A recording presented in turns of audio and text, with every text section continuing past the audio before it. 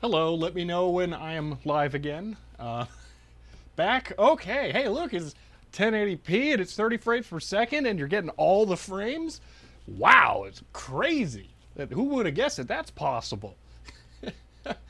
Let me see if I can bring the face tracking back now, because that was super duper cool. Face tracker, alrighty. Oh, that's unfortunate. Uninstalling the preset, uninstalled all my settings, and now it's gonna zoom into oblivion. Whoa!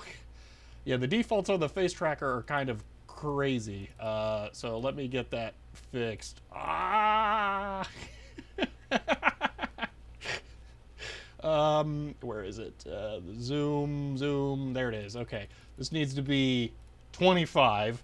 That's more normal.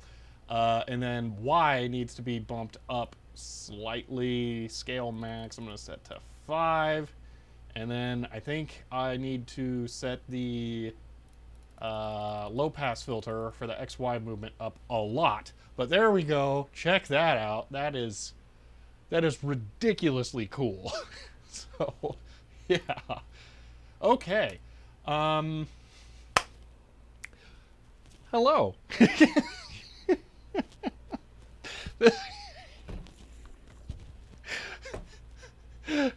This stream has just been absolutely a nightmare so far. 30 minutes in, and we're about to start. So, oh man, I'm gonna start the VOD here. You missed me trying to set up all of the networking stuff, and what happened was, let me see if I can switch to the GoPro. Oh, look, there's no GoPro. Oh, that's the wrong one. There's the no GoPro. Let's turn this back on here. The face tracker is pretty cool. Yeah, just look up OBS face tracker. I'm sure you'll find it. I think I just searched for it without like trying to look for anything in particular, and I found it. So yeah, you hope the VOD includes a zoom in. It will. Don't worry. But the for those of you who missed the first bit of that, because it was a nightmare. So right there is my 5G modem that I use for streaming, and I currently have it sitting on top of my solder fume extractor, and I've removed the filter pad here so that it can flow as much air as possible, and I'm using it to actively cool the stupid modem because that was eating all the bandwidth. It was overheating so much that it was just dying. So, wow. That is ridiculous. You blame the cardboard box? Well, it wasn't sitting on the box. Before, it was actually sitting on top of that shelf near the window because it's recommended that it be near a window. Now I think it's recommended that it be sitting on a fan. So, yeah, put it in the fridge. Now you're thinking. That's a thought. So, hello everyone. I really like to say hi to everyone who's talked during the intro there, but it that was all such a nightmare that I didn't have a chance to. So, everyone who's here, I really appreciate it. Thank you so much. And those of you who helped with the hype train that happened during the stream nightmare start, I'm really appreciative. So, okay. Let me get the recordings going again. I disabled all of the recordings for the different cameras because I didn't want them. I thought they might be dragging the server stream down here. So let me just make sure that those actually are going here because I'm going to use those to edit this into a video. That one's still going. Okay, and then we'll just ignore the one from that. Okay, is it actually saving those now? Let's find out. F5, it is not. Did it ever start? What? OBS, Oh, I know what's going on here. Open with, create new folder.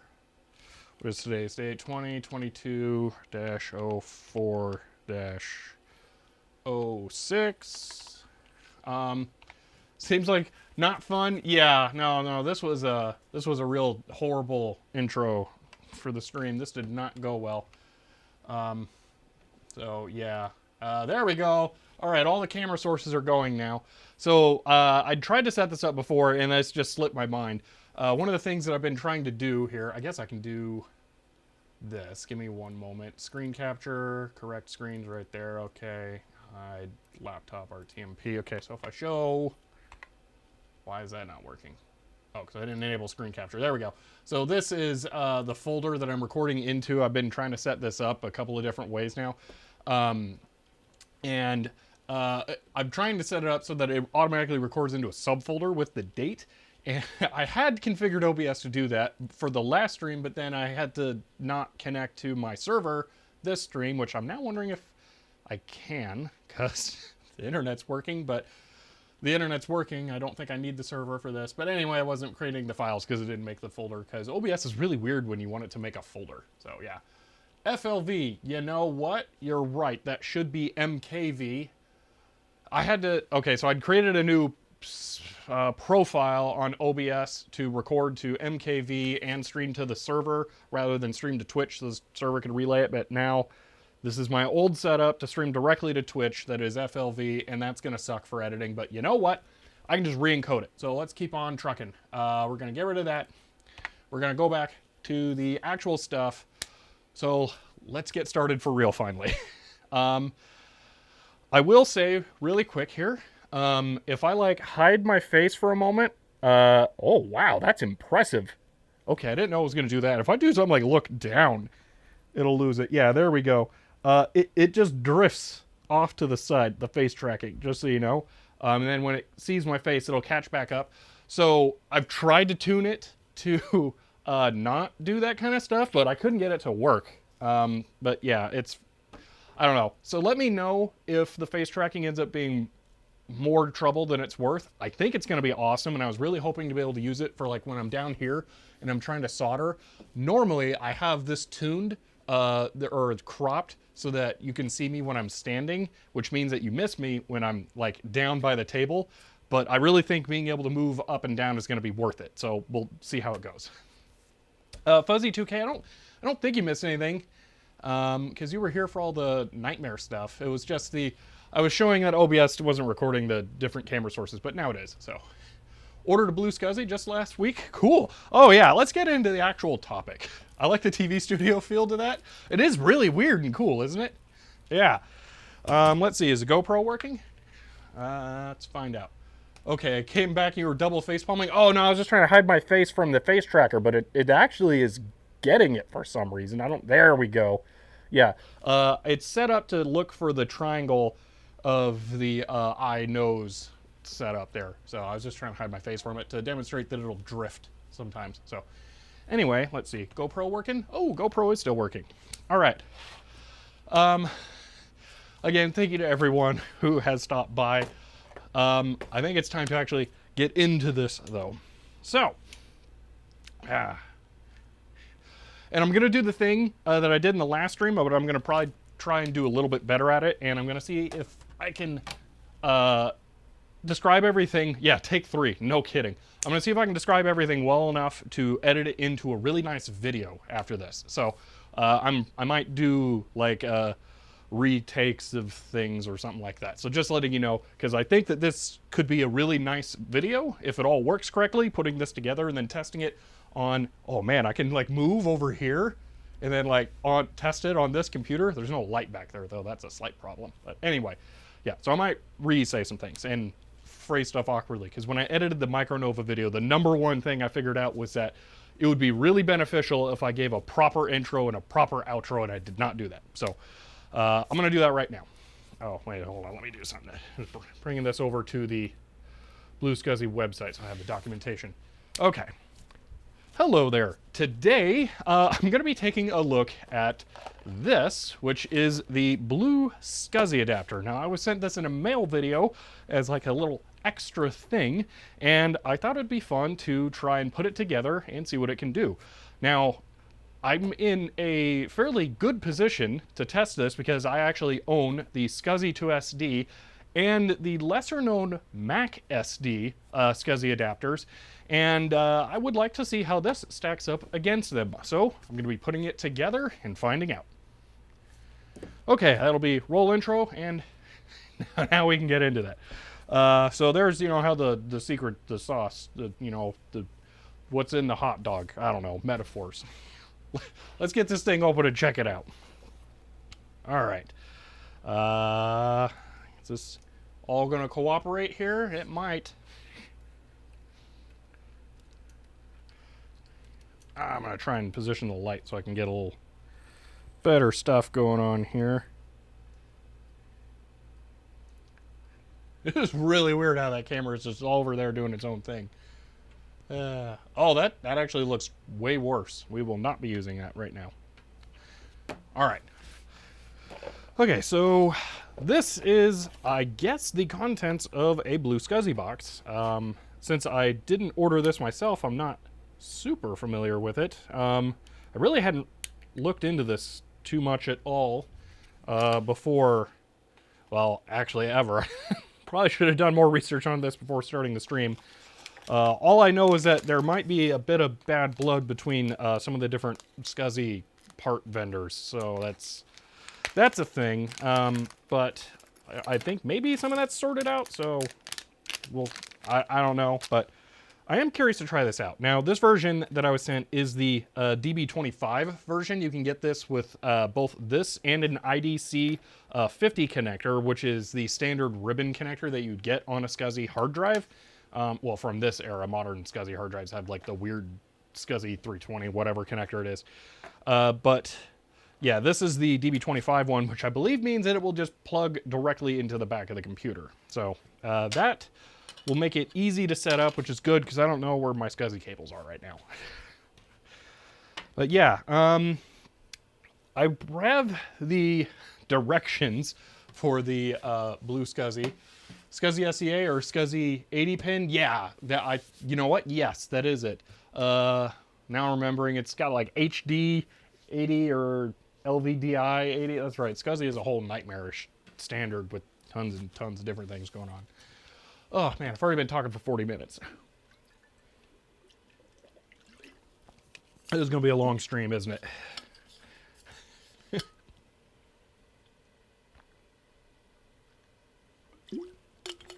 I have an HP ProLiant DL380 Gen 4, and it has I think 3 15K and 3 10K SCSI drives like that in there, and it is really really reliable. Did you get the kit with the micro SD card already soldered? I did not, so I will be putting that on myself, which I am not concerned about in the slightest. So we will be doing that, and I will go ahead and show you how you can do something like that pretty easily, because it's really not that difficult. I do know some people say that it's very easy to get flux into the SD card connector, so I will be keeping that in mind, but I don't use like a giant flux blob. That one's dead. I should just get rid of that. Where's my good flux pen? There is one around here. I use a flux pen that has a thinner flux. I think there it is. Yeah, that's it. It's a fluid, and it's thinner. It doesn't clump into stuff. So yeah. The flux and the solder should be enough. Probably. I haven't had great luck. It is nice solder. I use Kester 63, 30, or 67. I don't know. It's actually broken off, I think. Where is it? 44. I don't know. It's that kind. Really, yeah. But I really like this stuff, so it works well. So anyway, back to this. It looks like...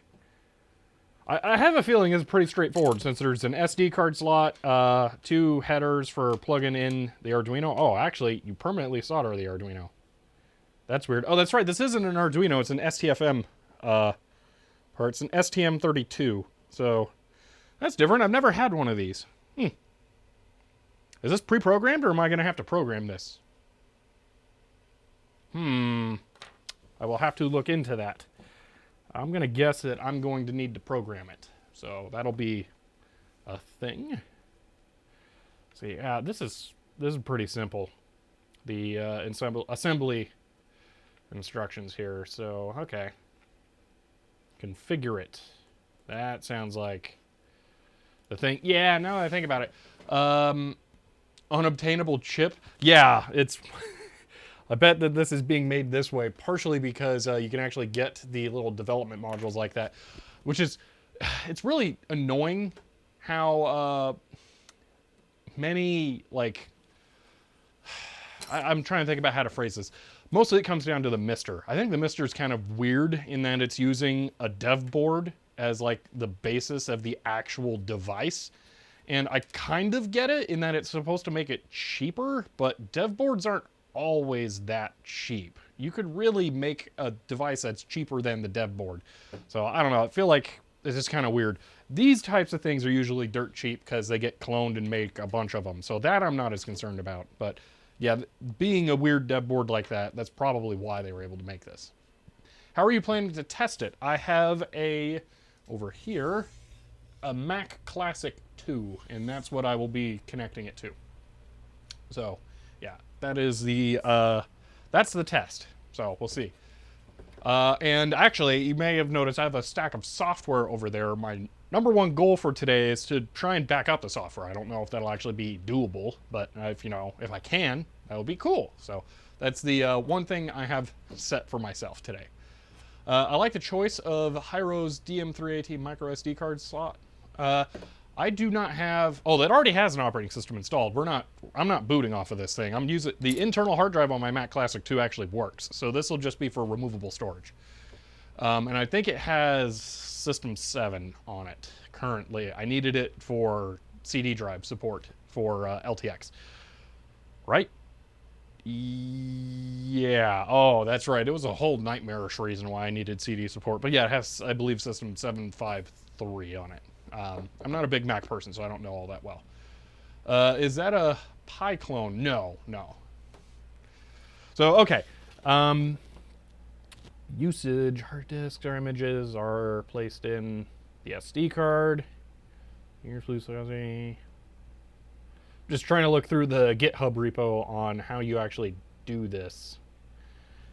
I'm not sure. I'm guessing this is programmed just like pretty much any other device that like these dev boards. That's probably just a serial interface. So hopefully being USB port means, actually, now that I think about it, it doesn't even have an FTDI chip on here. Wow, that's kind of weird. I'm up here, camera. So the STM32 must just have like onboard USB programming. That's interesting. All right, and it looks like all the configuration's done over SD card actually. So I wonder if I am gonna have to program this. I don't know what the origin is since it came in a blue box. I'm guessing it came from BlueSCSI, but I don't know. The STM32 has ROM USB bootloader.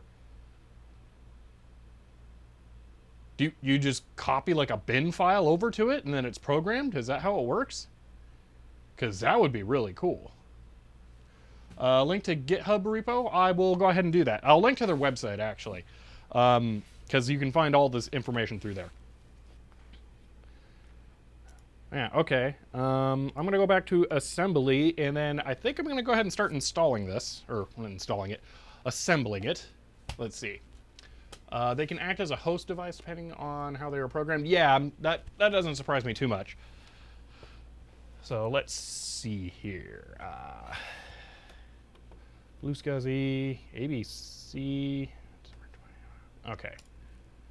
Yeah, so I'm pretty sure the only real things that I need to worry about here are which resistor packs go where.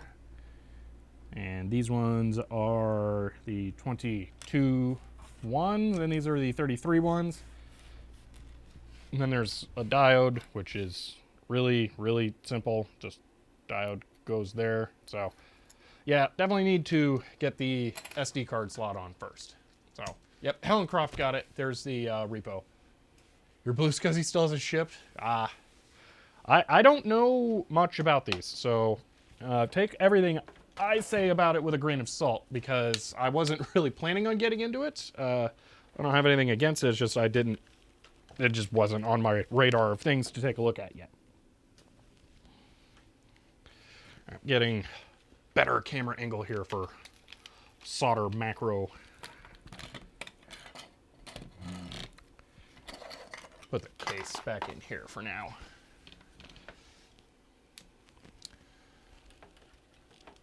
Since everyone is, well, not everyone, I frequently get questions about it. I will mention I'm using a Metcal MX500, which is a passive termination that heats up a lot. Ugh, that's not good. I'm using a Metcal MX500, which is a non-temperature controlled soldering iron because the tips are a particular kind that are pre-calibrated to set temperatures. So that is what I'm using.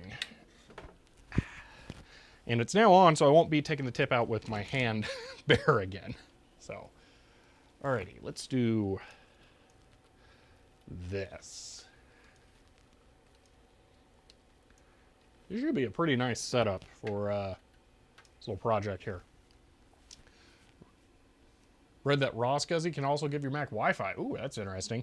There's a bunch of different SCSI adapters coming out right now, aren't there? Kind of interesting to be at that point. Because for the longest time, there were only one or two, and you're at their mercy for costs and functions and other things. Come on, camera, cooperate. There we go.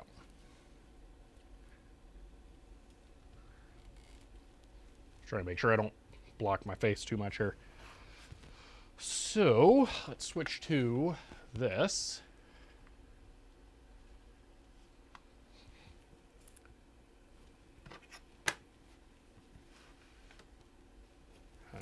Where is it?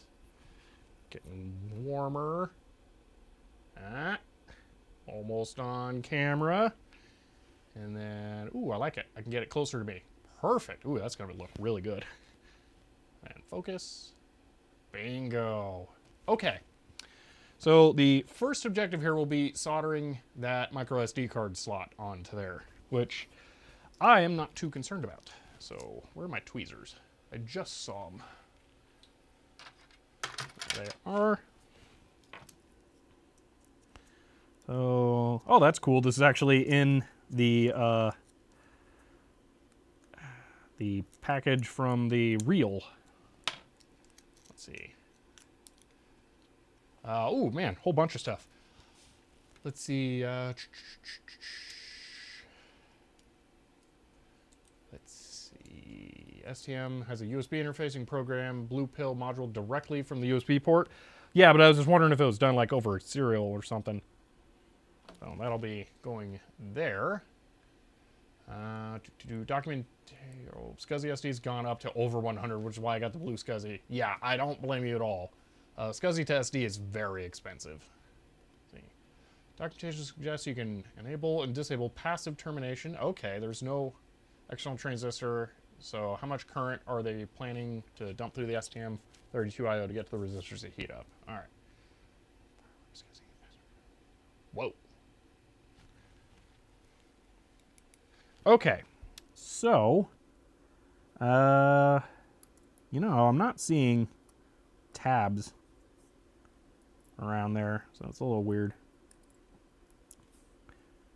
I thought I was going to have tabs on there, but the first thing I'm going to do is not put that on there, and I'm going to put a little bit of solder here.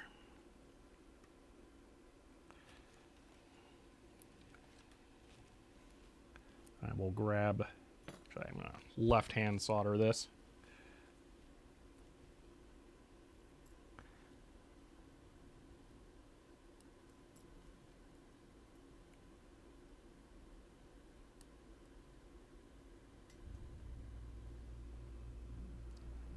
Oh, can't quite tell where all the pins are.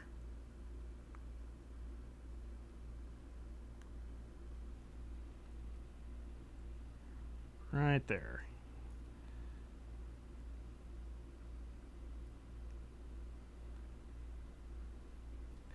All right, that's held in place at the correct position now. Oh, what was the camera doing?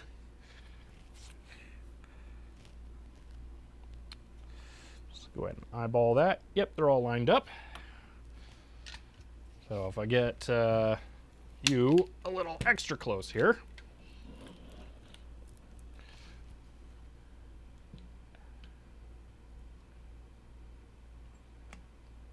Should, oh, lost it. There we go. Come on.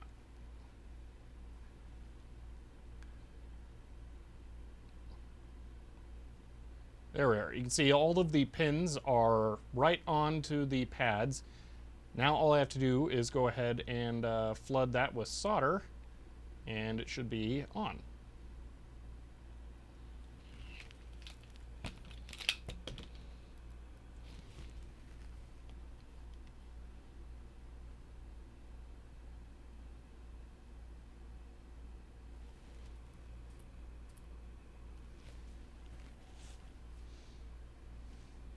I don't love purely SMT connectors and card holders. Yeah, I agree. I really thought I was going to have, I mean, at least tabs, but I would prefer like the pins that go in there. Dramatic face zoom while you're adjusting the focus. It is really, it's just on its own schedule there, doing its own things.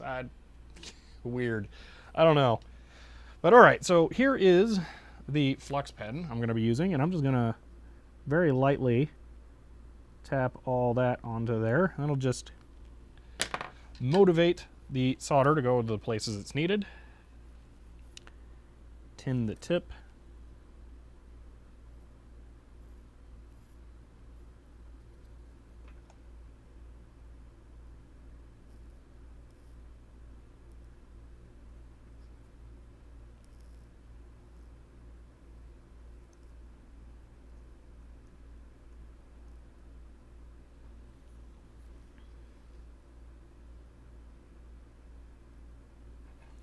All right, that should be good. See, micro SD card slots don't really need much support. They should never see much real force since cards are small. Yeah. So I'll double check that here. Oh yeah, that looks really good. This time I'm just gonna hold it up to the camera here.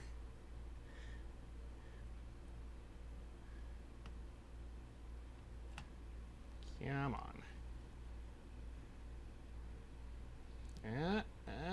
Okay, making it 3D is really hard, but there we go. All soldered in place. I want to see if a card will fit because there's plastic in there. I did not realize that.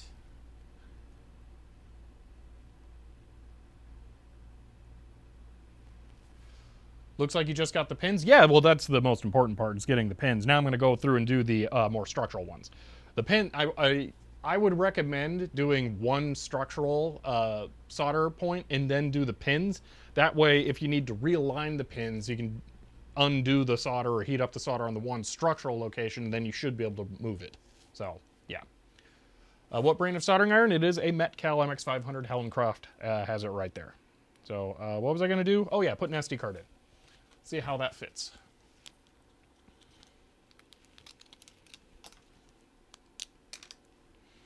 So this is potentially the card I'm going to end up using. Oh, that fits well. I don't have any problem with that. Yeah, seems good.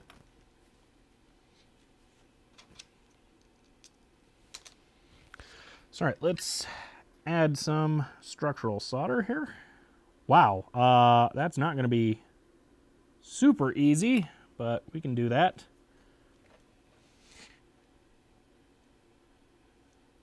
There's a little bit on the back. Actually, I should probably do the opposing corner right here. Let's see. That's a lot of storage for a Mac Classic. Oh, yeah. I thought you meant physically, like where I put it. And I was like, I don't leave it on top of the data general. It's only there for the stream so I can get to it easy.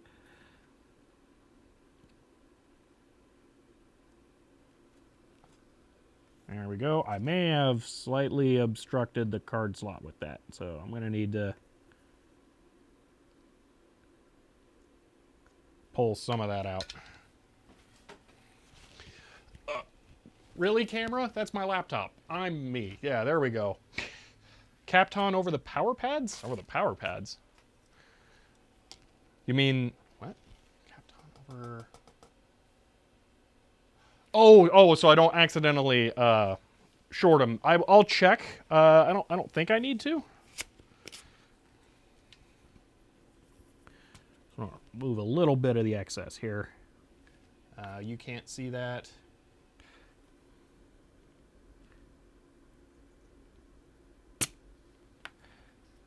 That worked beautifully.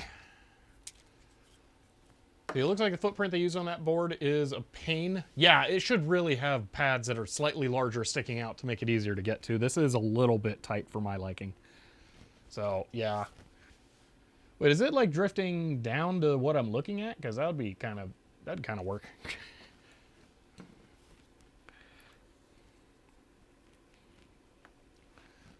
Yeah, this is definitely not my favorite kind of footprint that is just barely physically large enough. You need Rossmann microscope? It wouldn't be a bad thing, but they're kind of expensive. So probably not anytime soon.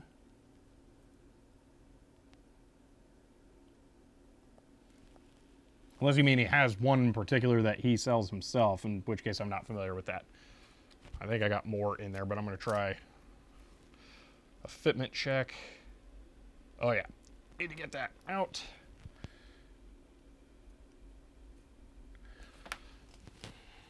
It is really easy to get it inside.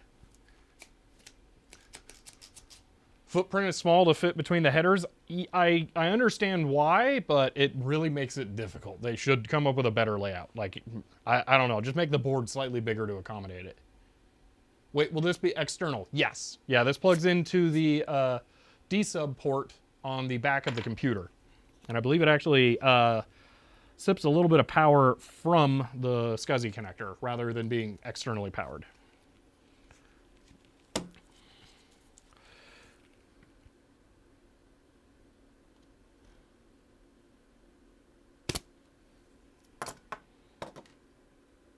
Cleared that.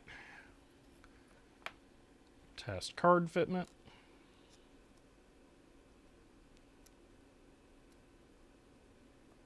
Yep, good. That's a standard footprint only intended for paste reflow soldering. Yeah, I'm not surprised.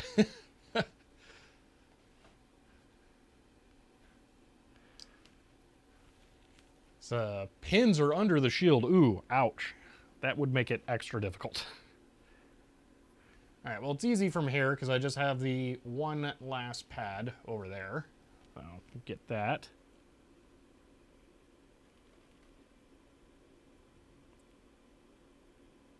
There we are, and that should do it. I'm so glad I just touched it with my fingers, now it looks bad.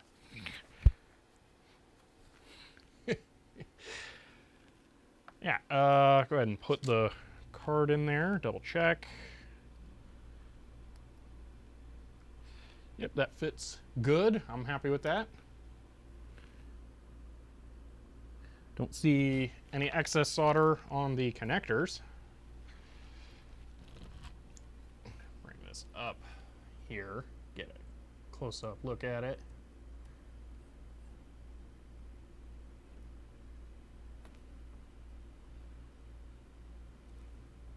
Go ahead and open that slightly.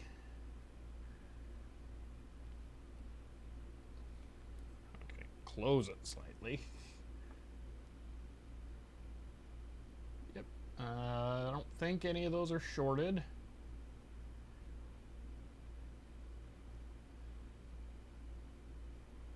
Oh, those all look good. It could use a little bit of cleaning. Get some isopropanol and a Q-tip on there before I call it done. Yeah, they all look good.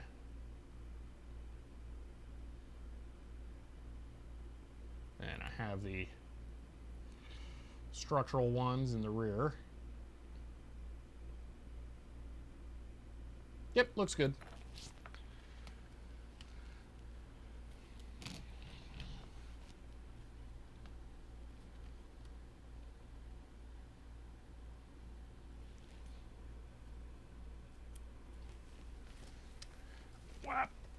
See, I believe there's a case available for BlueSCSI that matches the Classic's looks. I'm not that worried about it. I may not end up using this with the Mac Classic 2 long term. I'm just going to use it for the test for this stream video. So, yeah, long term, I don't know yet what it'll be used for. So honestly, it might be the one that lives plugged back. This might be the one that lives plugged into the back there we go, of my Roland W30. I don't know, because that could make a lot of sense to me, because that was originally what I bought the SCSI to SD for, but that's actually so useful that I'd rather that be a floater device that I use with like a Mac or a PC or something.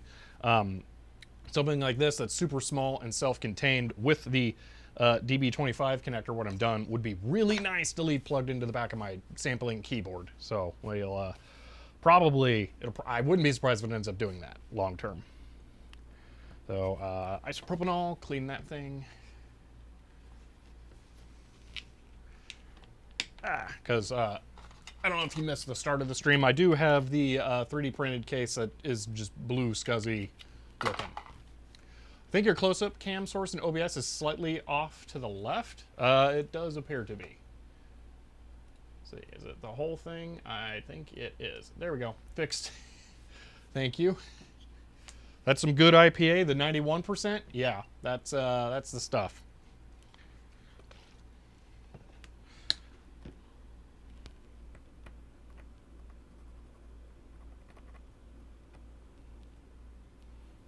Q-tip is not that great, though.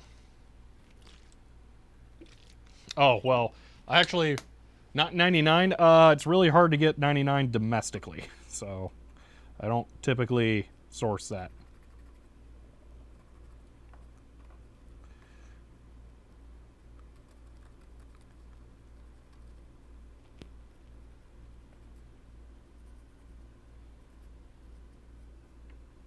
Okay.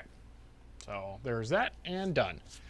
Let's see. The monorail. Man, you pick some interesting ones. If not available, go with the IBM WorkPad 20X. Well, interesting thing about the IBM WorkPad.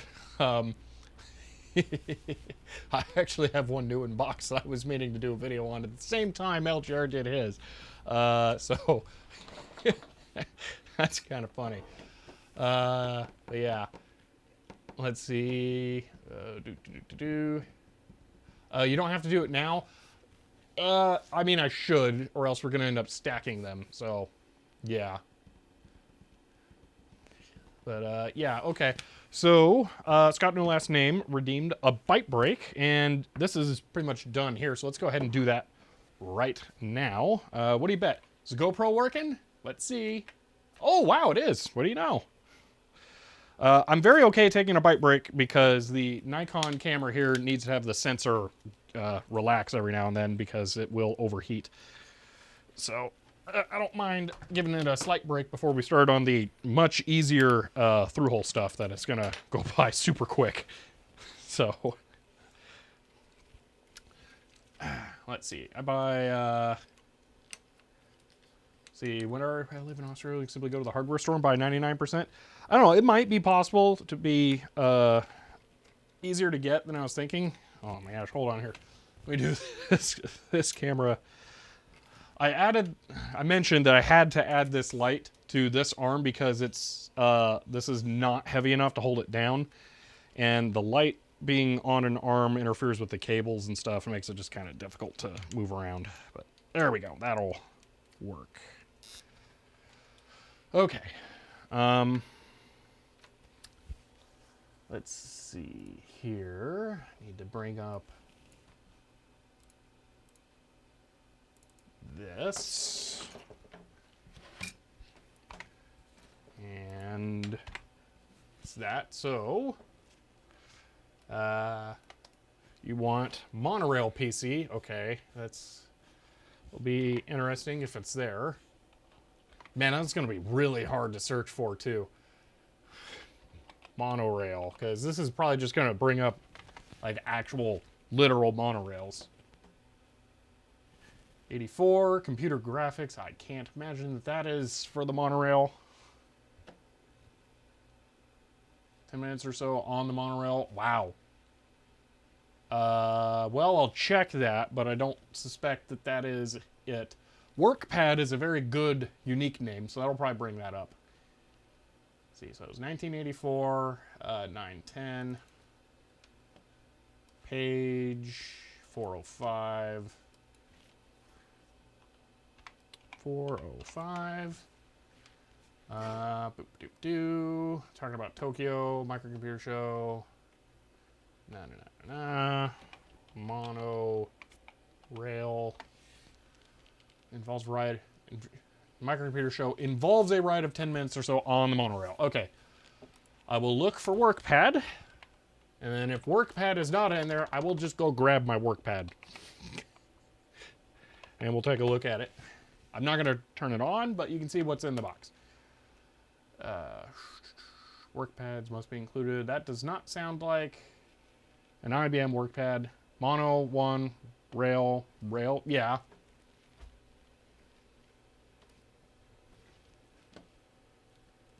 Oh, IBM WorkPad right there, right at the end. Okay, 98. Wow. But it's also mentioning that, so I'm thinking that's software with compatibility. Monorail, but the thing is, there's no video or article on monorail. So pretty much anything Windows era is going to be kind of a little late for Byte. So I really need to mention some stuff on how to work on this. I'm going to look at this, and then if this is not acceptable, is that thing just going to keep zooming in there? Thank you. So the face tracker software, it really has this problem where it doesn't set like the goal that it's trying to reach. Like if I move over here, it doesn't set like, oh, I need to go to over there. It says, let me set the vector for the movement to go to there. And then once it gets nearby, it starts to slow down the vector for the movement, which means that when it's trying to zoom in and then it loses tracking, the vector for the zoom just keeps going. That's why it keeps zooming in. It should really be based on positions and then have like some kind of, well, what's the term? Spline-based Bezier curve timing to smooth out movements between the 2 points. But, oh well, I didn't write the software. They did it the way they thought was best. So, and maybe it is better than my way, but I don't know. It just seems like it could be improved a little bit. All right. This was page 88. Not 881. Yeah. Handheld PCs. Which portable for you? Okay. Here's what we're going to do. We're just going to grab my actual IBM WorkPad. My bits count is missing from the chat window. I had several thousand. I don't know. Bits or channel points? Because there's a difference. So I'm not sure. Yeah, IBM WorkPad. Okay. I'm just going to grab the WorkPad. We'll be right back. We'll just poke around in the box.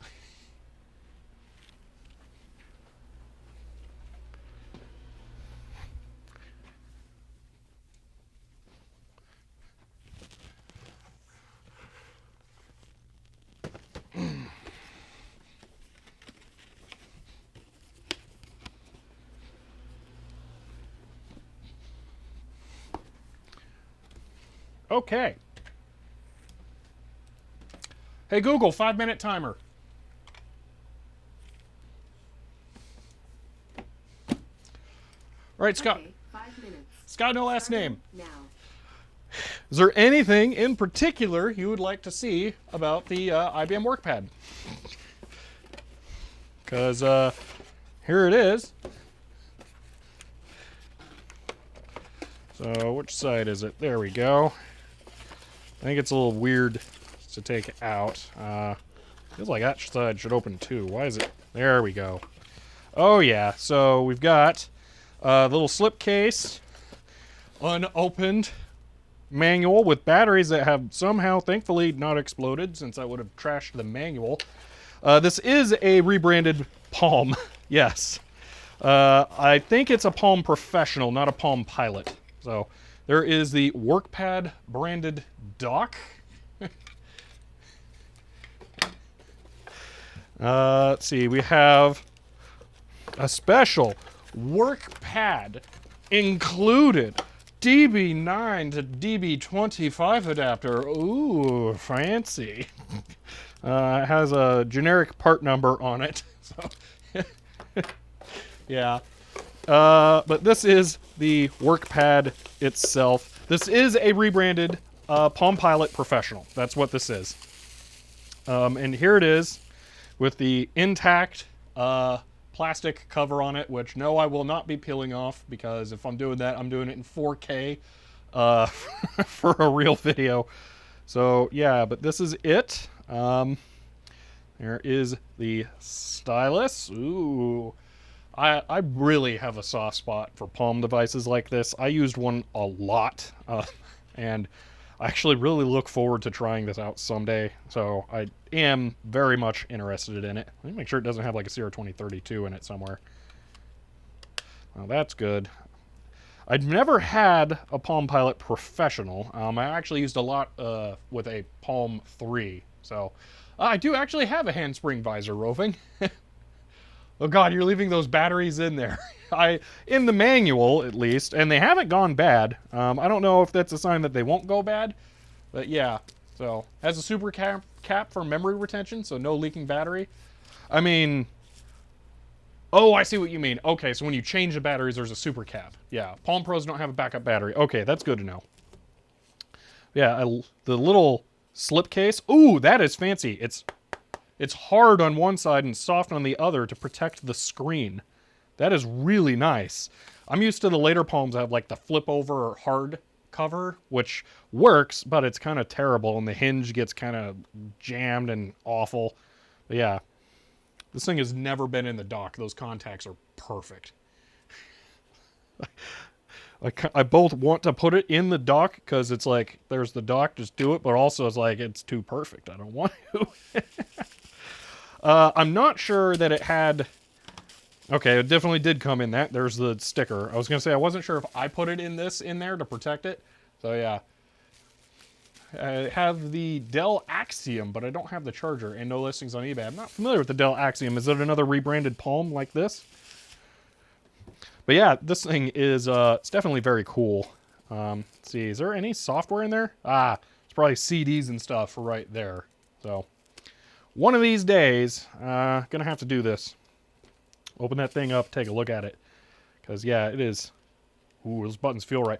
Oh, I forgot! This is a fancy backlit one. The ones I used, I don't believe were backlit. And that's part of what... I see this thing, and it's just like, whoa, that's incredible. Does it mention backlight on here? It's got to, because, like, that's a really awesome feature. You needed a Mac to use it, but that, or a Mac to develop and a PC to use it. That is weird. Yeah, this thing is super duper cool. One of these days, I will get around to it. But yeah. All right, there we go. That has been about the 5 minutes. It's going to take me a little bit to pack it up, but hope that was good. Scott, no last name. Being able to go and get the actual thing isn't quite a bite break, but it is an interesting break. See, didn't the pilot use Code Warrior? I don't know.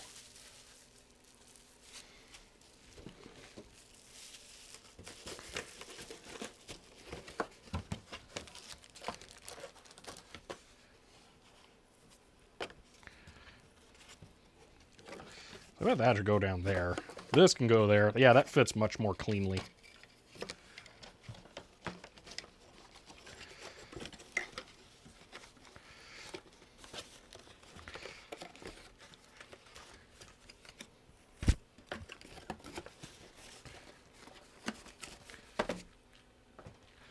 Yeah, once I get my computer area set back up, I really need to play with my Palm stuff. I've been slowly accruing a collection of as many of them as I could.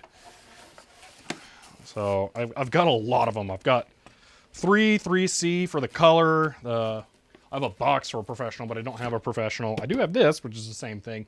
I have a handspring, and then I have some accessories like a GPS for them. So, yeah. Yeah, there we go. There's the IBM WorkPad.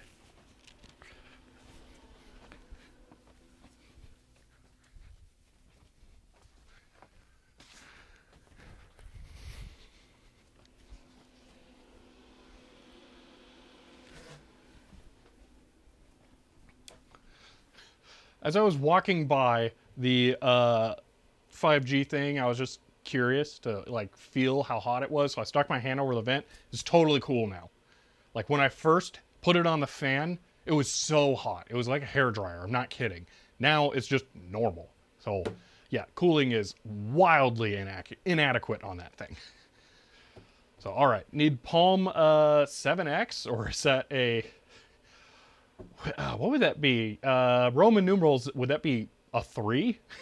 I guess that's weird, having the X at the end there, but yeah, because that would not be a normally valid Roman numeral number, I believe, but 7X, yeah. So I knew what you meant, but it was kind of funny. Let's see, something else. Okay. You should have a channel point redemption to look at things from your collection. That was awesome. Like even 30-second or a minute. Interesting. Well, that's one thing. The camera. Yo, face. Okay. I don't necessarily have boxes for everything, or all the contents for the boxes for everything. So that wouldn't necessarily work out well. And then I don't have like a database of everything I have. That's part of why I say the byte collection works well, because if it's in byte, I have the issue with it. So, but I don't know. I could think about it. I'm open to suggestions for channel point redemptions. So if you have an idea, feel free to comment with it or reply to it here, and I will consider it, because it's really hard to think of stuff that I can do. I'm a little hesitant to have more things that are breaks, because the streams are already kind of really long, and more breaks just mean more length and then less content in the same length. So I'm hesitant to do that, but you know, I am open to suggestions.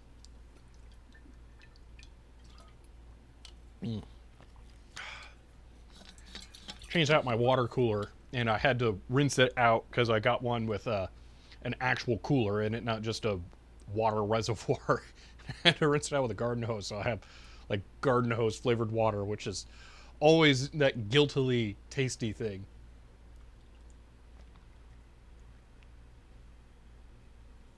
I'm gonna have to get more of that in a moment. That next bottle should not taste like garden hose water, though. I missed a sub, I think. Yeah, I did.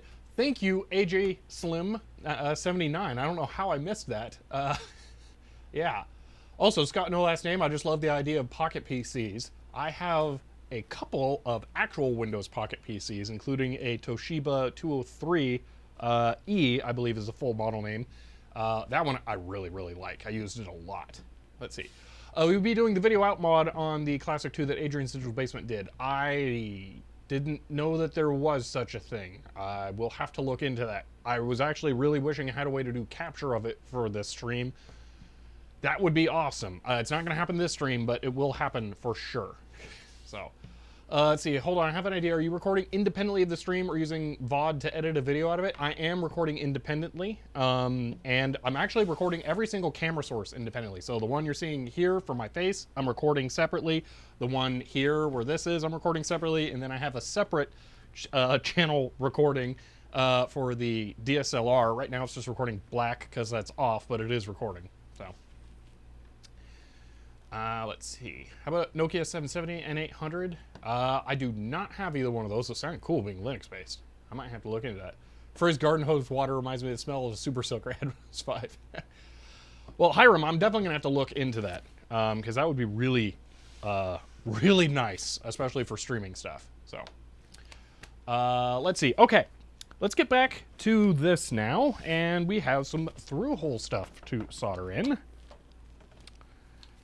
So, let's see. Do you know floppydisk.com? They sell... I did not know that. Well, that's awesome they got that domain name. I don't have URLs blocked, so you can actually just link to places. It's not something that needs, like, mod privileges, so...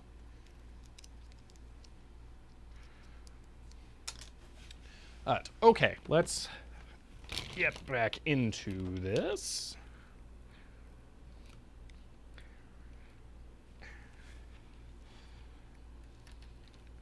Trying doing this slightly differently this time. That kind of works. And then I can turn this on. Maybe. There we go. That is perfectly reflecting off of there, but hopefully it'll look better on this over here. Seems fairly good. Okay. Do a channel point reward where the stream turns retro, like maybe goes 16 bits or pixelated. I'm not sure that I can do or really want to do effects like that. Like this face tracking thing, I feel like I'm at the limit of what I can do because this computer is kind of being maxed out doing the streams because it doesn't have a very good graphics card. It's just a 970. So I'm hesitant to try stacking a bunch of other stuff on. And yeah, I kind of do more serious stuff, so I feel like maybe fun effects aren't really in the right place. Yeah, so. But, okay, let's see here. I don't know why I'm hyper-focusing on the SD card slot. That's done. Matter of fact, I think I'm going to bring this up, point it down a little more so I get a wider depth of focus on this, actually, as I work on it. Unfortunately, with the reversing ring setup that I use, I can't zoom in or out. There we go. Ooh, that's real nice. Okay, so let's keep on going. Looking at the GitHub page for this, they recommend the Diode next, which works out. I was going to do that anyway, because it's just right there, screaming to be put in. So it's just a regular diode, like what is it, IN something, IN 5818. Yeah, that's pretty standard.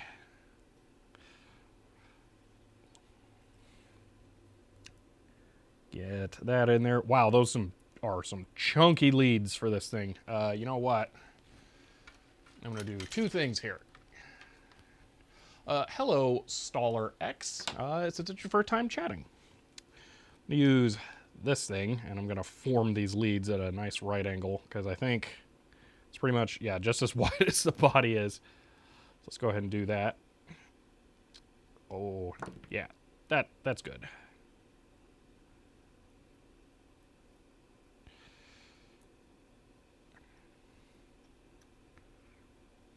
Wow, even that wasn't enough. Jeez.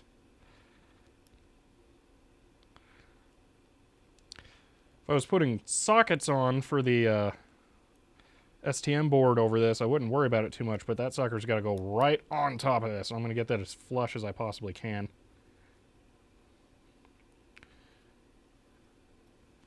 Yeah, that looks good to me. See, camera focusing on alcohol bottle. See, off-topic comment, Arch Linux Wiki is great. Yeah, it is. But I use Ubuntu or Ubuntu, so I don't typically get as much benefit out of it as an actual Arch user. See, would putting it on the other side work? It would absolutely work, actually. Is there a reason they don't recommend that? Because there's probably going to be enough stuff sticking out of there. Huh. Well, too late now. Yeah, if you're watching this as a video, maybe consider putting this on the other side. Oh, there is one reason to not. If you don't get it trimmed super flush, you're going to have the legs poking up into the STM board. And this way, you have the casing of the diode, which is non-conductive, most likely. So, yeah, there's that. See, Arch Linux is a wiki about Linux and eventually comes with a distribution. Yeah. All right, let's get that tacked down. I bet my iron turned off. It did. It's really awesome having that auto off.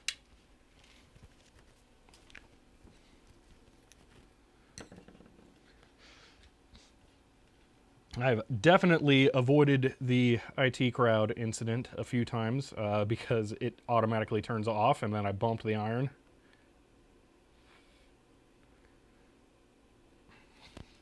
It's annoying not having my solder fume extractor right now, but it is definitely serving a higher purpose.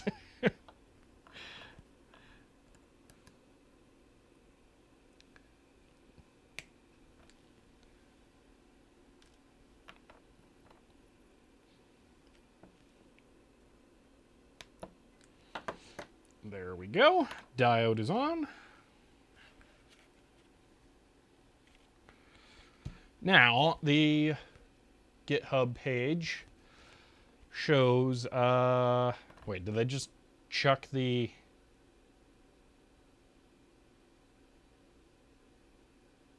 Okay, hold on here. They don't explain this super duper well.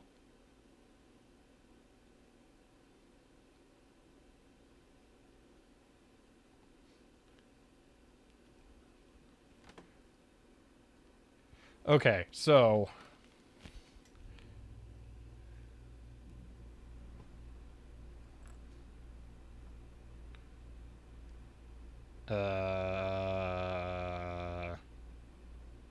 So this is weird. Let's see. Will this... I'm gonna bring up the website on here. I think I can scroll back up through the chat and find the link that Helen Croft put in there. Be lazy. Bingo.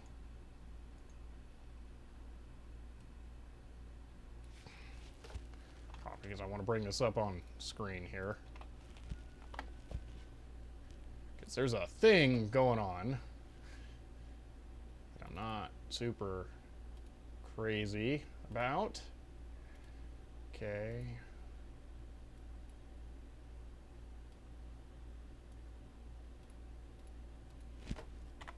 Boop. Okay. So here is the repository. We can go to the wiki. We can see the assembly information here. Okay. I have the DB25 kit. Go ahead and zoom in here. You can see these are their directions for how to solder things. Go ahead and look at this particular image, which shows how to put the resistor packs on there. Okay. And I want you to notice the location of pin 1 on there is different from mine. They've been rotated 180 degrees. So, which way's right? Because over here we can see square is pin 1, but then pin 1 is right here on mine. So that's, flip the board? That's, no. Because here you can see, this is the DB25 connector right there. Black dot is pin 1. That's for the packet. That's for this thing. I agree. So, like, that would be pin 1 according to their orientation. I think the light is reflecting just perfectly on there to hide the black dot. Board is upside down. Is it?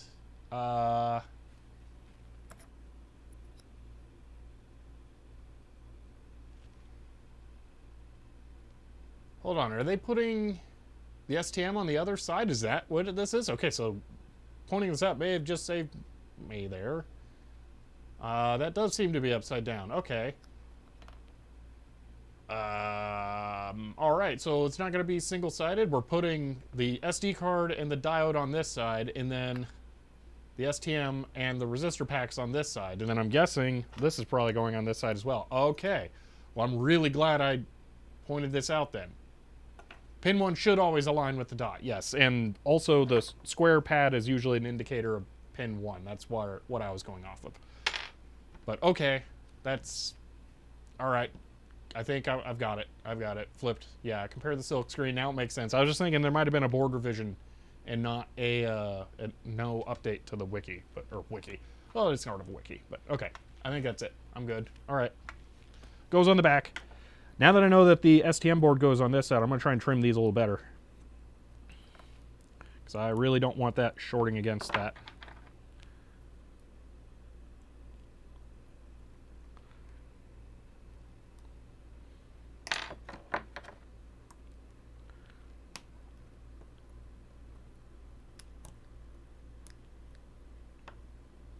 Alright, that'll work. So they go here, okay. So these are the 20 or 22s.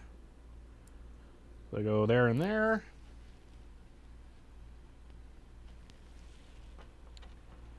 And these are the 300s. They go on the top. Then this would be a really good point to have some poster putty. Hold all this in, but I don't at the moment. So I'm gonna use a different trick, and part of why I have this silicone pad here is I can just put this on top of there and then flip the board over, and bingo, all still aligned.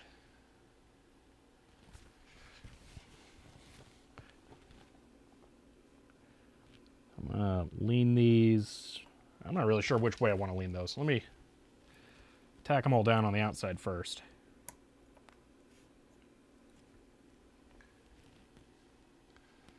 See, off-topic question, what software do you use for the Rtmp relay? I'm doing Nginx as the Rtmp server, and then I'm using OBS itself as the player.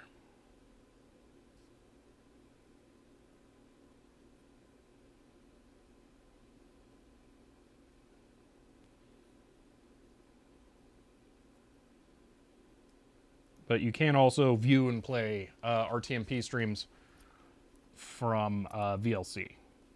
Okay, let's see. I think maybe I'll push the other ones towards the center. Yeah, that'll probably work.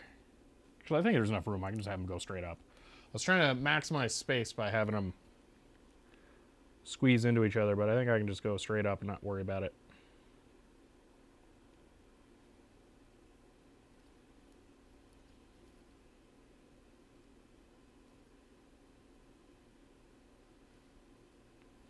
All right, let's go ahead and flood those. Yep, camera's going on its own exploration there.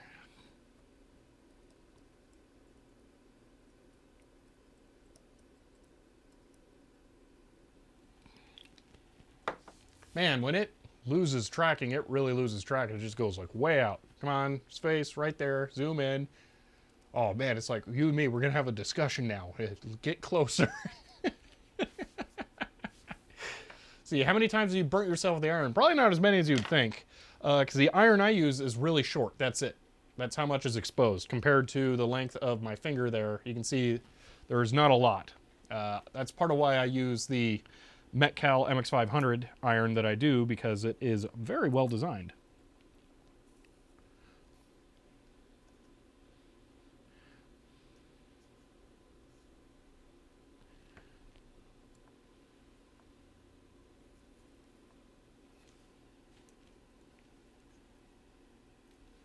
See, adding HDMI. Really? HDMI? That's weird.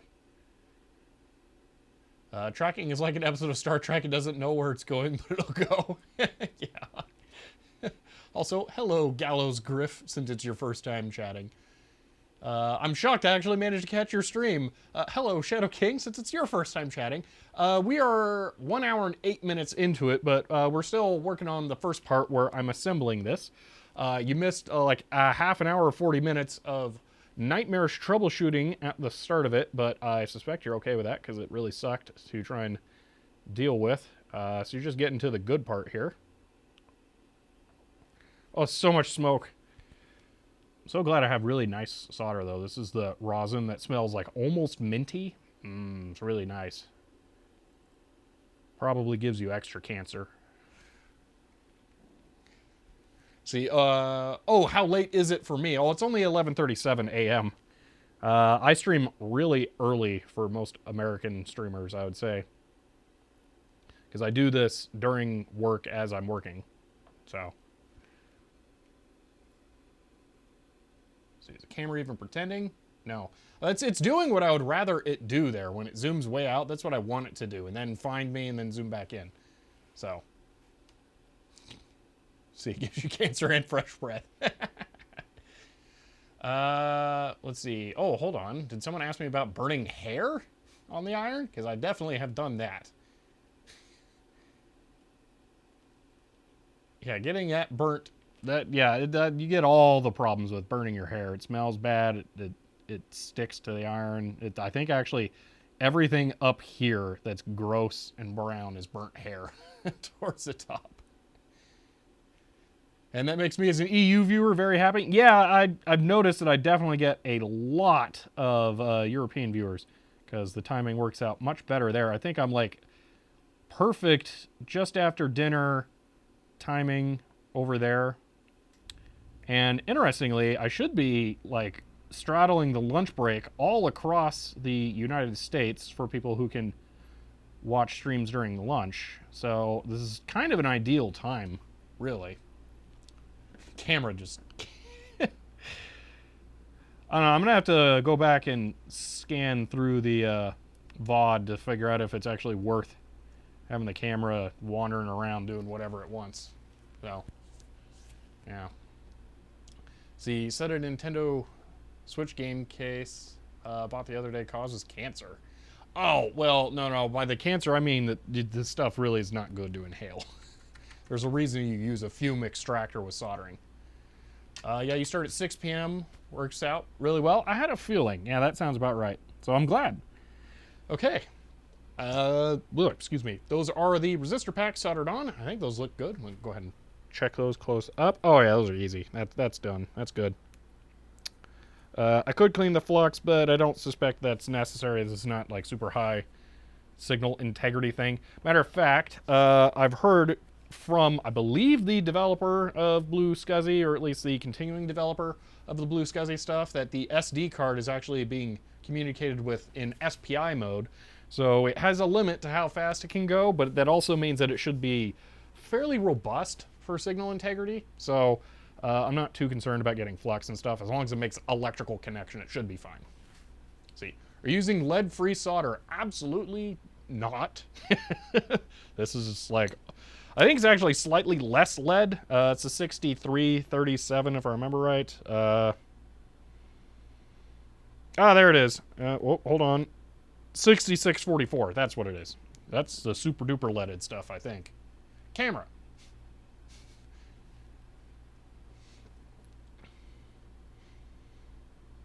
Yeah, 6644.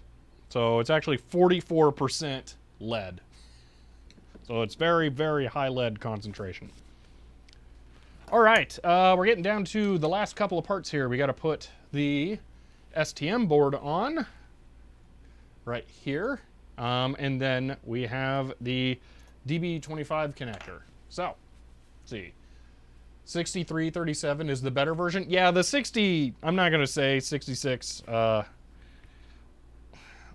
minute, that doesn't make sense. Hold on.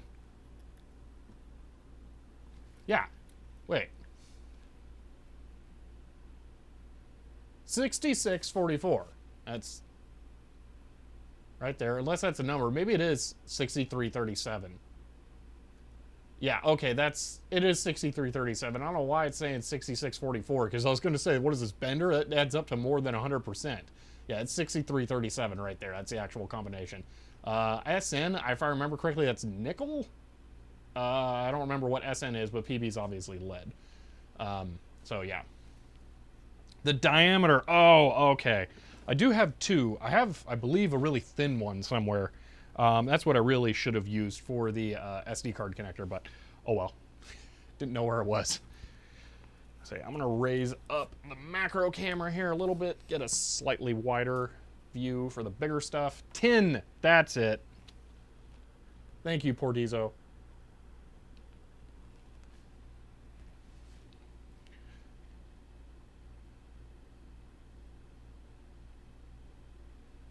Okay. Now let me really pay attention to this GitHub page here to make sure I put the stuff on the right side. So there's one side that says USB, and that's where the headers all go. So they go right here. And it will be extremely critical to make sure that those legs from the diode are down. And yeah, they're definitely down below the plastic. So you might hit a snag with tin silver solder.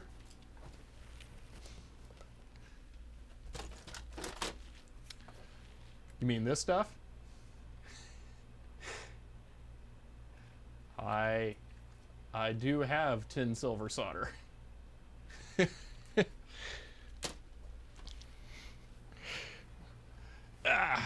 I bought that specifically for working on a ceramic Tech 503 oscilloscope and then never got around to it. Let's see.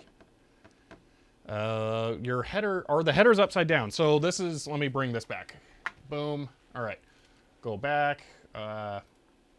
You can see here the USB label is right there, and they put the headers on this side. So there's the USB label right there, and there are the headers on this side. And then the DB25 port, I'm pretty sure, will go right here, and then this thing will be on there, and then that will be a BlueSCSI.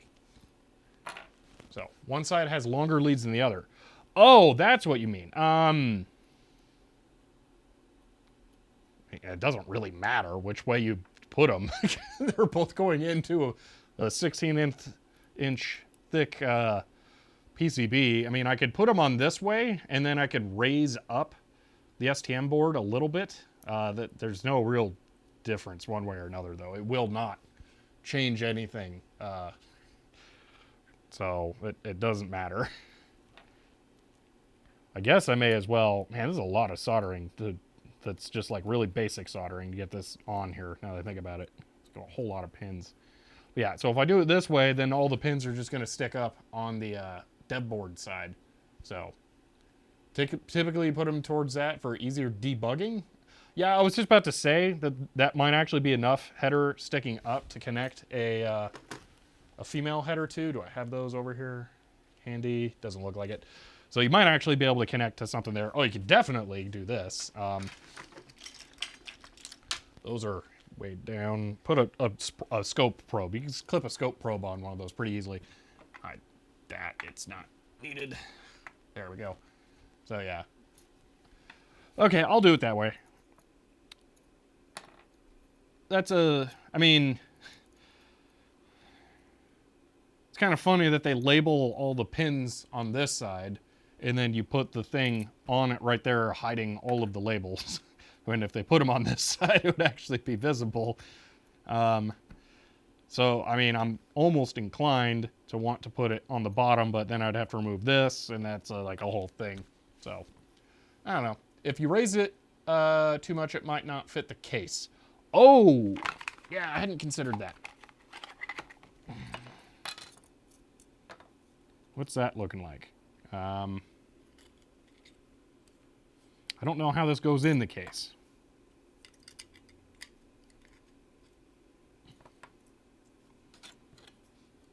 I'm guessing, yeah, that's probably for that. So this would be there. That doesn't make sense though. Where's the SD card slot? Definitely has to go on that side. Well, it could go on that side too. I don't know.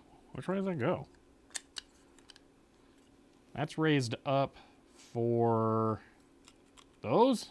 Probably. Okay, so it must go in this way. So how much space is there? I think there's a lot of space. It won't matter, but I'm just going to slam it down. It'll be fine. So, on the plus side, even if you don't trim it, it's not additional height beyond the jumpers. Yeah. It's all right. I'll go ahead and do it that way. Short side to the main board.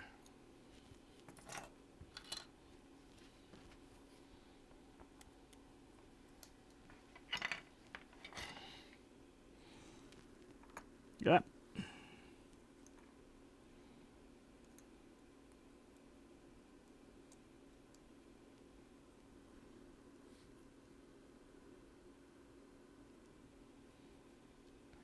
You know what would help? Let's just put this on there, and that'll keep the legs all aligned as I solder it down.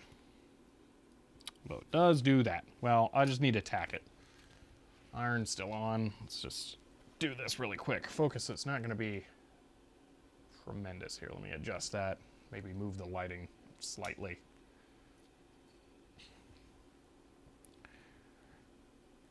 All right, get these on there.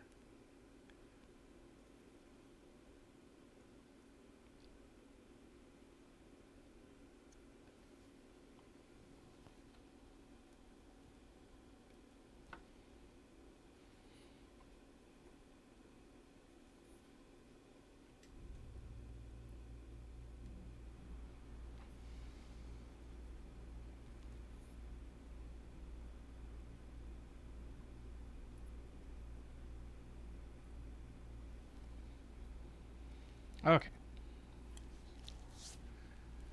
See, camera was interested in the mouse for a second.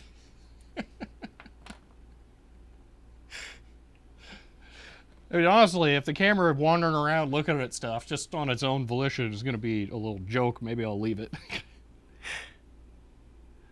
I suspect it's having a really hard time when my face disappears behind the stuff here, and it really doesn't like it when I point down. So much so I'm wondering if maybe I should put some lights like lower down near the table. Maybe that would help with the face tracking software if my face is slightly more evenly lit.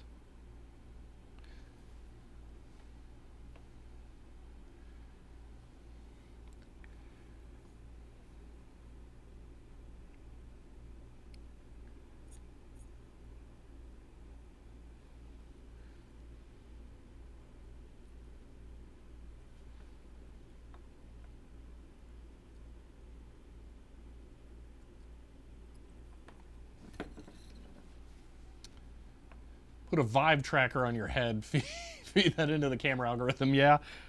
One thing that this face tracking software claims to support, which would be kind of amazing, it would require me to get a new camera, is PTZ control, which would be a real like security camera that you can like point and move around. If it could control a physical camera's movement and zoom, that would mean that you'd get the best possible quality, because this is digital pan and zoom. And then there would be more realistic real-world limitations to it getting lost like that. Yeah, that could be interesting. I don't know what I would get.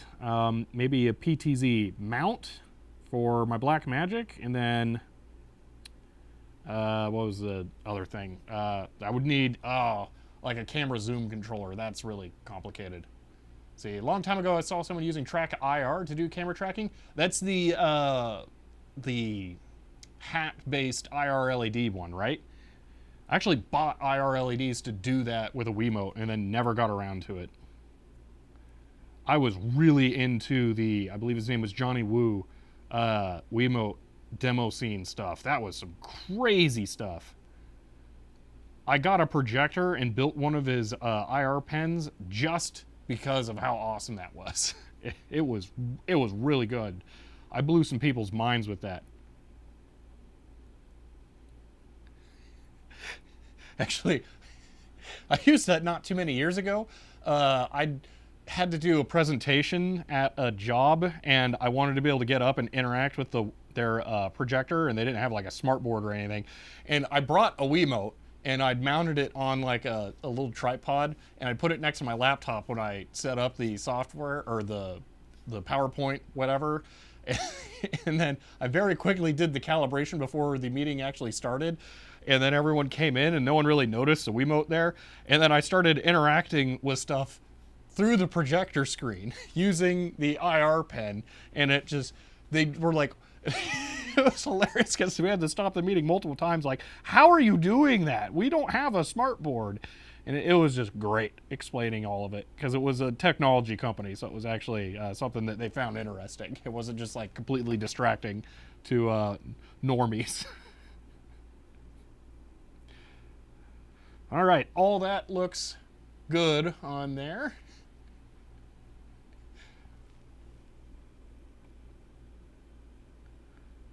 So I can pop this on and repeat the same thing on this side.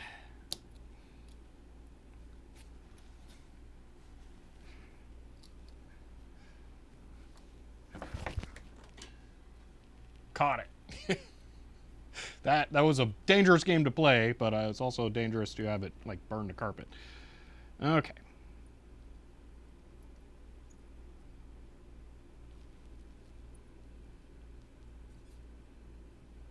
I will say soldering for the camera is difficult because I can't see much, although you can't see much with the way the light is reflecting. There we go. It was really, really close. Go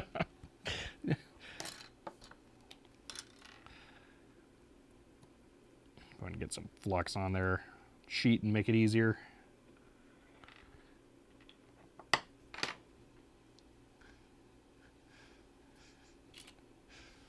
camera said it's had enough. Hold on. Come on. Wake up. There we go. Yeah, it will auto off, and then if it actually starts to heat up too much in this area of the screen, you'll actually start to see some artifacting. So, yeah, I don't want to run the DSLR as a camera for too long, but it focuses so much better close up than the GoPro. So, okay, camera's probably going to wander all around because I'm going to get my face in here so I can actually see that I'm getting the pin soldered. So, yeah.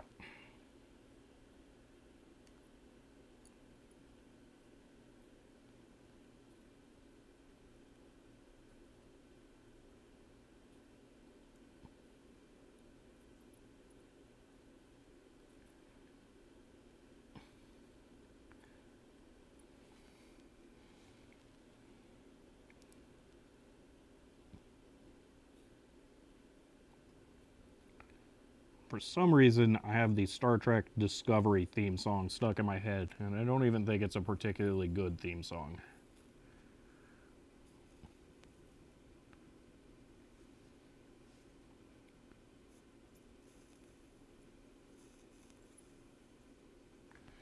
Alright, one side done.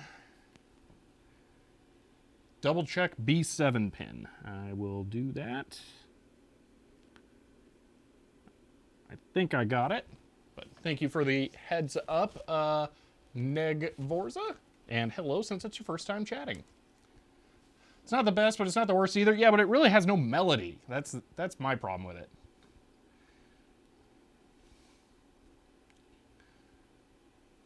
Sequest DSV theme stuck in your head? Yeah. I haven't seen much Sequest or Stargate. Stargate's a pretty big one I'm missing. Definitely big Trekkie, though. Although I haven't been keeping up on the glut of Star Trek stuff there is right now. It's kind of crazy. Paramount realized that they could be making the Star Wars money if they just made more Star Trek stuff. Oh, I didn't flex this side.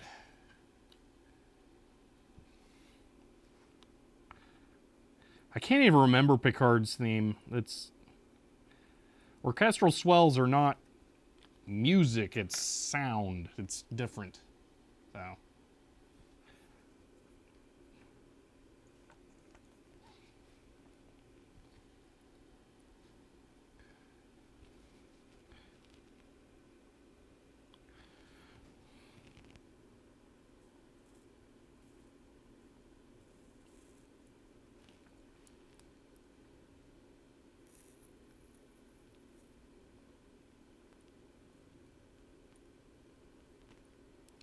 Man, this is...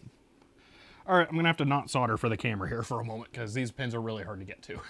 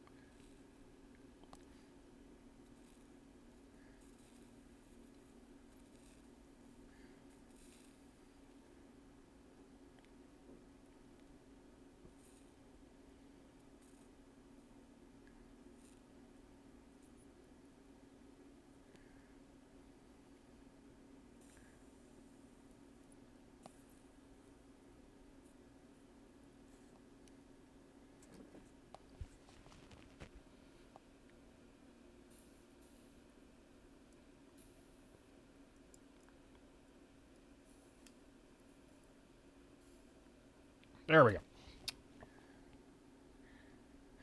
All right.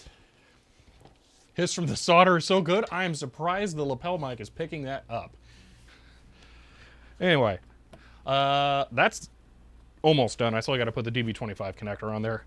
I was going to say, best science fiction show theme is definitely going to come from the UK, and I will give you two options that you can pick one from. It's either going to be, it's cold outside, there's no kind of atmosphere, or the Eagles. And you're going to have to know what I'm talking about to know what those are. Nope, not Doctor Who. Doctor Who is pretty good, but no.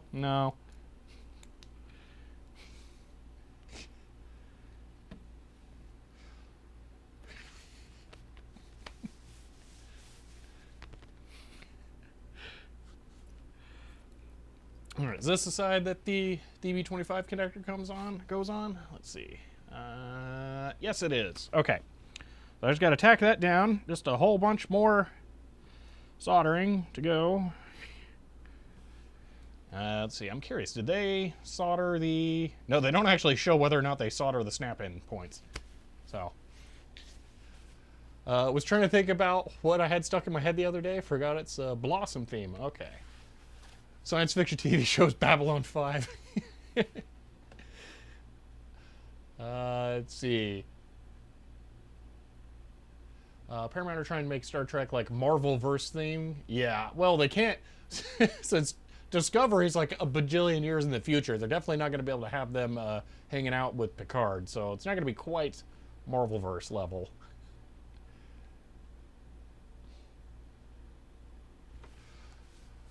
Star Trek Enterprise, you know, Grease Fart. I'm actually going to say I really like the Enterprise theme. Enterprise is great up until the very last episode as well. So I'm not gonna poo-poo Enterprise. I didn't see anyone get the I didn't see anyone get the Eagles one, though. You guys know what I'm talking about, right? Also, BSG 2000, man, that is... I wouldn't say it has great music, but as a science fiction show, it's definitely one of the best ones ever. That one's great until about the last season. I know a lot of people are big fans of the Jimi Hendrix stuff, but I'm on it. I feel like it was kind of weird to throw that in there, but yeah. Yeah, that's the username, Greasefart, isn't it? The in-show music for BSG is iconic. It's fantastic. I feel like the theme kind of, it's just, I don't know, I like music themes to be very melodic, to have something that really hooks on and you remember it.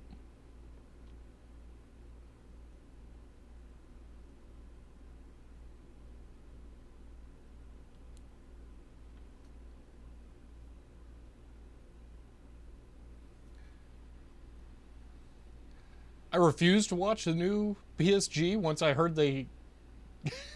Oh, man. Starbuck worked out really well. I will say that if you'd never watched the miniseries that became just a normal series, you absolutely must. It is fantastic. BSG 1980, you can skip that one. No, that one's a miss. That one's not good.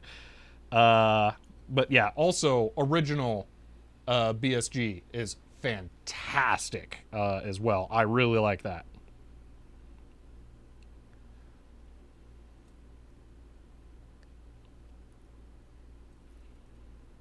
I think I might even have all of the original BSG trading cards.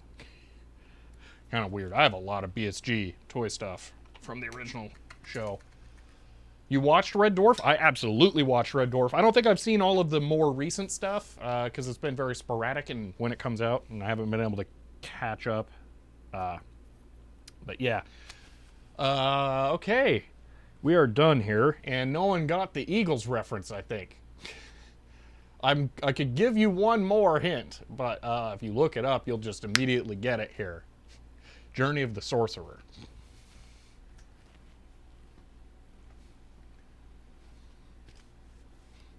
No, it's not Space 1999. Does Space 1999 have Eagles music as well?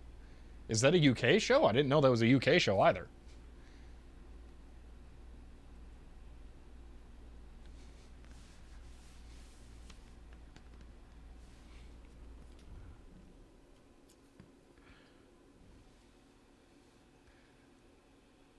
Oh, the Eagles spacecraft. No, I meant the Eagles made the theme. for what I'm talking about. I'm not talking about the eagle in it.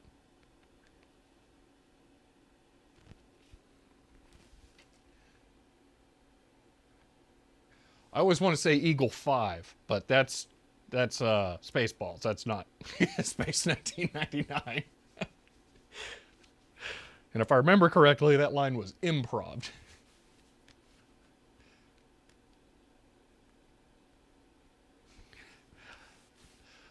All right, well, I'm ready to move on to the next segment here. So, since no one got it,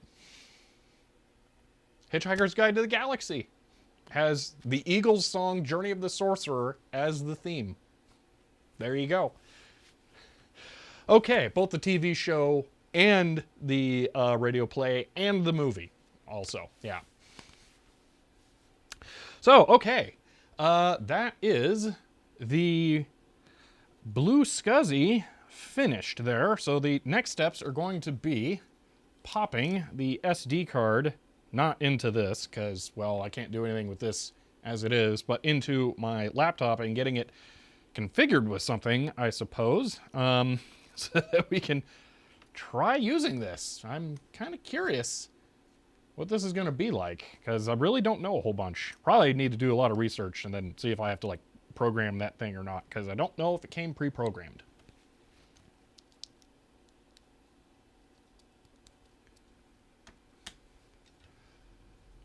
No cleaning? I have not done any cleaning, but I don't have a sink. So I really can't do cleaning. Yeah, I'm gonna once over this here. Make sure there's nothing wrong with it. It's like a giant field of pins right there. So yeah, I definitely want to do that. So yeah. See, used to listen to Hitchhiker's Guide to the Galaxy on the radio driving home from classes in college in the dark. I'm not a big fan of the dark part of that, but yeah, man, Hitchhiker's Guide to the Galaxy radio show is so good. It is really, really good. Solder the hold down pins of the DB25. Oh yeah, I meant to do that. Let's do that real quick. I usually, I don't have it here. I have a spool of leaded Radio Shack solder that I like to use for garbage tasks like that. So I wish I knew where that was, but I don't at the moment, because I don't need to use my more expensive Kester stuff, but oh well. See, people have tried to get the BlueSCSI to work with Amigas, but not much luck. Oh, that's not good. Because I really would like to use it for my W30, and if it's not going to work with an Amiga, it's not a good sign. All right, let me get this flood filled here. Yeah, the mechanical support of that's important, so I don't want to forget that.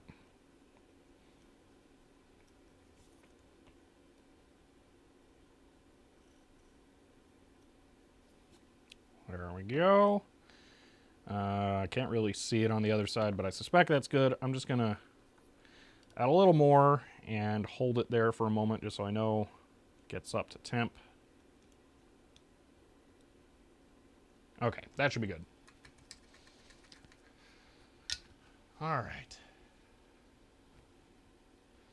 I use 0.5 stuff solder that's even thinner than the stuff you use. This is not particularly thin solder, in my opinion. I've had thinner stuff in the past, but I don't know where it went. It's gotten lost in multiple moves. So, there we go. Let's start doing some research. So, man, there's a lot of talk about doing MP3 playbacks. I have never heard of people playing back MP3s on a Mac. I'm not really sure why you would. I understand just the novelty of making something do a thing it wasn't designed to, but I just don't really, I don't see the utility in that. I'm mostly looking at this for software. So, and that kind of stuff. Being able to emulate things that I wouldn't normally have access to. So, 'cause I really don't have a lot of Mac software at all. So, let's see. You got a camera operator, or is that a robot? This is, so if I go here, actually, boom. So it is a digital pan and zoom setup that I'm using with this wide camera that I set up specifically for this stream. Syntuple vegan, I'm gonna go with. Yeah, I just tried setting this up and it's working out pretty well so far, I feel like. So, yeah. All right, give the Nikon a good long break now. Yeah, it's an OBS plugin called Face Tracker if you want to be able to do this as well. It is not perfect, as you, I think, just saw it went and wandered a bit there. All right, let's see. As I understand, SCSI turns an SD card into an HD, whereas the BlueSCSI and RawSCSI use disk drive images. Okay, so yes, the SCSI to SD does treat the SD card as a raw storage medium, which has pros and cons, because you can then take the, actually, I think this SD card I have in my test bench still has a drive label of SCSI to SD because I was using it in that with a PC and I formatted it in there. So you can literally use the memory card as a storage medium formatted within the SCSI to SD. So if you're only looking to do hard drive stuff and you want to be able to easily move data back and forth, that is actually phenomenally helpful because of how that works. Now, the drive images mean that you'll be able to do multiple drives or different kinds of devices all at once. Like, I kind of expect this, with it using drive images, to be able to emulate both hard drives and CDs at the same time. Because that's one of the benefits you can have with doing it that way instead. The Mac SD, which most people don't really seem to mention, and I will mention, is the only SCSI emulator device that I'm aware of that does audio, can actually do disk images as well, and it can load things like bin queues into a virtual CD-ROM drive, and that makes it so that using it with disk images instead of just full drive access is actually beneficial. So, yeah. See, RawSCSI can do SCSI network interface. Man, I imagine a real SCSI network interface is super expensive because the weird SCSI hardware like that is always very expensive, like SCSI SD or SCSI floppy drives. Yeah, okay. Catch up here.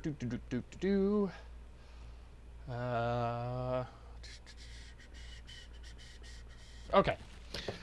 Time to figure out how I need to actually set this up. So I'm going to do some reading on my laptop here. I'm going to bring out the full view here and then do, not that, this and this, just for giggles while we're doing this. I'm going to not do screen capture right now because I don't know what all I'm going to be looking up and that kind of stuff. So just give me a moment here. I'm going to go grab some water first though. So I'll be right back. And I always forget as I'm leaving that I can actually still talk to you since I'm using a wireless mic. It's a very weird feature to have.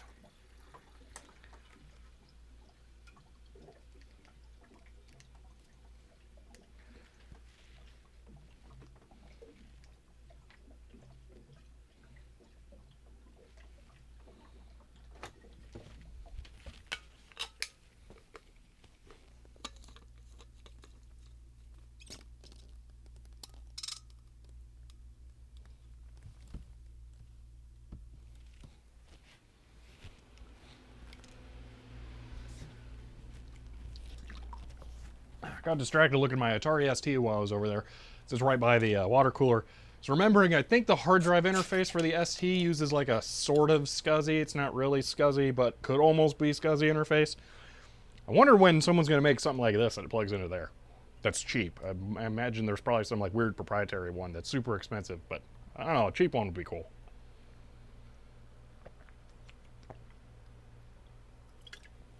Okay. I have SCSI scanner, don't even know if it's working. I have a SCSI HP 4C scanner that I very desperately want to be able to make work, and it does not. And I don't know what's wrong with it. I've tried different SCSI cards, different driver sets, can never get it to live. I've even tracked down the original card that would have come with in the box from HP. Still doesn't work with the original drivers. I'm starting to think I need to write off that scanner, but I very desperately want an HP SCSI scanner working. So if you also share that affliction, of wanting to get a particular scanner working, I completely understand. Not saying it's logical, but I understand. So, okay, let me take a look at what all this talks about now. So there is an assembly video. Their video is only 22 minutes. Let's see, my stream is an hour and 40. So I'm over par here. Does the scanner show up in the SCSI bus? If I remember correctly, it does. What ends up happening is the head for the scanner will poke out, the light turns on, and then it never moves, and then eventually it like gives up and goes back to the docked position. And I've tried moving the lock-on-lock latch, so I don't think that's that. The only way it could still be the lock-on-lock latch is if it's somehow mechanically broken inside, but I really feel like it's not. I may have even, I did open it and remove the glass at some point. I may have moved the head through the full travel, so I really suspect that's not it. But yeah, I don't know what it is. It's almost like, if I were to take a guess, the scanning head moves out a little bit and it's waiting to trip some position sensor, and then it never does. And then it thinks there's some kind of error, and then it gives up and goes back. That's my guess. And I've tried to diagnose it, and it's really hard to get into and take a look at stuff. So haven't had much luck. Motor problem? I don't think so, because I think I pulled it all the way to the end and then turned it on, and then it reset and it pulled it back. So I don't think that the motor is seized or anything. Let's see. Do you need physical SCSI CD drive for your Mac? I do have one. I actually have it in the other room. It's an Apple CD 400. It's not the Caddy one. It's a later one. I have the Caddy one as well, but it has bad caps, and I've been trying to find it so I could do a cap mapping stream on it, but I don't know where it went, and it's driving me crazy. Well, hey TT, hey chat, how's the testing going? So I actually just assembled this thing. I have not done any, it's not seen power yet. I'm trying to look up what I need to do to it, because I don't know. And then I'm about to set up the Mac Classic and test it. So, let's see. Oh, just asking because my SE30 came with 2. Ah, cool. They're really handy, so yeah, that's very nice. I have one that's functional though, so I don't really need to have another one. So if you end up finding someone else who needs one, it would be probably better off going to them. Let's see. Is there anything preventing one from connecting DB SCSI stuff with DB? Preventing one from... Oh, if you just mean the cables, yeah, as long as you don't have like a null modem cable, you should be fine. Dratini. Oh. So. Let's see. Okay. Okay, I'm looking through here. Assembly. Yeah, it just goes straight into configuration.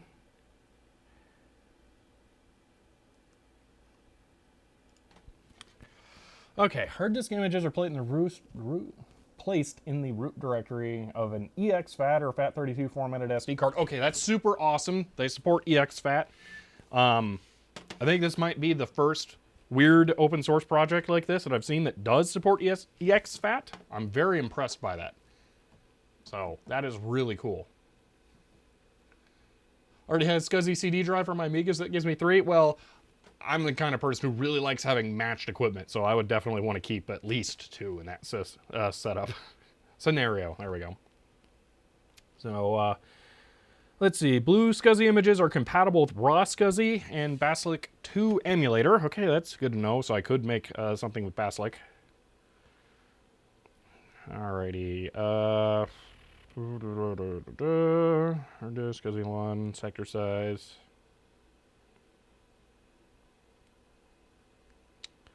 Okay, pre-made images. Okay, we are going to be grabbing one of those. Use one of these method on your modern machine to transfer files and software from places like Macintosh. What kind of... Using an emulator? Emulator. Oh, they mean... Okay, so they're talking about... Alright. They're talking about... setting... putting actual, like, files that are Mac files into it. Okay. So why, I don't know why you would want to use an emulator for just moving disk images around. See, some nice images to work with. Fuzzy 2K, I do see that. Just give me one moment. I want to finish reading that. See. Process on a modern Mac. Yada, yada. DD0 on Linux systems. You receive there. Capitalize M. Okay. So here they're just making a blank disk image.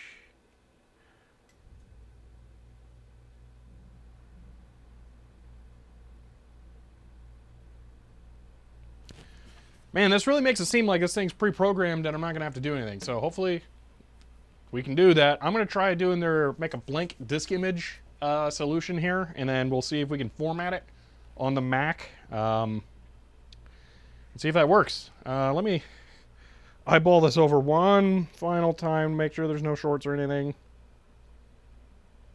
Yeah, it's all good. Man, there's some really close traces on there. But everything's okay. All right. I do not use Arch. I use Ubuntu. Kubuntu specifically. But any Ubuntu based distro is fine. As long as you don't like, or as long as you like the desktop environment. All right, I'm gonna pop this in here. And how's that working out? I don't find that latching stuff works particularly well with 3D printed stuff.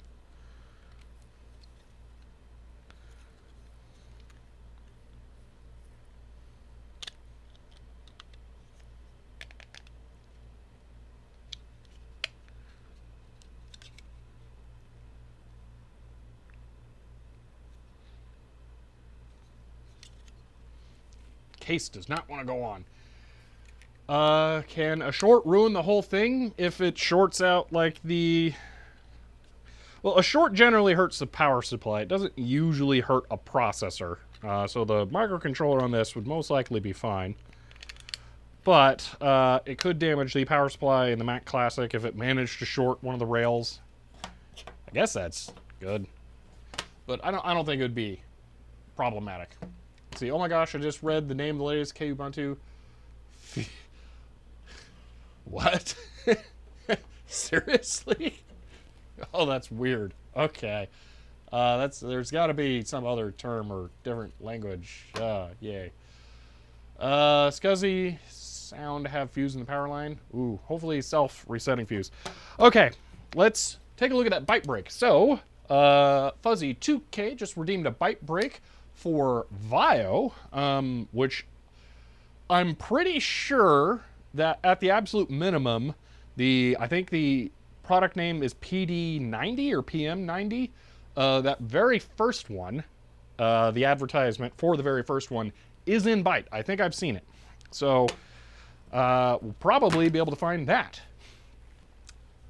So actually, the monitor for that was available on Craigslist recently, and I was very, very tempted to get it because it's that really pretty CRT that's got the speakers built in with the weird stand. But the reality is I was never going to be able to track down the actual computer, and it was super expensive, so I decided to let it go, and it did disappear. So someone around me managed to nab that thing. So kudos to whomever that was. So all right, let's see if we can find a VIO thing. I would say if I can't find a VIO thing, you know, I could bring out my Slim Top, because I do have that here, but that's kind of like a whole big thing to bring out. So let's just hope we can find a VIO in here. Let me bring this back. The weird moving camera. Not that I want. Boop, doop, do. That. Byte break. Go ahead and search. VIO, yeah. VIO. 81, there's no way 81. Literally no way. This is Windows 98 computer. I'll go ahead and let that run for a little bit here.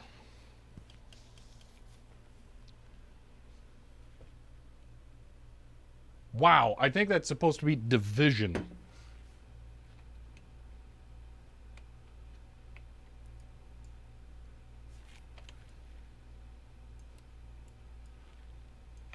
Quit it. Title from, I'm guessing title, CMC division. Wow, the OCR really had a rough time with that one.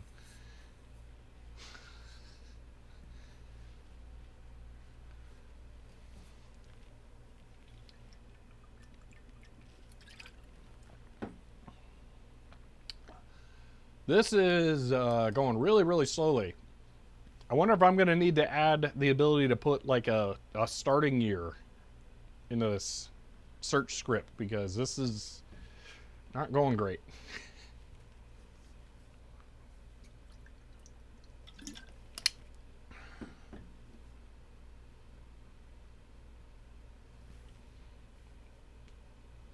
Holy moly, how long it's taken to go through that 1983 one has also really shown the benefits of the text file indexing I've done. So I get this question a lot. I'll show it right now. This is the script I wrote for searching PDFs. It's very small because it's very simple. Actually, this is an out-of-date one. I use two programs. One is Hello Camera. One is using PDF tools to do extraction of the text from the PDFs, and then I save all of the texts into actual text files. And if I scroll up to the top here, I can show this. These are just plain text files for all the text from the PDF. And I search that first to know which PDFs actually have matching words in them. Because PDF grep, which is the program that actually searches within a PDF to match text, is super slow. And I don't really blame it because PDFs are kind of a nightmare with how they're made. So yeah, I don't really have a lot of control over PDF grep. So what it's doing is kind of what it's doing. Time to implement pre-sorted hash map search. Well, that's the thing. I've kind of done that with the text files. I can narrow down to which exact PDFs have text, but I can't narrow down within the PDF to what page it's on. So, yeah. Is this search multi-threaded? Not even close. I mean, I assume it's not with PDF grep. There's no reason for it to be multi-threaded. It would be kind of weird to, like, break up the PDF by page and then the number of threads and have multiple concurrent searches running through it. That would be, it'd be cool. It would be a lot for, like, text search. But can you implement a status counter? I don't believe so. So, because, again, I don't really have a lot of control over the actual PDF text search. Wow, all that, and it finally found it. There we go. And it's a misspelling of available. Oh, my gosh. We're cutting through some years, though. Why did 83 take so long? Man.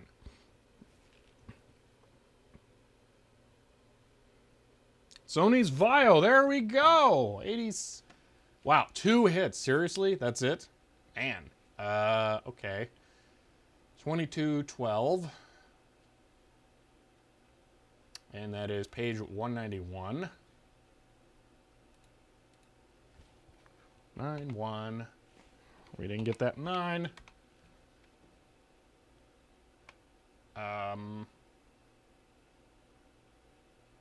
Where is it? Is it potent new PCs? It is. Oh, that's it? Just that little tiny blurb? Seriously?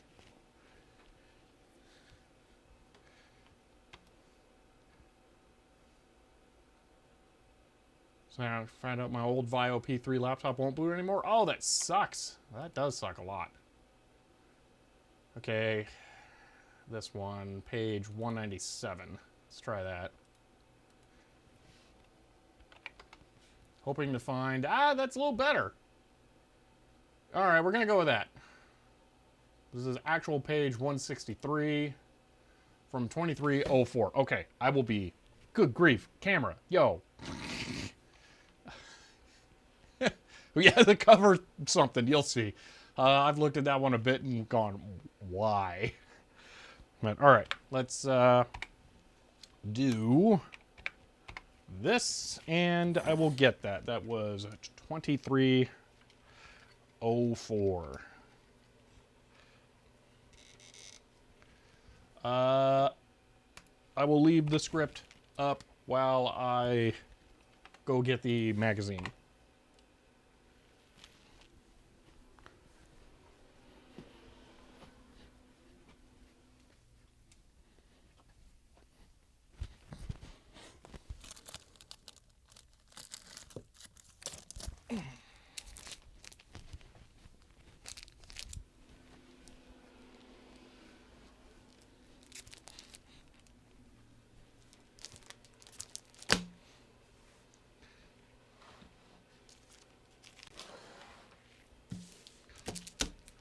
Okay.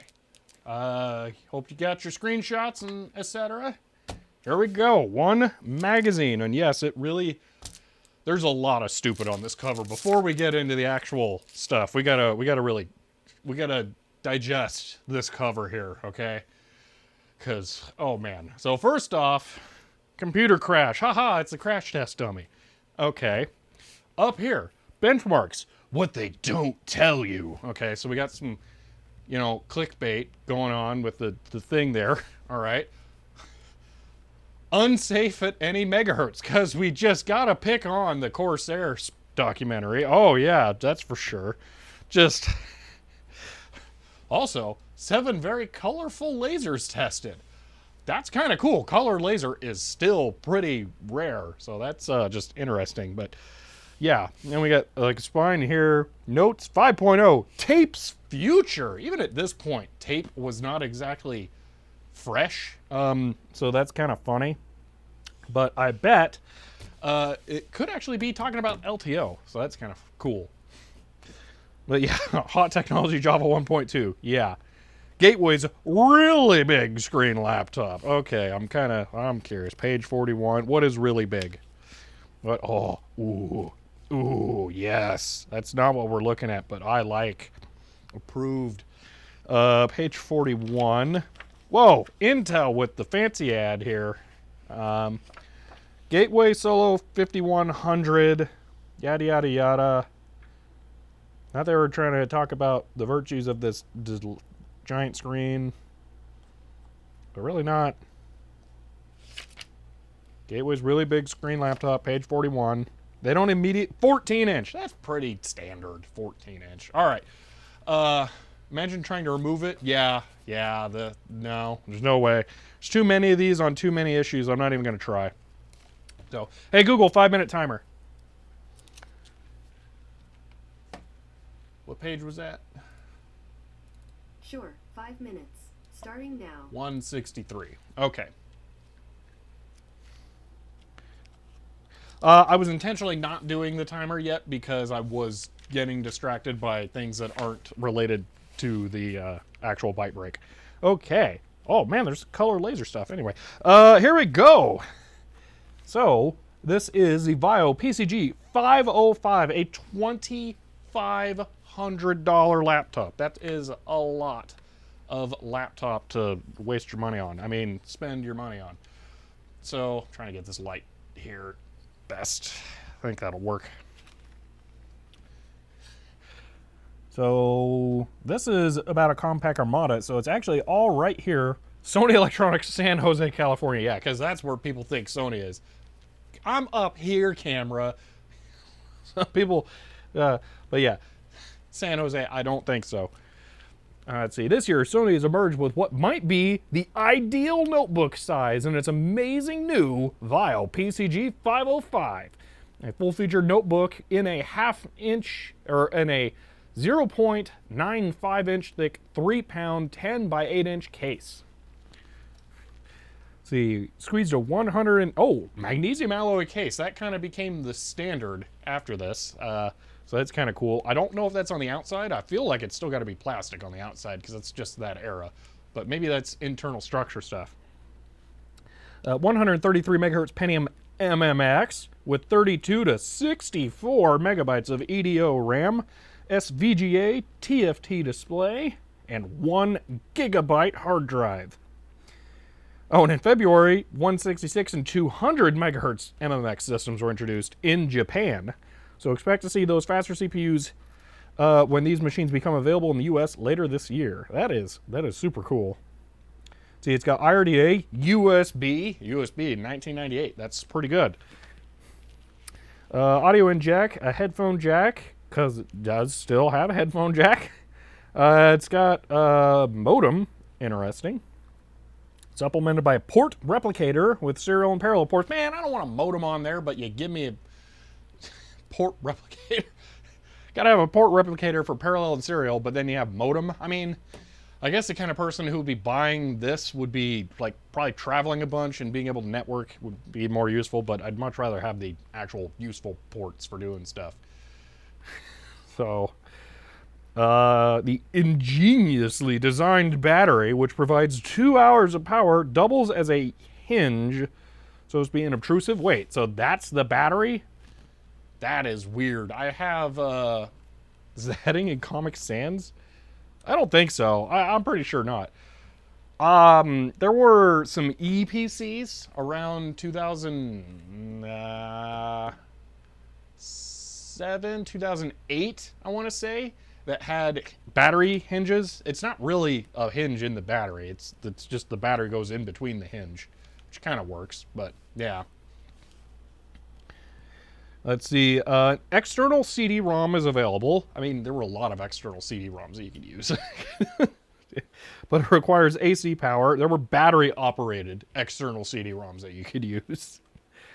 Let's see. Using Neomagic's Magic Graph. That's a whole bunch of... Is that the graphics card? It will run multimedia applications, although such applications tend to drain the battery quickly. Also, the system is limited to the SVGA resolution. Well, yeah, but 800 by 600 was still kind of fine in Windows 98 era. I mean, actually, I have tried to run the Visual C++ 6.0 in a 640 by 480 environment. That is really not usable. 800 by 600 is probably the minimum on that, so... If you wanted to use this as something like a development laptop, maybe 800 by 600 would be limiting, but I think for most computer usage in Windows 98 land, 800 by 600 would be fine.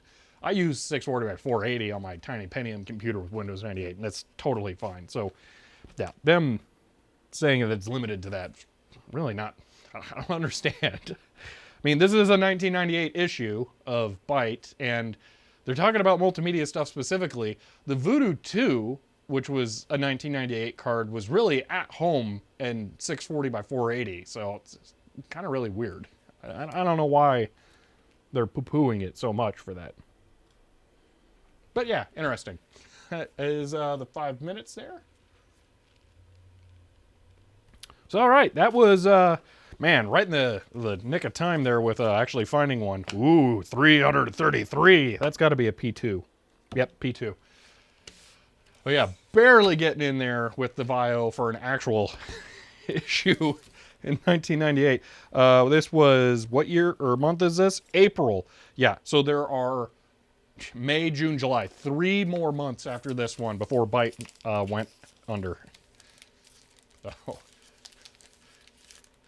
Can't even imagine how unhappy that UI must be in that cramped space. Well, Visual C++ 6 is designed for lower resolution displays, so it kind of works in 640 by 480. I was able to get something opened and compiled and stuff, but it's a little more complicated.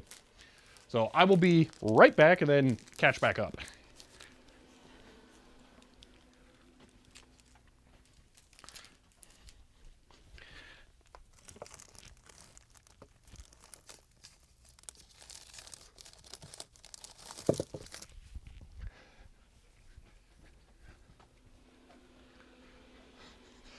You can hear me here? Listen to that. That is all of the cooling sound for that stupid 5G modem. So dumb that it needs that much cooling.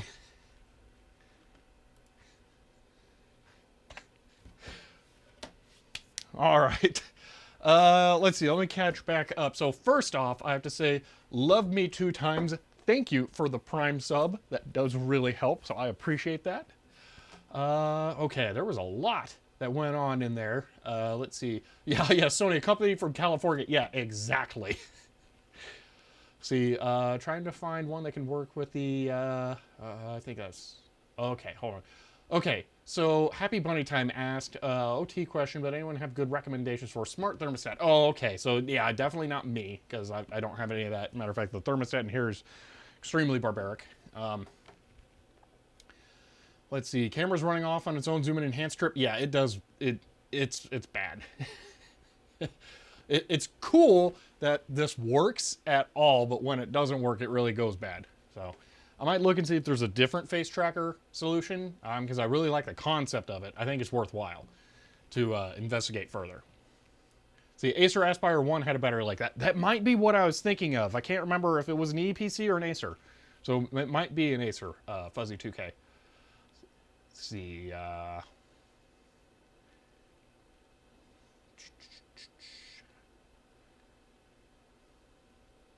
Yeah, run Win 10 at 800 by 600 for giggles. Yeah, okay, that's what Cody was talking about. All right, yeah, that's got to be rough.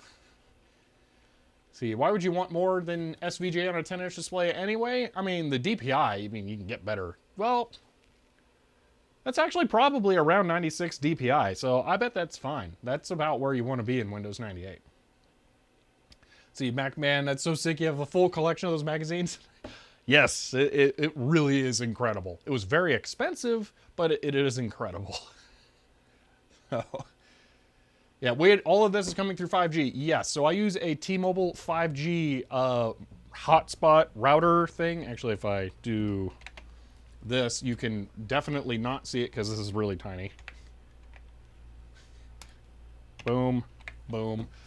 So right there is the noisy trash can that is my 5G modem router. And I'm doing that because I don't want to have to pay the local internet monopoly, Cox, to put in business class internet because I lease an office for this. It would cost me like, I think it was going to be close to $200 a month for like 30 megabits down and 10 up. It was going to be absolutely insanely expensive. And this is $50 a month. And I'm currently, now that it's being cooled, getting 300 down, and I should be getting 20 to 35 up. But I didn't realize how badly it was overheating. I'd read that it had overheated, that they had overheating problems, and that's why I thought to try the fan on it. But I didn't know that mine was overheating. But I am very, very glad to have finally solved that as being an issue, because I think I'm going to have a much better time with it now. Oh, yeah. Let's see. Miss CompUSA, yeah. Let's see, nobody's scanned in those things, but you can buy them. Scanned in, Cody, scanned in what? The Byte magazines? Because they are all scanned. That's how I have the PDF set that I searched through. So let's see, if I won the lottery, I would buy disused shopping mall filled vintage computer stores and arcades. Let's see. The trash can router, yeah. For your search tool, read up on dash cache for PDF grep. Ooh, that would be super handy. I will definitely do that. And then I'll search for like the word the, and that should force it to cache like every single issue. So, US ISPs are so awful. Yeah, they're terrible. Oh, and hey, you're an ex-Comcast employee, so you understand how bad it can get. So, yeah. They're all overheating. Oh, wow. Okay. Huh. Yeah. Let's see. Old circular ad, Circuit City. Oh, okay. That makes sense. Yeah. Nintendo Power Collection. Man. I'm never going to start a Nintendo Power Collection. The only claim I get to make with that is that for the entirety of my conscious life that I can remember, I've always had Nintendo Power issue number 1. And I never knew it until I walked into a video game store and saw one on a high up shelf with a very expensive price on it, and was very confused, like, why? What's so special about that issue? And they're like, it's the first one. And I'm like, oh! And I immediately went home and found mine and put it in somewhere much more protected. Because it was just kind of in a plastic storage bin somewhere with junk all over it. Yeah. I had no idea. Okay, let's get cracking. Back on the task at hand. I want to go ahead and make a blank disk image and try it out with the Mac Classic 2. So I think what I should do right now is pull out the Mac Classic 2, set it up, make sure it works, and then try plugging the BlueSCSI in and making that blank disk image. So.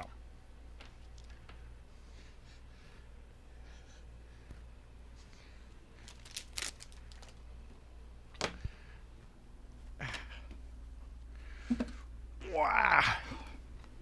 So this is my ridiculously nice Mac Classic 2 that is only in such good condition. Let me get that stand out of the way. It's only in such good condition because it has lived its entire life in a portable carry case, and that's how I bought it. I actually got it at a thrift store for what seemed like not a tremendously great price. It was about $100, but that's probably an incredibly good price now. But I've never been much of a Mac person, so I wasn't really looking to get a Mac. So, yeah. So, hey TT, will you be getting 8-bit guys Commander X16 when it becomes available? Probably not. There's a lot of homebrew computers out there, and I'm not super interested in collecting a bunch of them. There's just, and then there'll be the limitations of software. It might be compatible with Commodore stuff, but that's really not for me. I'm not into a lot of that. So, nothing against anything in particular for that. I haven't even looked into it that much. It's just not my kind of thing. So, yeah, this one is in really, really good shape because it's lived its whole life in a soft bag. So, and I have some stuff that we're going to be trying out. So, a couple of Mac Play releases here for some board games. And then, thank you for falling over as I walk away. So, Maxis Classics. I grabbed this. I didn't realize exactly what it was. I just saw the Apple logo. I guess I have a sealed... Oh, that's not working. A still sealed Apple Talk connector kit. I don't actually know what you use this for. Macs to Mac XLs to file server to laser writer. Was it just ADB in and out? But that's like serial. Or is that serial and that's ADB? I don't know. Whatever. It's probably not going to be useful for this. Okay. Let's see. Catch up here. BV Mac Classic. I assume it was one of those nice cloth and padded carry cases. Yes, it was. Well, it's not the official Apple one. It's a third-party one. It was kind of like a nylon style. So it was okay, not amazing. Let me get this plugged into power here. Wow. I don't see a free slot on this, so let's find one of these that's not being used. That'll be this one. And I'm sure the face cam is wandering all about, wondering where I went. There we go. I'm right here. Thank you. See if it still works. That's a good sign. See if we get video.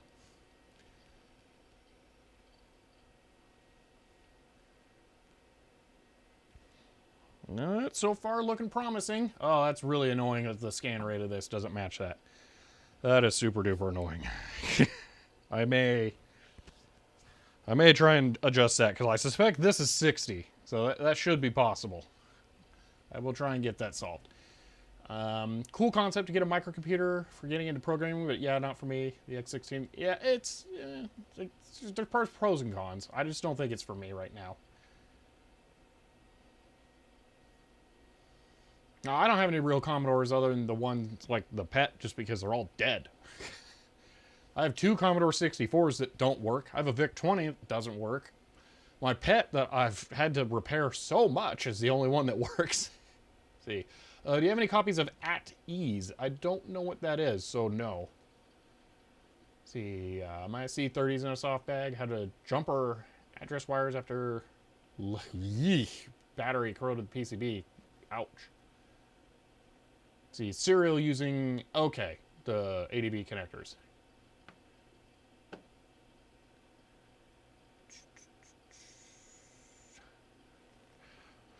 All right. This thing is very slow to boot. Let me go ahead and switch to a different camera angle while I figure out the GoPro here. Thankfully, since this is sort of a real camera, I can kind of adjust some settings on it. I want to see if I can set it to 1/60th of a second shutter. How can I do this? That's frames per second. This is video. There we go.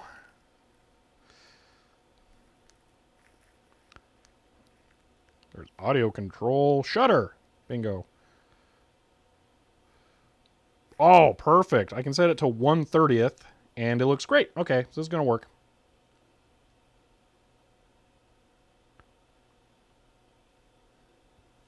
Oh, that's perfect. camera, seriously. What are you doing? There we go. And no more flicker.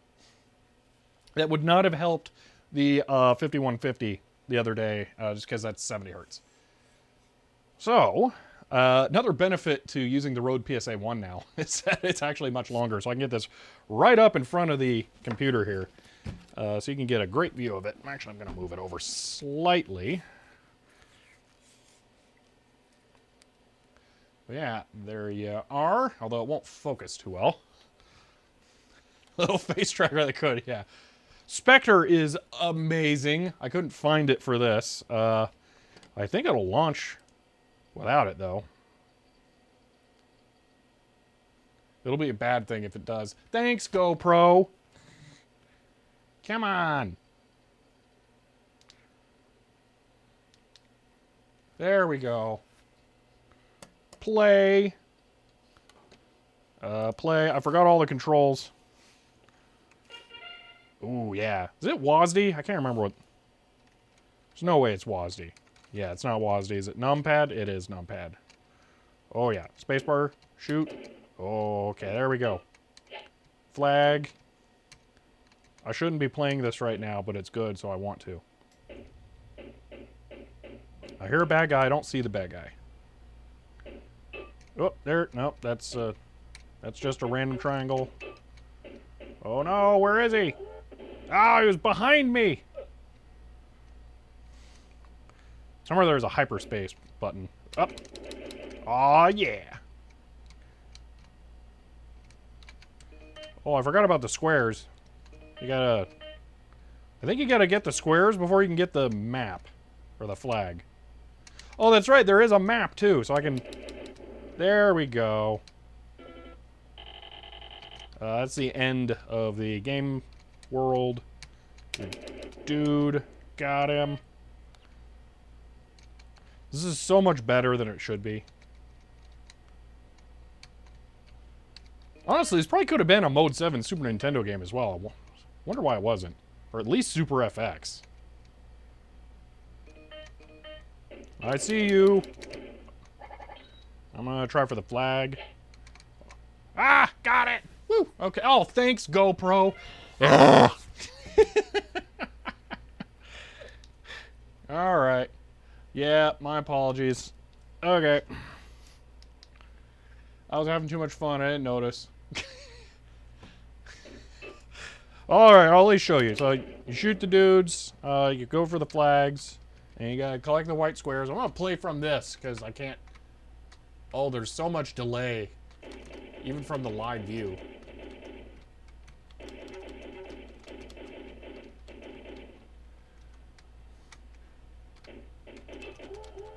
Ah, okay. That wouldn't be working if he was on an original classic? Oh, is this one really that much faster? But yeah, okay, there we go. At least the camera's gonna work for a little bit here. I don't know what back button. How do we... Well, dying, that's one way to end the game. Beep. Are you sure you want to shut down your computer? No, I don't want to shut it down. Is that what the back button does? I don't know. I don't use Mac a whole lot. But, okay. There's this thing that we have to try with this. And then I have to format the card in some way. I believe this is already EXT. Or, what is it called? I don't know. It's whatever the thing is that it wants it to be. So I'm going to go ahead and delete. It's got a bunch of GoPro stuff on it. I don't need any of that. I will just shift delete all of that. And I will make a blank disk image here. Looking like it's going to make one that's 500 megabytes. Bingo. Okay.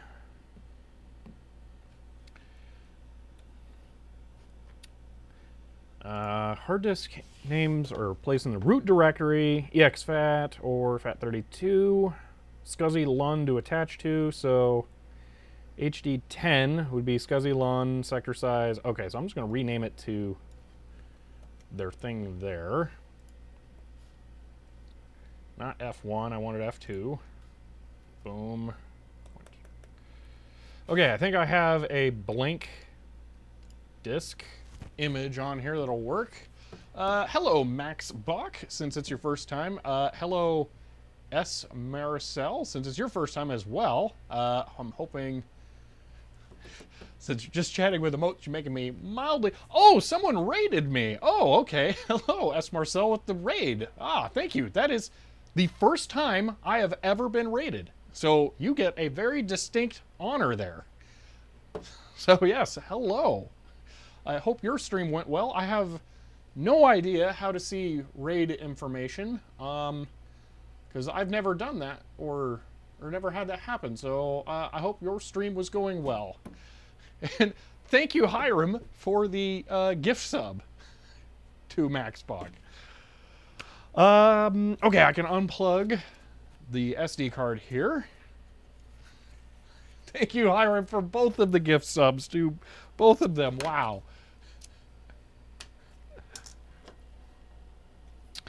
Let's see. Man, that SD card slot is really difficult to get to down in there. Oh, that works. I have a suspicion I probably shouldn't hot plug this, and it could probably do better with a full restart. So now I am actually going to shut it off. So is it that shut down? It might work without restarting, but I'm just going to go ahead and do it.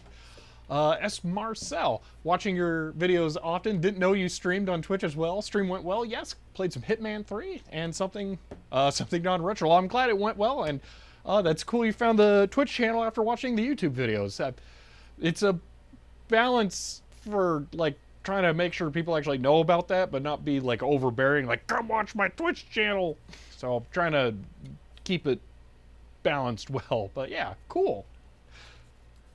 See, if you are in mod view, you can see it in the bottom right corner, channel actions, then choose recent raids. Oh, I'm in the stream manager, and I kind of, like, change stuff around, so I may have, maybe if I do,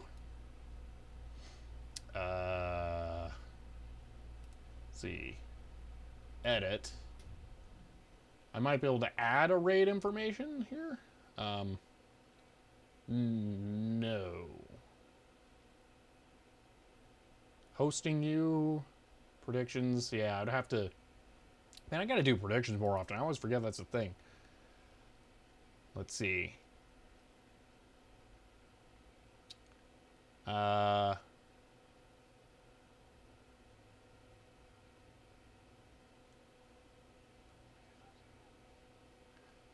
Wow, for some reason my stream just went back to an hour and a half ago. So I just lost all of the chat, or the chat on the back end did. So I just lost a lot of context there. So my apologies, I'm not going to be able to respond to anything said in like the last 30 seconds to a minute.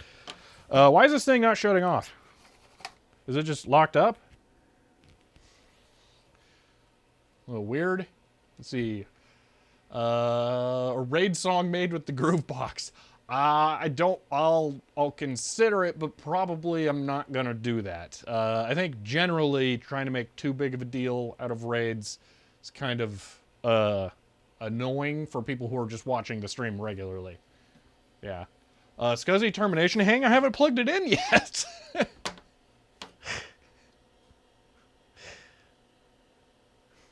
I'm just gonna, you know, boop. Okay.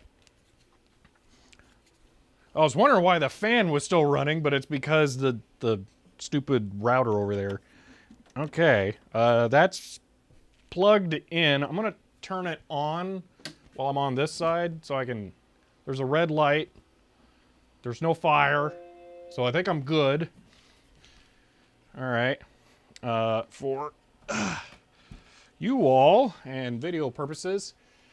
All right, I am plugging this in for the first time, and we'll see how it shows up on the Mac now, because I don't actually know what all this is gonna do.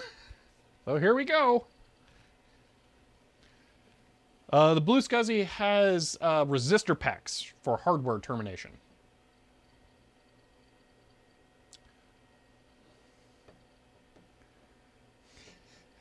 No fire make it sound like a common thing.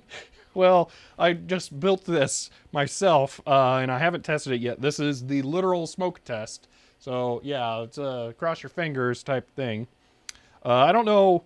I think theoretically, there probably won't be a hard drive that shows up here because it's not formatted. It's a totally blank disk.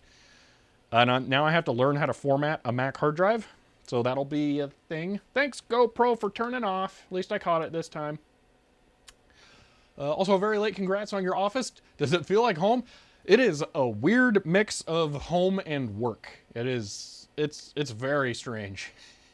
Yeah, Gone Pro. I really like that. Yeah. Why does it keep doing that? I don't know. Maybe it's overheating. That is a thing that some of these do. Some of them, I mean, this one it's been fine for a while. I've actually turned down the AC. I have it down to 70 now. But it's still kind of warm in here. I feel like it's wrong. This is not 70, but I don't know. So, yeah, I'm not sure. Okay, let's get in here. So, the Apple menu. Do I have to hold this? I did not know that. Let's see, is there disk utility?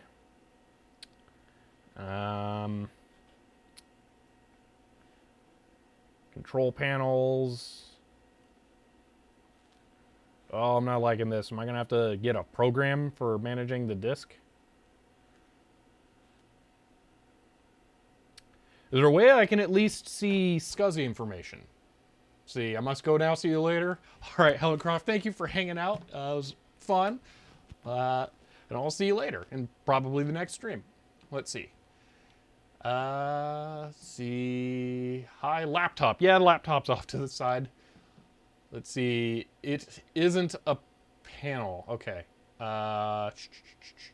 Utilities in the applications folder if it's even there. Okay. Wait, these are panels, not apps, applications. So I think you're saying it'll be in here. I don't Mac very much, so ooh, disk tools. I like the sound of that. Aha! HDSC setup. I think the wiki said something about that. Yes, down, bingo. Okay. SCSI device 0. Okay. This volume name is no. I don't want to touch that one. How do I change the disk? SCSI drive. Scanning for searching for. I think that means it's not finding it. I may need a patched button. Thanks, GoPro. It feels kind of warm, so I'm guessing it's overheating. Yeah, click, nothing.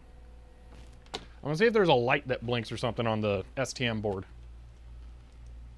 Nothing blinks.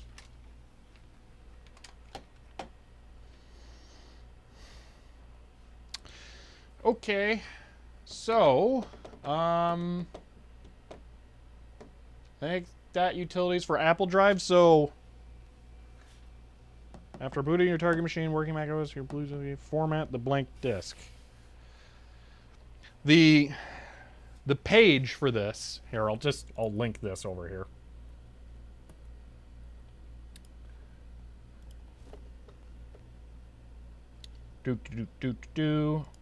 This is what I'm looking at here, and it claims that you can use this utility to do it. Yeah, you need the patched HDD setup program. Oh. Fun. All right. So that might explain where are they from Macintosh Garden. What are they talking about here? 7.5.3 patch. Oh. All right.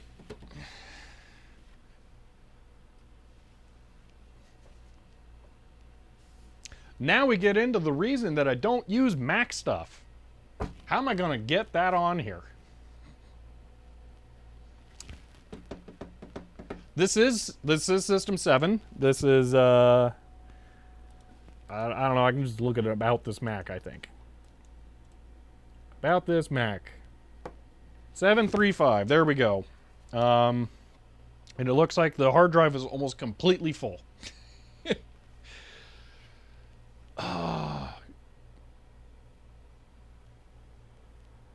Use Apple Talk. I mean, I have the Apple Talk thing, but I would have to have like another Apple computer to use that, wouldn't I? Does the floppy drive work? It does work, but that's system memory. Okay, so it's the RAM's full too. So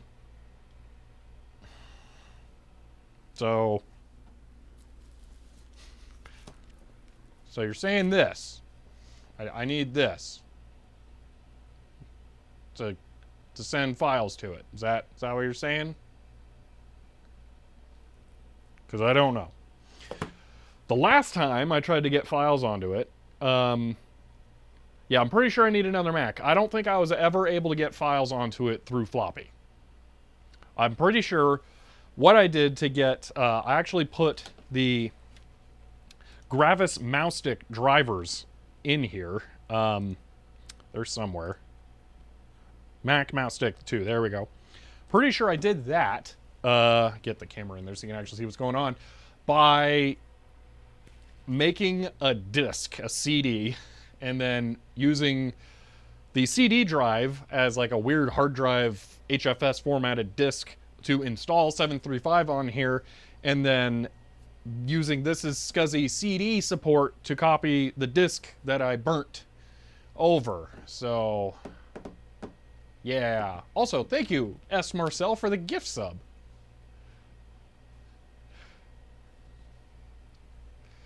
Okay, let's see. FAT12 for D-floppy. Do you have disk drive? Doesn't it do like the weird PC cooties file tainting though, and won't it not run as a program after that?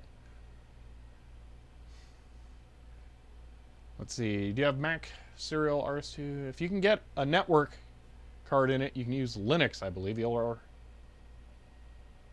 that would probably be. I don't think it has a slot. No, it does not have any kind of slot on the back, so I can't add a network card even if I had one. Good stream, gotta go have fun. All right, thank you, BS Repellent.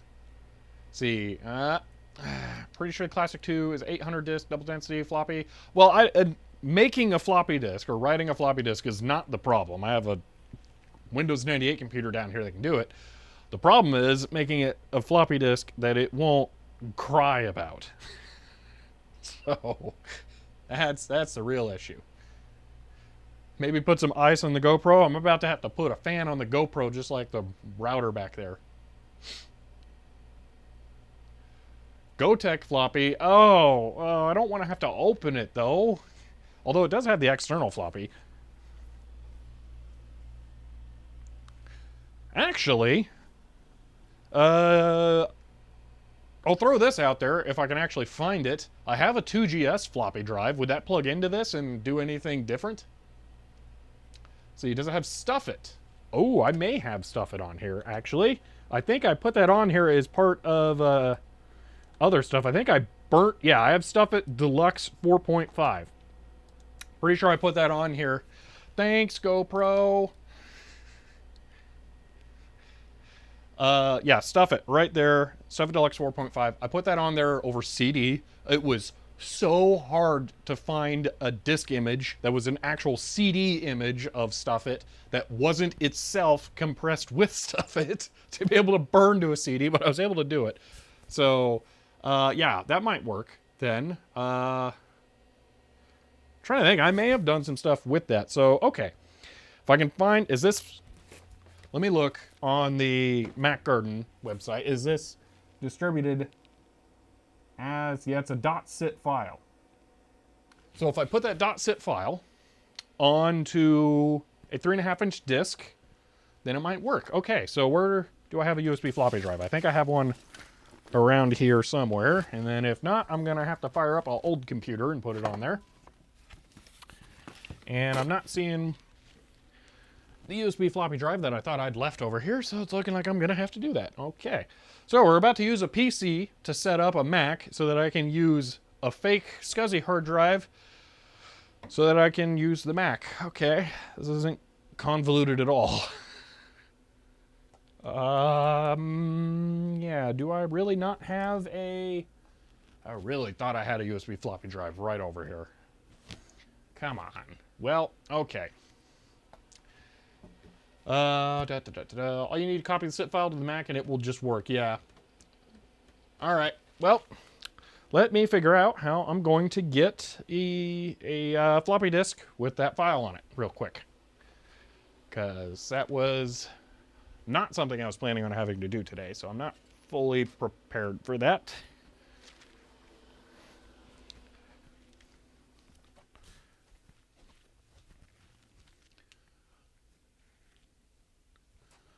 Still poking my head around trying to find a USB drive because I really thought I had one handy. But it's looking like not.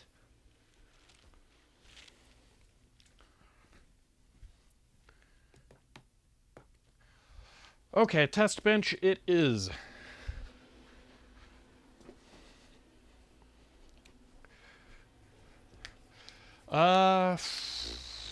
FTP, yeah, no.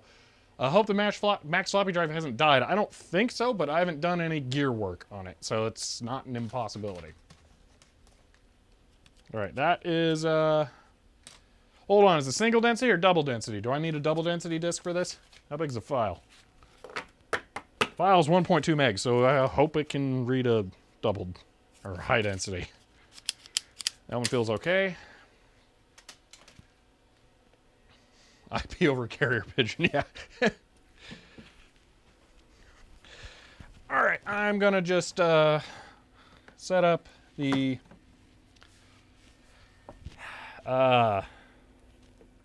test bench computer down here. You're not gonna be able to see it just because I don't want to try and fit everything up there, and then the camera and fitting another monitor. It's gonna be like a whole thing. So, just gonna do it down here real quick.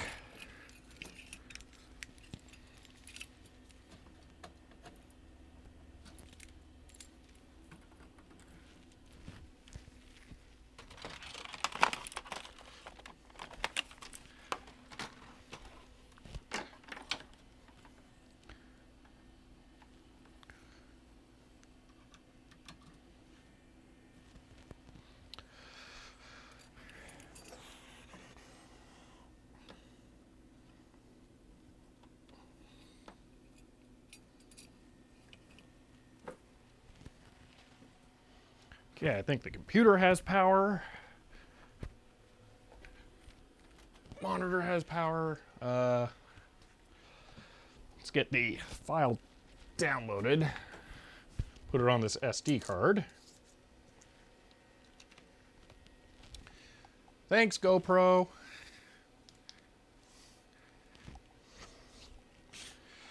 They're indeed pre-made images. I wonder if you could just DD over it. For the Mac, for the oh my gosh, what is it called? BlueSCSI.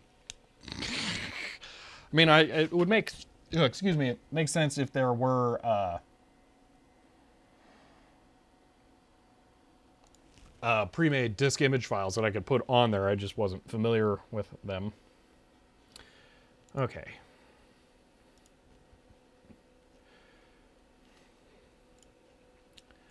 Going to put the Disk Tools zip file and my documents on the Windows 98 computer's SD card. It's on there. Go ahead and boot it. Let's see. For the SD card, look around maybe. So we can bypass these 492 steps. Yeah, if this doesn't work, then I will do that.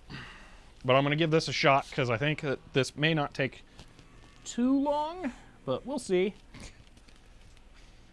This is one of those things where it's either going to go by in like 5 minutes or it's going to take me 5 hours and then we'll just try something else.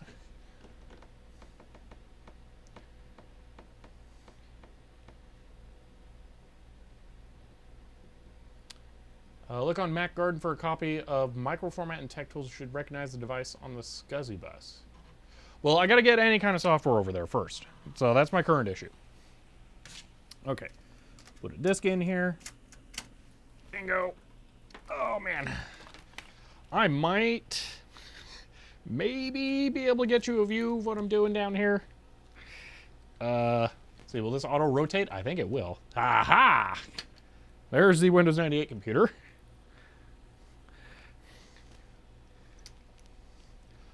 So there's what I'm currently doing. Secret monitor, yep. Okay, so this is, that's not what I want. Let's go up a whole bunch.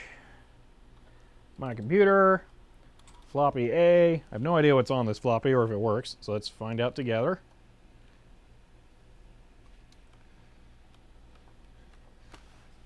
See, I personally prefer using the patched Apple tools rather than the third-party tools. Some of the third-party do weird things. Not accessible. Cannot read the disk. Okay, so that disk's probably bad. Pull that out. It was a weird disk. I think I have a bunch of them over here. Yeah. Okay. See, this is a Sony disk that is coffee compromised. We don't want that. That one's coffee compromised. This one. That one looks good. Let's try that.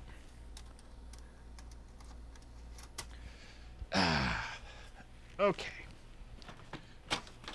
F5. Oh, wait. Enter.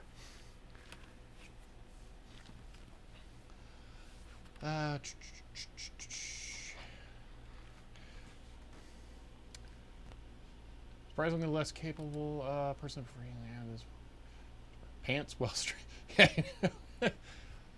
I will say I am always wearing pants while streaming. Why is it not working with the floppy drive? What? Do I have a disk that's known working that I can just stick in there really quick to make sure?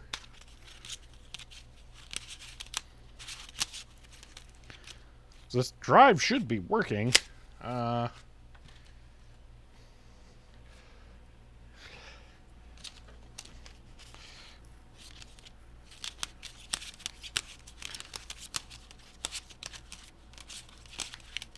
Man, there's a bunch of them here. These three should definitely work, I think.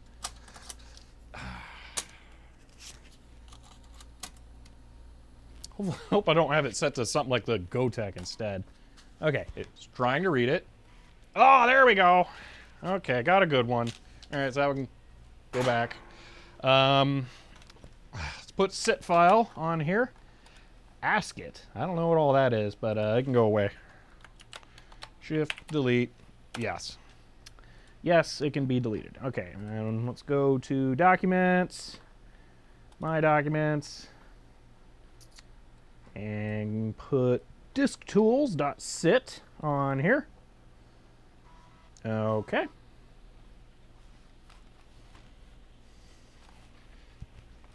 See, I keep grabbing the wrong mouse trying to move some stuff here. Okay. Yeah, I don't think the drive went bad. I would be really sad if this floppy drive went bad, actually, because this is the only gray 3.5-inch floppy drive I have, and I would have to go buy another one because I've replaced every single drive in my test bench with ones that are gray, not beige, just as a motif that I think is very interesting for it. So, yeah. Let's see. Just brought my personal childhood 2GS machine out and restored it. Oh, that's cool. I have a 2GS. I've never really gotten a chance to try it, and that looks like that's done. I don't have the monitor for it, and I don't know that I have any video displays that are actually compatible with it, so I haven't really taken much of a look at it yet. Okay, let's see if I can get away without... No, I'm going to have to put this back up, right? Rotate. Okay. Bingo. Why does this feel so much tighter and weirder now? I don't know what I've done, but there we go. All right. Put that disk in. I really hate this floppy drive, but mine works, so I'm not going to complain too much. Bingo. And it's got the PC cooties. Excellent. I don't remember how the whole stuff it situation works, so I'm just going to try. Well, let's open the disk first. .sit, double click it. I'm hoping it just like opens like an archive. Could not find a program that can open .sit. Okay. Let's go to here and just run stuff it. Hopefully doing that will work. Stuff it, drag and drop. Stuff it expander. Okay. Open stuff it and drag it to it. Okay.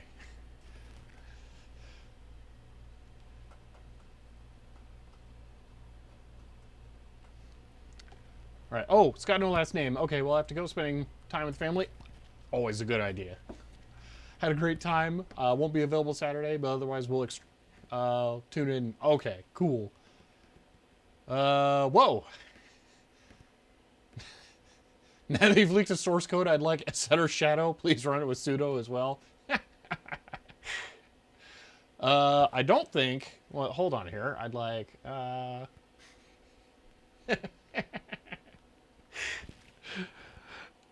Did this just not work at all? File, expand.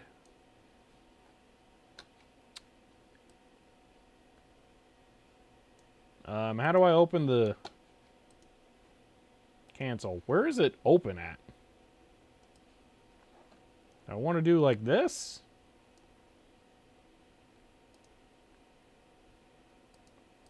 How do I go back to stuff it now? Stuff it deluxe. Okay. There's not enough memory to open stuff it deluxe. To make more memory available, try quitting stuff it.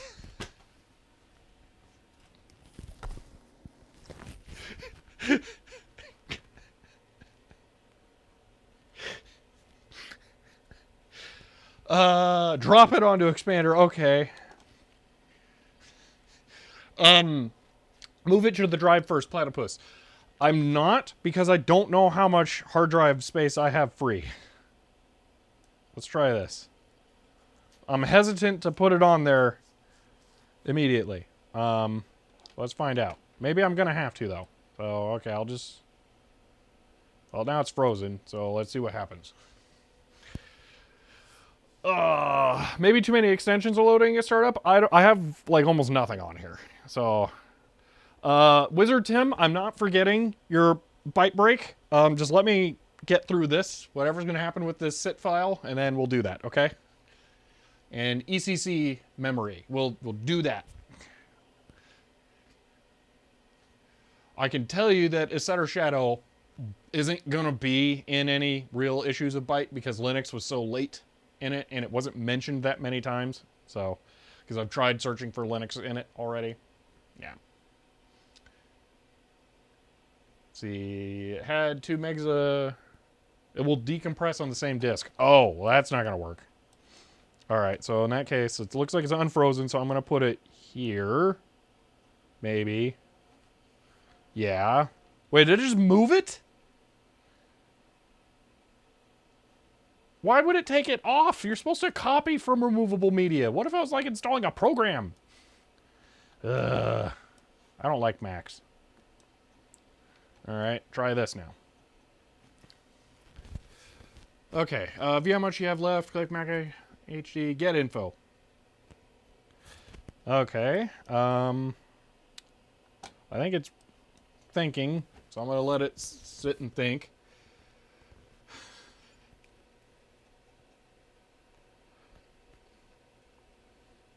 I love how we're going through all this, and we don't even know that the BlueSCSI is working right now.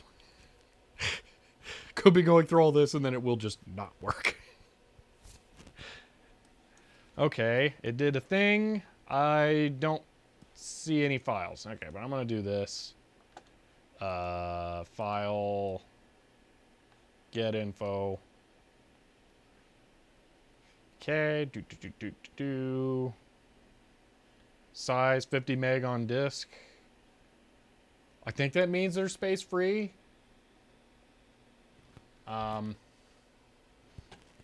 I don't know. Let's see. Icons on the desktop remain in their original location. The file is still on the floppy disk, not on the hard drive. That's awful! Seriously? Oh, that's... I need to drag it to the actual internal drive. That is the worst. Oh my gosh. All right.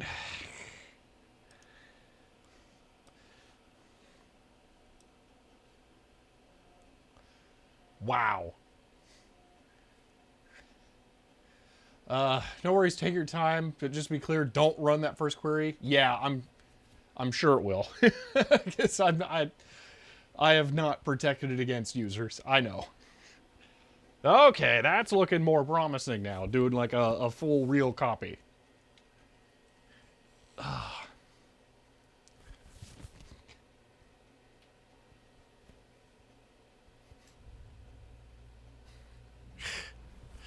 That was, as a certain Australian would say, a trap for young players that I would not have come to a realization on. That is awful. That is seriously non-intuitive.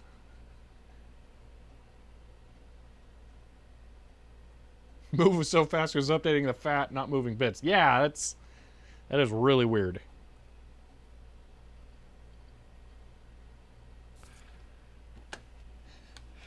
Okay, so now I need to...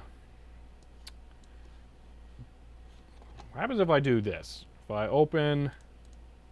I double click that, okay. I'm gonna shorten that.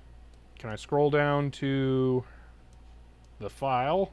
No, of course, because it'd make too much sense if they organized it by files up top. There's the zip file. Okay.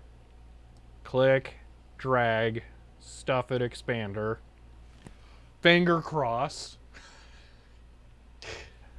Because I really hope it'll actually work here. I see a thing flashing up there every now and then. I think this will end up being a file called Disk Tools Patch 753 or something. I don't know. But that makes me think it should appear next to it, maybe?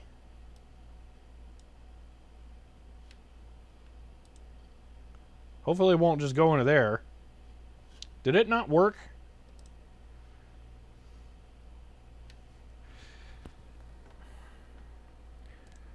Should I put it on to drop segment? Because the icon makes it seem like thing go in, more thing come out. Classic 2 is like 60% of the performance speed of an SC30. Yeah, I don't know, because I don't think anything came out of that. I don't think it's working with it.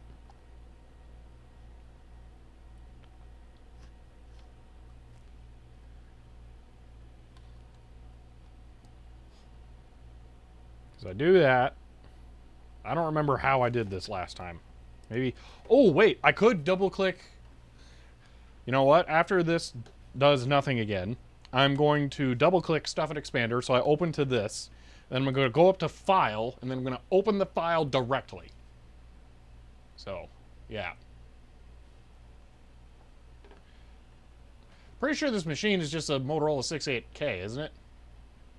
Is there an open in Expander? Yeah, it's up here, but... Oh, there it is. Expand. Go up to Macintosh HD. Okay. You gonna find it? Come on.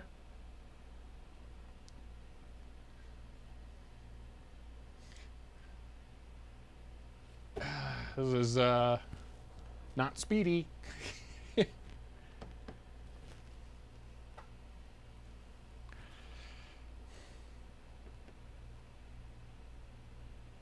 I will say, I regret putting 7 on, or System 7 on here, because it runs terribly. But I had to do it to get the stuff working. So,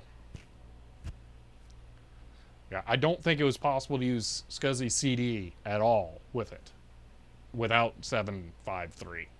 And that was what I needed. You may have too many things running. The only thing I have running is Stuff It.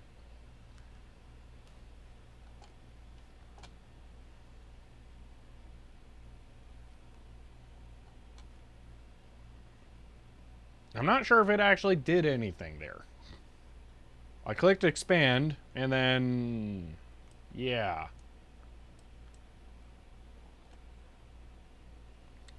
Alright, can I make file, new folder, test? Okay. I keep trying to go for a scroll wheel, and there isn't even a right click, let alone a scroll wheel, so I just feel like a complete idiot every time I touch the mouse. Okay, how can I... if I do this, will it automatically scroll down? Oh, thank gosh. Move that to test. Okay. Now I know it's in there. I'm going to close this. I'm going to launch stuff it again. File, expand. I'm going to do it in that folder. That way, if it expands into the same directory, it won't overwrite the other Apple tools, and it'll know that it's actually there. So, yeah. Is File Exchange that'll re-Macify the stuff? I don't know. I have no idea.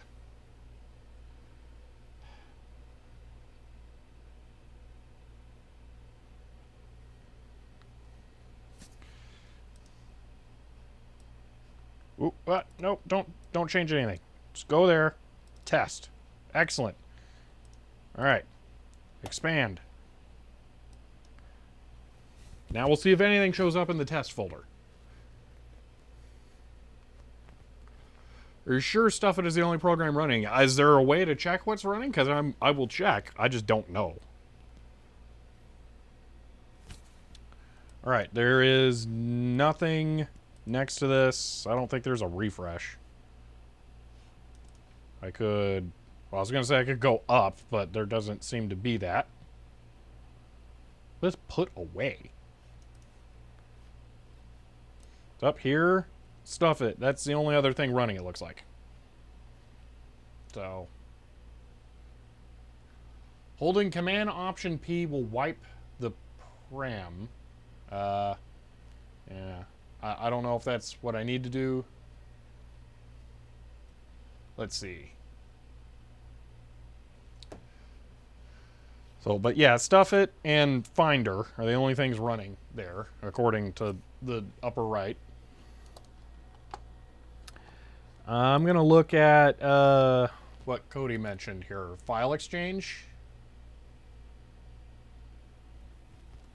Is that what I want? Potentially? Where is that? Apple File Exchange folder.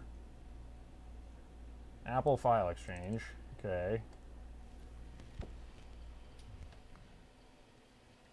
Maybe I need to the application unknown is...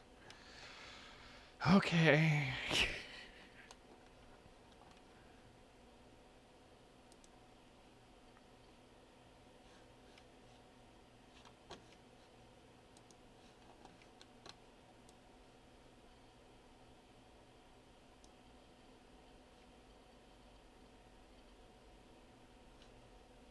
This Stuffit is running.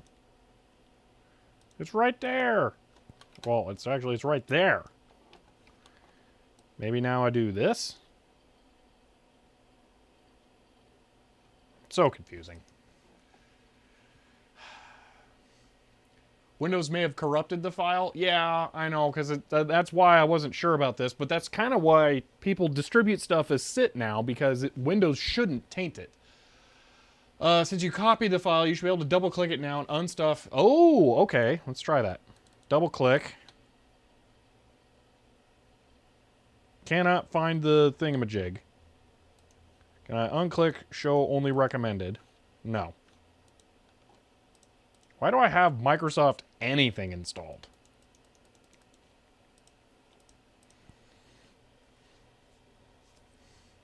Yeah, it's still PC cootified. This version may be too old for that.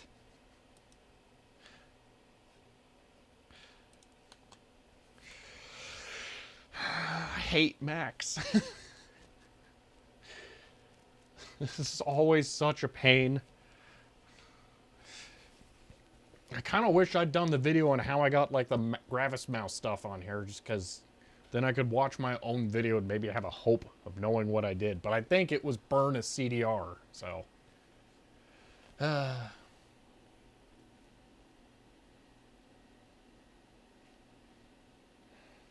Okay, so the Apple Exchange program would not run because it decided no. Apple File Exchange. Yep. Crash. So that's a fail. I think the SIT file needs to be converted. Yeah, but how? I suspect it's this program, but it's no worky. Maybe if I do that?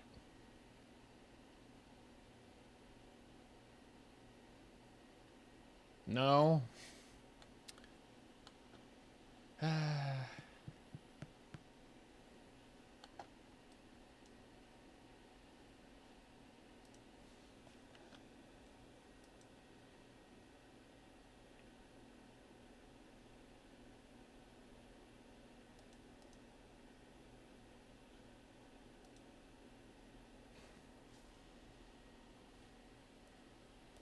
Apple File Exchange won't work. Forget about it. Did you download that zip file with Chrome? I've had that issue where Firefox would handle them fine. I used Firefox, MacMan.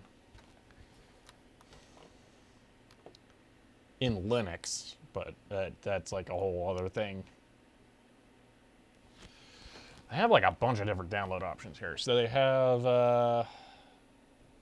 DiskTools patch.sit, Apple HD SC setup p.zip. That's 38K as opposed to the patch one, which is 1.2.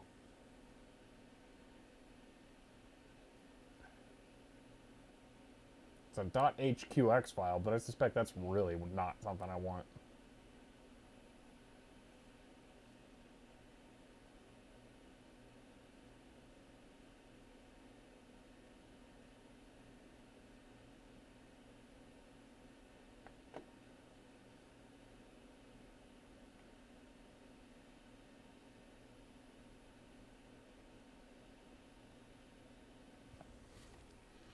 Oh, this gets even worse. This file from MacGarden is a disk image inside of a SIT. So once I expand it, it wouldn't be like a directory. It's supposed to be an image written to a Mac floppy. How would I even do that? I would need a disk image utility on the Mac. The HQX should be good for stuff it. I mean, that's 35K. Is that enough for an actual program on here? I don't know. You can mount it. Okay, so it'd be like a DMG in a modern Mac. It can mount them without writing. Okay. But it's still not showing up. Like, it's still not actually expanding it to anywhere. I'm not seeing it. So, stuff it seems useless. So let's just forget that.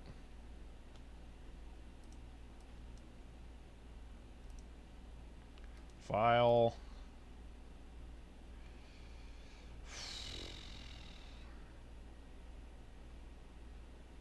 I might as well eject the disk before I forget.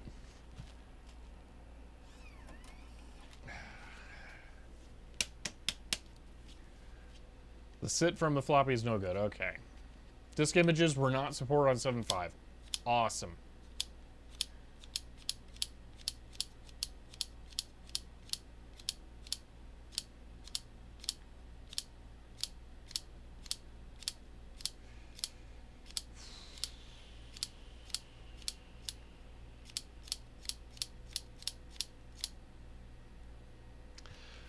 All right, I'll try putting the HQX file on there. See if that gets me anywhere.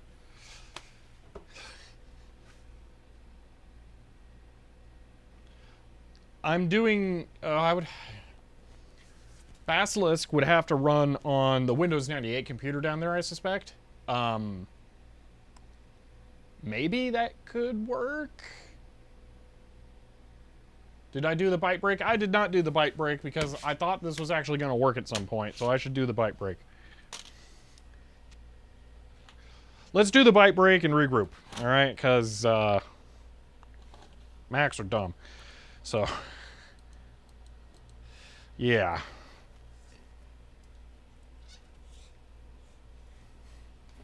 I'll make it not cranky. I'll shut it off correctly. Shut down. Okay. Why would I insert the disk to shut it down? What? No. I refuse.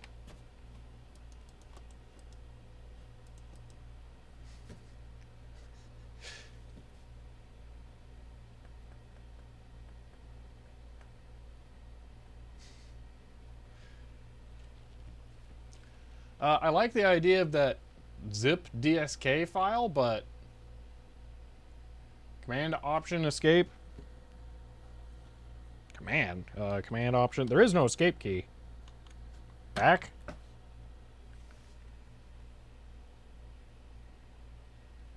It writes the window positions back to the startup disk. Oh, that's right. It wasn't unmounted. You got to do the stupid drag it to the trash can thing, which is another extremely unintuitive thing. Ah, done. Okay, byte break. All right, let's get the camera down here. And the objective is ECC memory.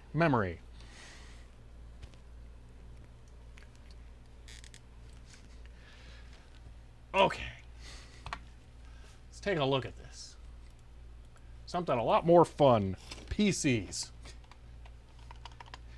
ECC memory. The disk is already out. I've already removed it. It's right here. Well, here.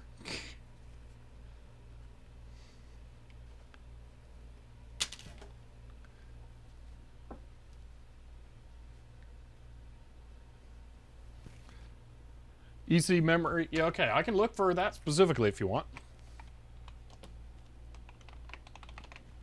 And it's looking like maybe I should put a space in front of that, because it's apparently mixing up T's with D's. No. All right, I will try that.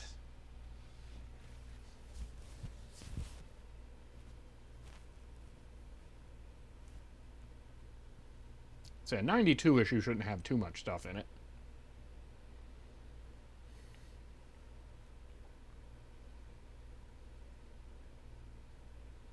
ECC memory controller. Oh, wow.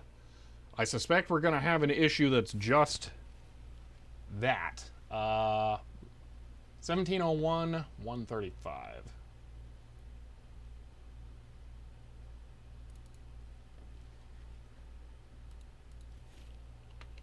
You know PDFs suck when it's so slow to...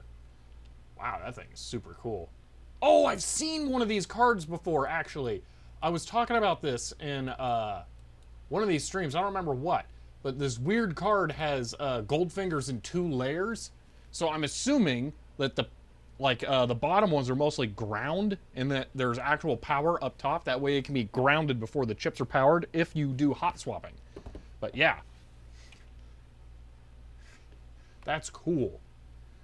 I don't see ECC memory, though. Oh, we got a bunch of stuff showing up here. So I'm guessing this thing just has an ECC memory controller. When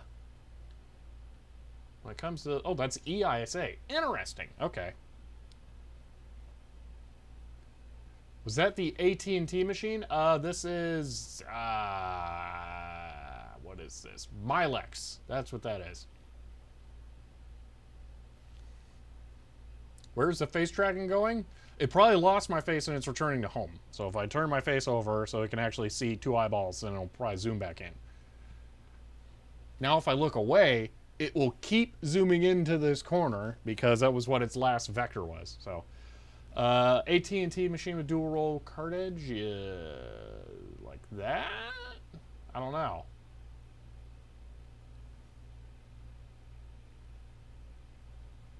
Man, so is EISA backwards compatible with regular ISA, and then it just has like deeper connectors for 32-bit? I've never actually looked into EISA. That seems kind of interesting. Huh. Do we want to look at this in more detail, or we probably should go for something else? I don't know. Let's see. That is super cool, EISA is backwards compatible like that. Let's see. EISA bus interplays with ECC memory controller. 1702. Okay. That was page 76.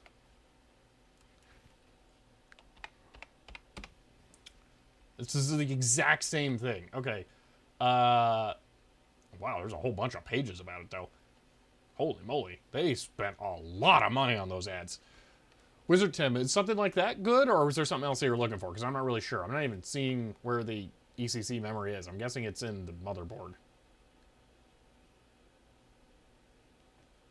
Yeah, I'm going to guess the last one is another Milex thing.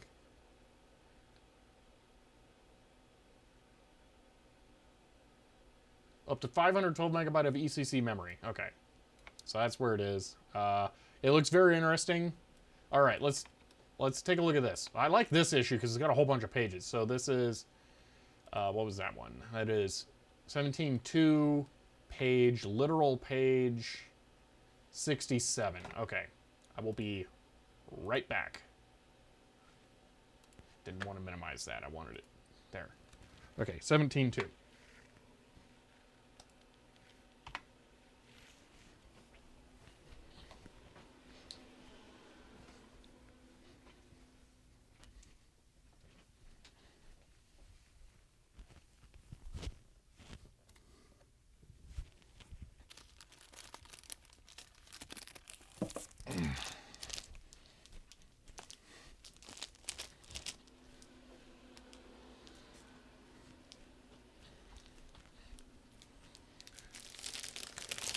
Wow, you know, I never thought about it that way, but they're saying inside the PowerPC, IBM and Apple setting a new standard. With both of them doing that, PowerPC really should have taken off, shouldn't it? That's kind of weird that it didn't. Huh. And then I think the Dreamcast used that as well. Weird. Anyway, hey Google, 5-minute timer. That thing is delightfully ugly gorgeous. Look at that thing. Hey Google, 5-minute timer.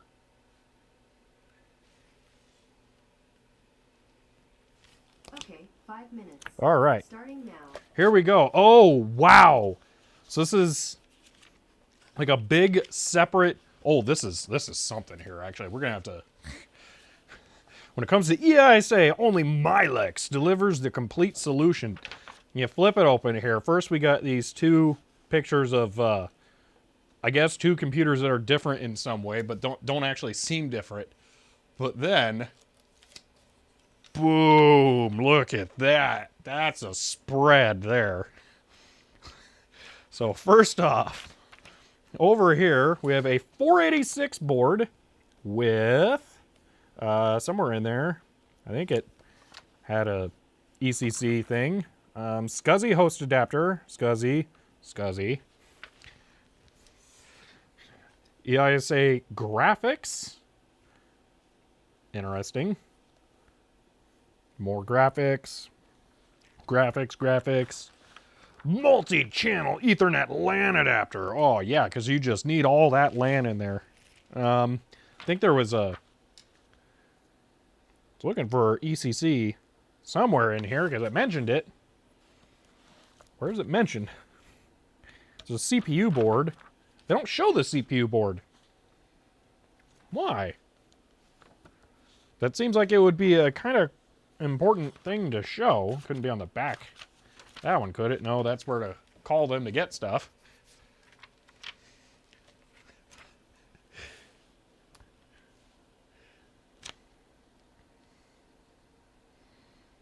Where did it say ECC memory? Okay, up to 512 megabyte of ECC memory. So, and that's on a 486. 512 megabytes of RAM on a 486. That is insane. That 486DX33 with 512 megabytes. That is super crazy. Wow. 8 EISA slots. So, man, that's also kind of a shame that didn't take off, because EISA being backwards compatible apparently makes a lot more sense. Got Milex BIOS. This is a, like 5-slot board, 7-slot. So that's what you put in your, your XT class system. Wow. I am half tempted to track one of these kinds of things down now to put in an in-win, because that seems... Well, no, the in-wins have an ATX plate. They don't have an AT keyboard hole, so I guess that wouldn't really be that appropriate. Let's see, 5 SCSI channels. Hold on, so we got like an HD60 and an HD80 there. And then there's more RAM just for the SCSI controller. And that looks like standard 50 internal. Another standard 50. I don't know what the small controller is. Maybe that's for like a tape drive or something. Got more stuff over here. These graphics controllers are interesting. Look at all the resistor packs right there. Maybe those are like inductor packs. That's like that's not memory. Oh, they might be vertical SIP chips, actually. I've seen that. That might be RAM. Holy moly. But that's also RAM. Would that be, like, stock RAM and then optional RAM or frame buffer RAM and processing RAM? I'm not sure. That's kind of crazy. Also, 1600 by 1200. That is bananas. It was doable through VGA in 1998. You had to spend some cash on that, though. Almost sounds like using multiple 486 CPUs to do 64-bit processing. Potentially. Especially since, I mean, on this first page here, it shows 4 CPU boards. And it looks like they go over here. EISA bus backplane. So you could have multiple multi-processor interrupt controller. Okay, this is actually really cool. Why did they not go into this more in the big area? So ECC memory controller is a dedicated standalone piece right there, and then it looks like it has all the like EDO slots or whatever it is on here. And then independent processor boards right there. And then a processor like controller? That is weird to need a controller for all of your processors. And then EIS bus backplane. Man, I wonder how impossible it would be to find one of these things. Probably just absolutely, completely never going to happen. Or you find one and it's still in use somewhere because they've never ported their system over and it's like the code works, why touch it? Wow, that was a cool one. Well, thank you, Wizard Tim, for the bite break. Now back to smashing our head against a wall with stupid Macs.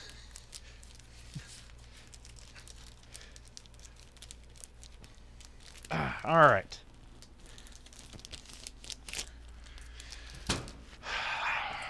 Back to Macs. It'd be impossible to get that EISA computer to do anything, but not as impossible as this. Okay, so, catch back up on messages here real quick.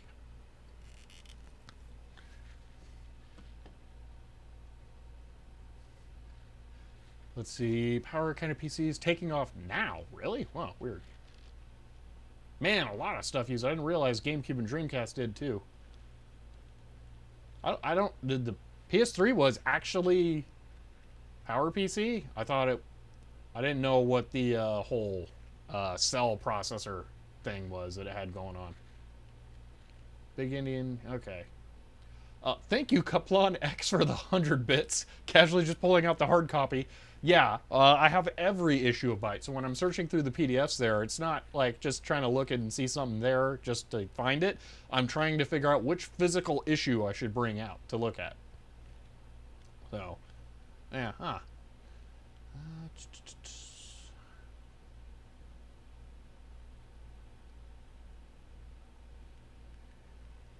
PS3 was PPC. Ah, alright. Cell was PPC cores. Okay. Interesting.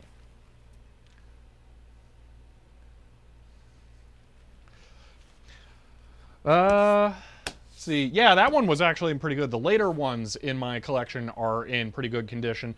Towards the middle, there's some water damage, unfortunately. But yeah. Ooh, Maxis collection. Yeah, if we can get this working, I'm actually gonna like install that and then hopefully rip some disk images somehow. I don't know quite, but yeah, that's the plan if I can figure out how to put files on here. I think I was gonna try putting the HQX file on there next. Yeah, so let's do that. Go ahead and get that downloading over here. Pull out Windows 98 PC's SD card. Oh, it wasn't off. Oops. Well, it is now. Let's see. Darn water? I don't know, but actually I should drink some water if I have any left in my bottle over here. Let's see. Yep.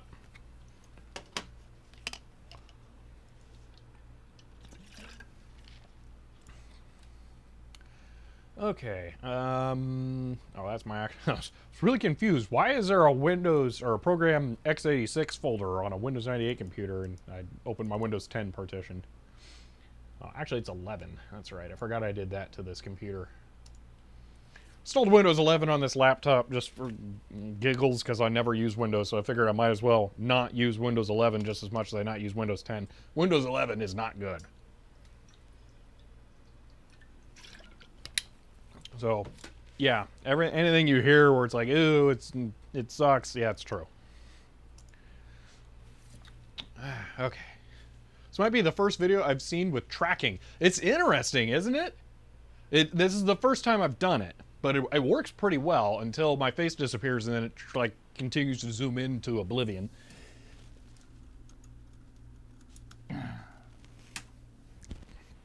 All right, I will bring the camera back down to the under desk, and we'll see how this gets along with the HQX file. See, I still don't get it that you have to go through extra menus on the right click now to do the same thing you could do before in Windows 10. Yeah, with the context menu being hidden, it's really dumb. Is there any good reason to go Windows 11 as of now? Since they ported the useless direct storage API to Windows 10? I don't think so. But I think they initially threatened that that was going to be Windows 11 only, but it ended up not being. So, no real reason to do it.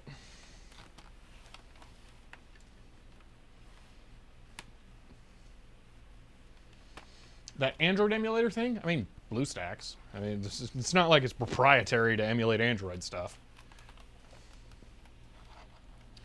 Okay, open. Wait, all the windows are closed. Oh my gosh, you guys actually have a better view than that than I do. There's my computer.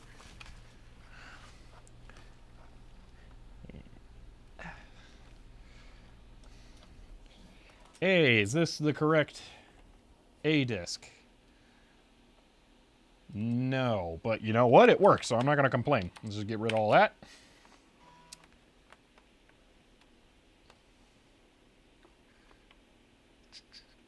Wait, what was supposed to be Windows 11 only? The direct storage API was originally, wasn't it? Oh, Windows 10 not supporting eCores. That's kind of a big deal. Tabbed Explorer. You can get third-party Explorer windows. Or managers. Oh, man. There's my documents. And then that HQX file. Okay, let's put that there. Why is it .0 or _0? Is there a bunch of other files I'm supposed to download?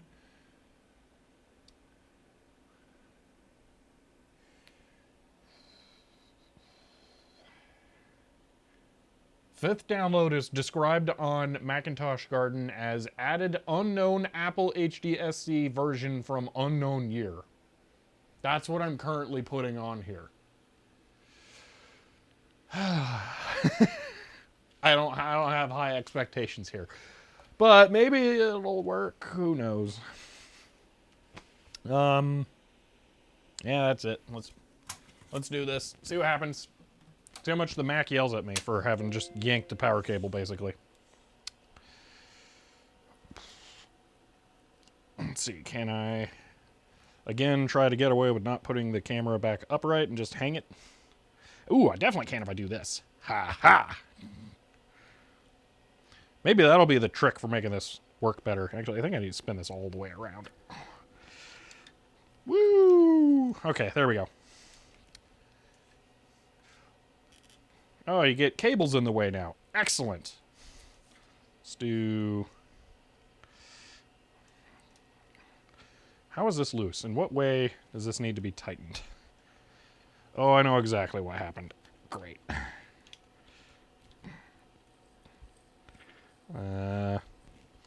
Sorry, let me do this.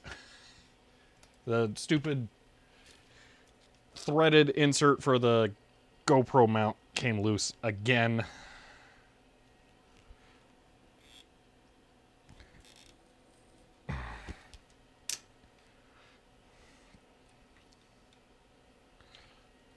Windows 2000 greater than all other Windows? I don't know. Windows 98 is pretty jamming. I don't have a lot of criticisms with 98. Okay, here we go. And that cable's back in the way.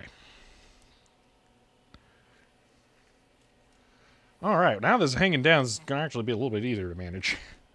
Should have done this a while ago.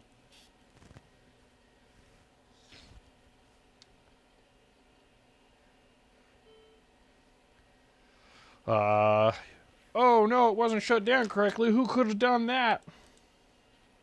Okay, seems like it was fine. 98 was my first ever Windows. It's a good Windows. I dare say it's my favorite. Complex enough to be able to do interesting things, simple enough to still be maintainable.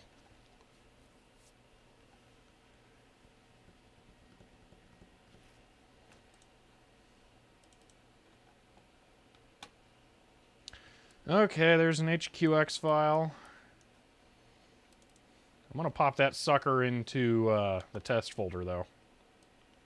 That way I know it's actually on the hard drive, since that's like a thing I got to worry about. God, I hate Apple and the stupid open every new window or every folder in a new window thing. Yeah, so dumb. See, if HQX ends up not working, I'm pretty sure it won't. The zip disk I linked earlier should be writable on the Windows 98 machine using a tool. Okay, well, that's a potential solution, actually. I'm going to start working on that immediately. That sounds fairly promising. So I'm going to get this shut down. Can you link me to whatever that disk imaging tool is you're talking about that can apparently open or write a disk image from Windows? Okay, if you drag and drop the HQX file and stuff it should decompress. Well, I double-clicked it. That did not work. So I will do the double-click now. Actually, the first thing I'm going to do here, eject through the stupidest eject mechanism of all time. There we go. And Windows 98 computer's off. Perfect. Thank you, X Daniel ZD. That is going to be super helpful, because I bet that's going to be what I end up doing. Okay, that one is it. Okay. Go to stuff it. Can't drag because it's off to the side. How do you resize? Here we go.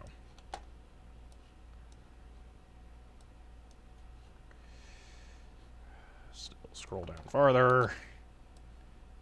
And go. All right, while that's doing that, I'll come over to other computer, start doing some downloads. Download here. Okay. Save. Perfect. Go ahead and extract that onto an SD card while I'm at it here. What did this do? It looked like it did nothing. Ooh, hello! A file! Okay. I'm gonna guess this does not do what I want, though, because I suspect this is not a patched version.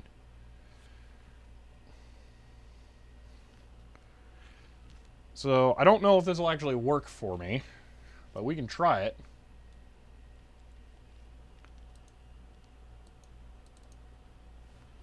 See if it says anything about being patched. Oh, that was... drive. Searching for SCSI drives. Okay, I think that's an unmodified version. So, probably just... That was good. It worked. So, we can, you know, backpat something actually functioned, but that didn't do what we wanted. So, because I think that's the original unmodified version of the program, and I need to get a modified version so I can use non-Apple disks, it sounds like. So, this is an application. If you can get reset it, here you can patch it yourself. Okay. Is the SCSI device visible? No, I didn't see it with there. If I click drive, it doesn't show anything. I think it's an unpatched version. So I'm going to continue on with the other application here that can apparently write a disk image. And then I will use that other disk image that I was sent by xDaniel.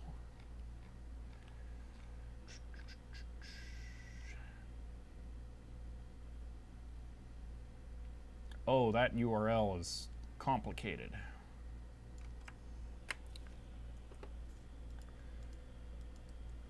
See if this works. Come on, Firefox, you can do it. It sort of did. Okay. There's a dsk.zip, but in zip format. Did the zip make it bigger? I don't know. Whatever. I'll just download that. Okay. Let's see. Sounds complicated? Yeah, it sucks. It's not really complicated. It's just dumb. It's definitely dumb, not complicated. I missed something about Linux here.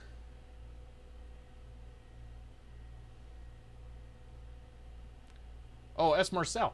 When Linux becomes way more viable for gaming than they are now, especially VR, then I would move there. I don't do a ton of gaming on Linux, so I can't really comment too much about that, but I use Linux as daily driver, and I do play some games on it, so I don't know, but VR stuff is definitely a whole different thing. I actually have a Quest 2, and I have been doing that in Windows, just because I needed to do the Steam VR overlay to the Oculus tracker, whatever thing, and that's different. That's complicated.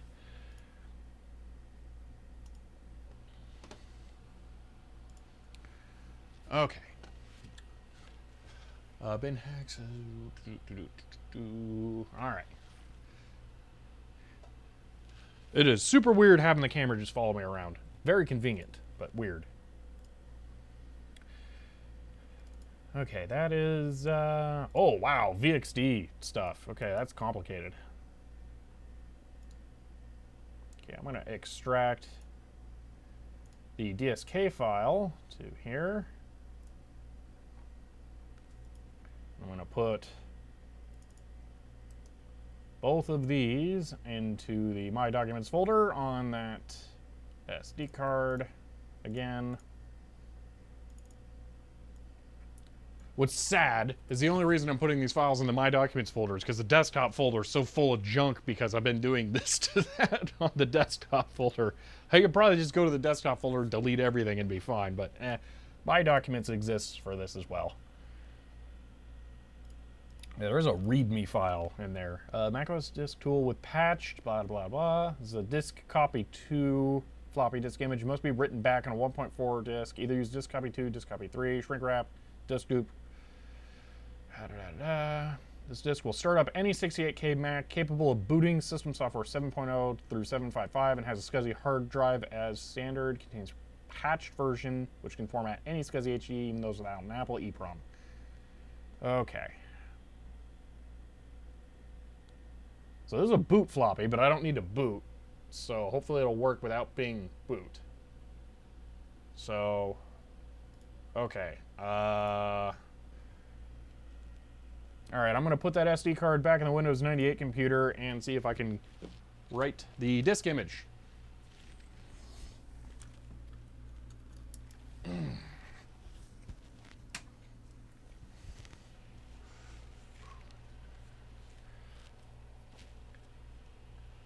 Patch. Oh, okay. Those are HQ. Interesting. Okay. I'm going to try this since I just prepped the SD card for all of it, but if I run into trouble with this, then I will try the HQX files at that patch link that looks like might be viable for me. Thank you, Roving Eyes, for linking that. This was a problem I did not anticipate having to deal with, was getting files onto the Mac to be able to use the Mac. Because I potentially have a functional SCSI adapter right now, but I won't know, because the stupid Mac being a Mac. Yeah, big downside to this setup for the camera is that the GoPro's tripod mount keeps unscrewing constantly, making it loose. So that's a downside. Put the disc back in.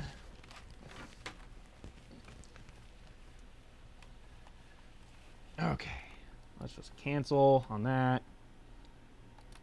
Open this. I'm gonna guess I'm gonna be able to move to the disk image and then write that. Okay, oh my gosh, this sucks having this be so far down. I'm gonna have to like sit on the floor here for a moment. File, open volume, disk tools patched, DSK, okay, file, write volume to floppy, floppy drive A, volume path. Okay. Well, this file is larger than something or another. This file will be truncated with unpredictable results. Sure, yeah, whatever. Hopefully it works.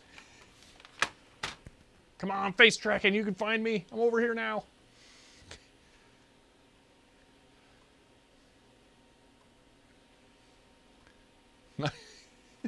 You can do it. I'm down here.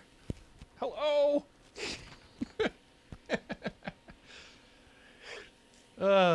Actually, that really should be enough. It should be able to find me. There we go. At least here. Maybe not so much when I get back over.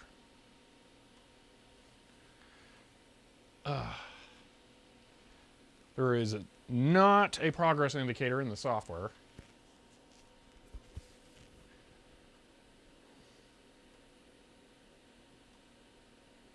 Oh, was the camera, was it shaking up and down? I've really tried to fix that, but yeah, I couldn't do it. See, it was AFK about 20 minutes. Did he get any further? No. It's not still shaking, right? I can't tell from here. Okay, it looks like it's good now.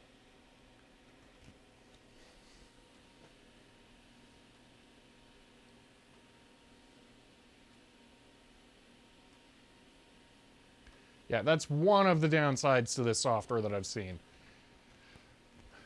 Biggest one is definitely zooming into oblivion. But you wouldn't be able to see me at all without this here. So there are pros and cons. Because I don't normally have, for this view, the camera cropped this low so you can see me while I'm down at the, working low on the workbench or something. So, yeah. Camera shake is an accurate representation of how it feels when I have an anxiety attack.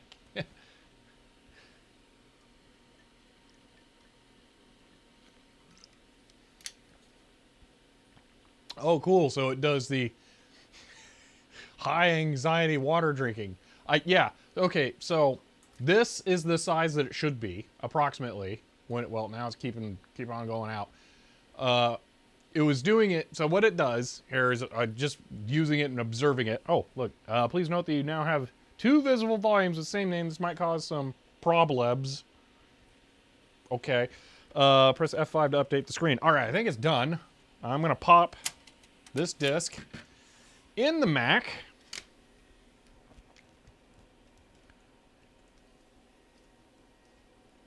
Try and rotate the camera here. Okay. Now I will stand.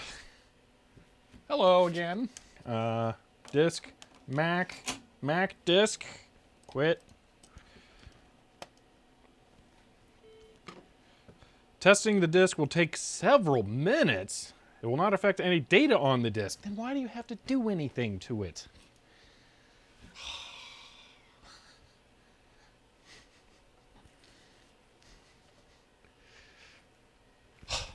It did actually say problems.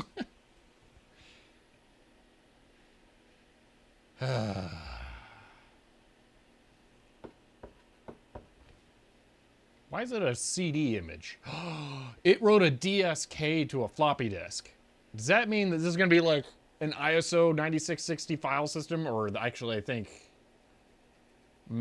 Apple did the bad thing and added their own extensions that kind of modified it into HFS. But is it going to show up as a CD on a floppy disk? That'll be kind of funny.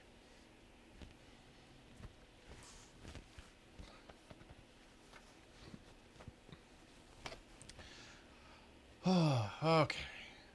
The cursor is spinning its little heart out. Yeah, it's trying. So I think I can level that slightly more. There we go. Bring it in. Floppy disk is a magnetic CD. Yeah. See, would it be possible to connect a PC to the Mac's monitor? I mean, like stick an ITX computer in the Mac case and somehow use the CRT for the display. More so than you probably realize, that Mac Classics tube could be dropped into my compact portable straight up. So you could get it to operate as CGA. You'd probably be best off just like moving the yoke controller magnification deflector thing. So it's possible, yes, but it's really... It wouldn't be any easier than just using something a PC could to begin with. So, okay, I think it's done wasting my time. Close that. And no disk. Nada. Okay. Alright, but is it even not acknowledge that there is a disk? Hold on, special. I can't eject the... It's just pretending there's no disk in there. I can't eject it. But there's a floppy disk in there.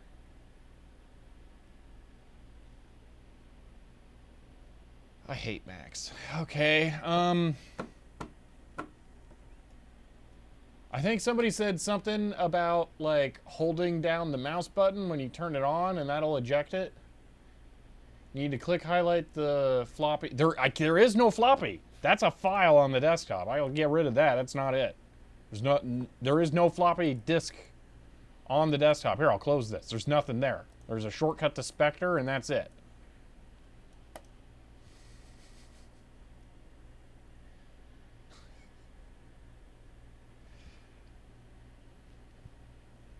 That's what the paperclip hole is for.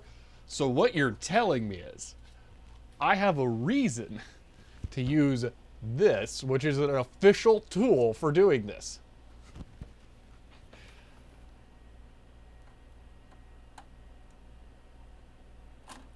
Oh yeah, floppy disk. Okay, official. Yes, George Tech. That came with a Sony CD drive for doing that. I can't remember zoom in on you. Oh god, I meant to. That sounds great. I wish I could have seen it. All right, I'm gonna format the disk. Let's go back down to the other computer we're using. I'm gonna format the floppy disk again back to FAT12 or whatever. Oh man, seriously, this GoPro mount's driving me insane. I'm gonna have to get something else. This does not fly.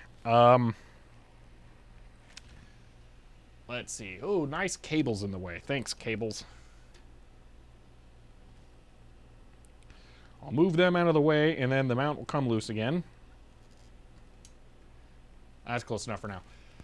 By official tool, do you mean that's an Apple paperclip? I mean, it's a Sony disk ejection tool. It is a tool designed specifically for manually ejecting disks. Okay. Back up. Right-click A.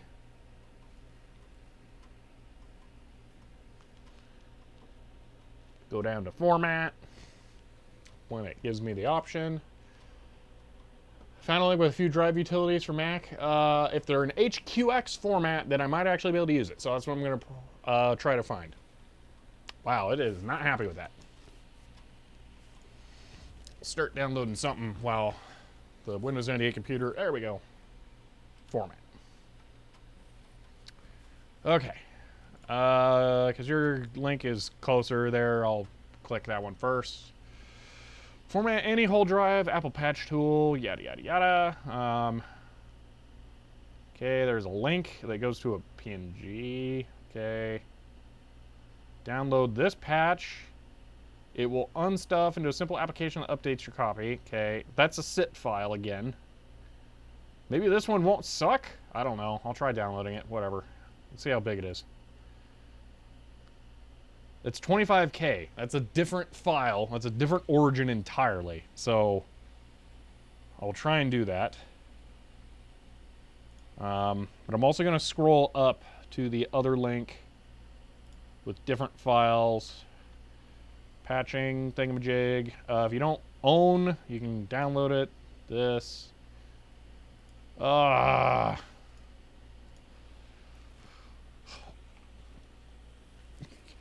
Web browser developers, come here. Okay? Why did you remove FTP?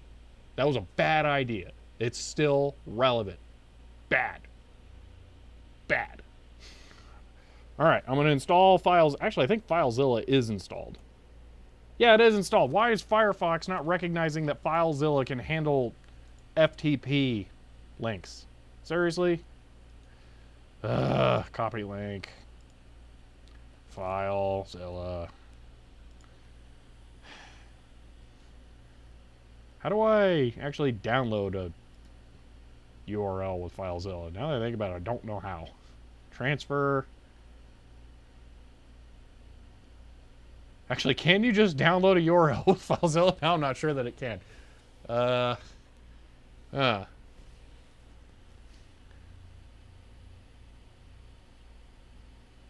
wget to the rescue. Wget link, boom. Unable to resolve host address.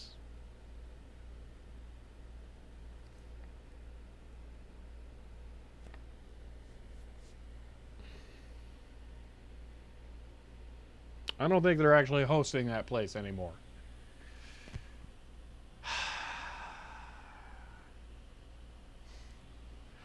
Okay, so that one you can download, res edit, open the resource, change this byte from that to that. Oh, that's hilarious! You literally hex edit 1 byte. That's amazing. All right, I'm gonna see if that other HQX file works. I guess. Was that the patched one, or is that drive patching? Patching drive setup is also 2pros. Choose the appropriate version of drive setup. Download it. Links. Blah blah. Okay, which ones do I have on here? I have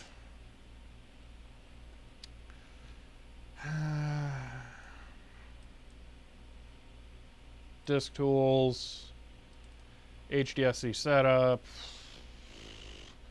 This is 7.0? What? Okay, well I have 1.5 in a folder, so we'll take that.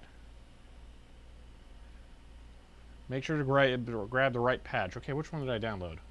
I grabbed some kind of program that's just patched already. But there's also just a patch. It's a .c extension. Okay, I'm going crazy. I want to take a break and catch up on chat here because I missed a bunch. Okay. GoPro mount. Yeah, it sucks. Let's see. See thread. Face cam. Oh, okay. So many dramatic zooms, yeah. Go for support. Why remove FTP? Yeah, because Google can't monetize it.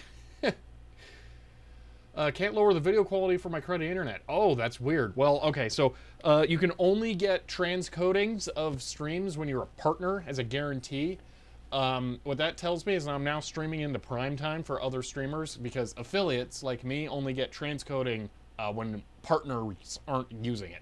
So I can't add that, unfortunately. Okay. Hello, Nabjack555555555. Since it's your first time chatting, extra hello. See, I can re-upload them somewhere. I could get them if I really needed to. But it seems like they don't work. The downloads don't work. This DSK should open correctly, and it should be able to write it. Just made it. Don't have a disk handy. Okay. So disk tools 753 patched. Well, is that disk going to actually show up? That's the thing. Oh, you just made it. I like the sound of that. Okay, I'll try that.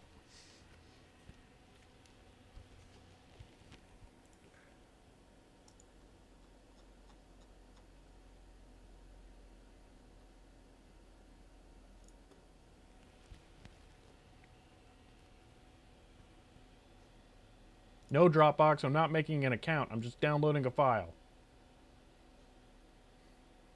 Okay, save.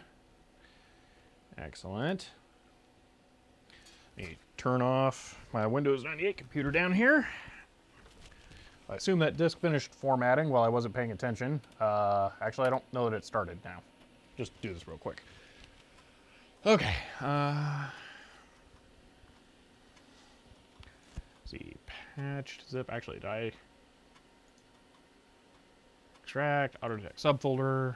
There it is. DSK. You cannot do quick format. I don't. Yeah, just do a format. Ugh. Actually, I don't need the floppy disk. Oh no, I do need it to put files on the Mac. I thought I was trying to put files on the PC for a second. It's been a long day. The stream may say we've only been live for like 3.5 or 4 hours, but we're actually more like 4 hours and 40 minutes into this. This is a long stream. A .cbin self-extracting Mac binary stuffed expander should have no problem decoding Mac binary. Well, it was just .c, not .c.bin. Okay, made it from the existing .disk, removed byte header, so it's specific to Apple's disk tools, does open and show. Okay. If you do it fast enough, it only sends out one going live notification. I assume that was with something to do with, yeah, other stuff. TT off-peak edition. Yeah, yeah. This is, I'm not a Mac person. I don't know Mac stuff. I was going to do byte break, but it says all the rewards have been used for this stream, so oh well. I'm kind of okay with that. It feels like there's been a bunch of them. I guess it's only been 3. It's supposed to be, I think it's supposed to be 1 per hour. So maybe in another couple of minutes, it'll be able to show up. So, yeah. It takes longer to format a floppy than I remember. Still have to do this, though. Oh, wait. No, I don't. Because I'm just going to write the HSV Explorer thing. Oh, well, whatever. I guarantee you'll find it. Well, we'll see. If we get to the point where it's redeemable again. Okay, now I will shut this down.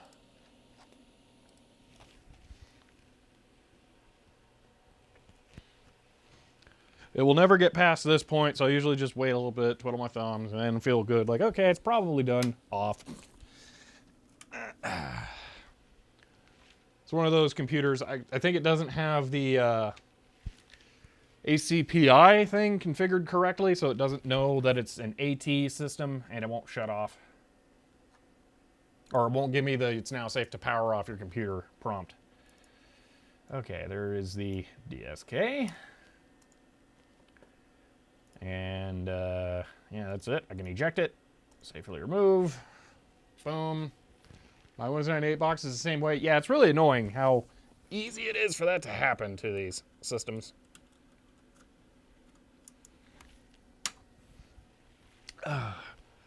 Gotta say, that test bench computer I built, which is...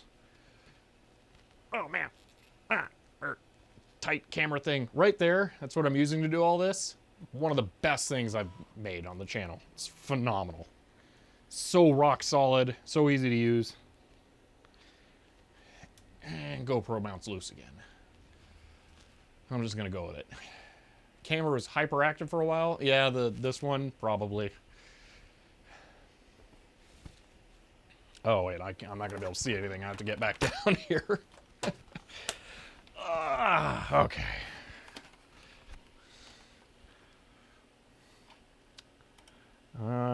My documents, HD Explorer, the thingamajig, okay. Camera, yo! Over here! Hello? Camera. I see you, I know you can see me. Hey, there's a camera again. Alright, file, no, not new. Escape, there's escape. Write volume to floppy.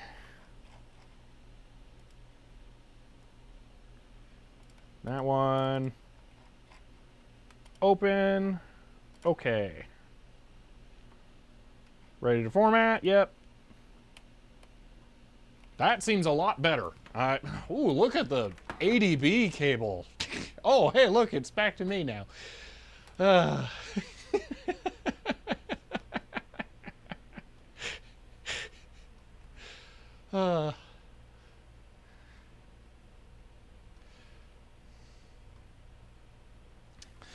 Yeah, I don't know why it doesn't actually finish up and go to the it's safe to turn off your computer thing. It never has. And I've had a bunch of computers like that.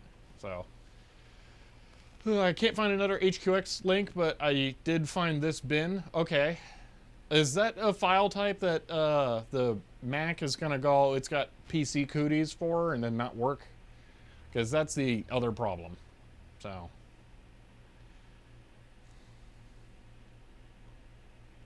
Yeah, it really does add a level of dynamics to the stream to have the camera follow. It's really cool.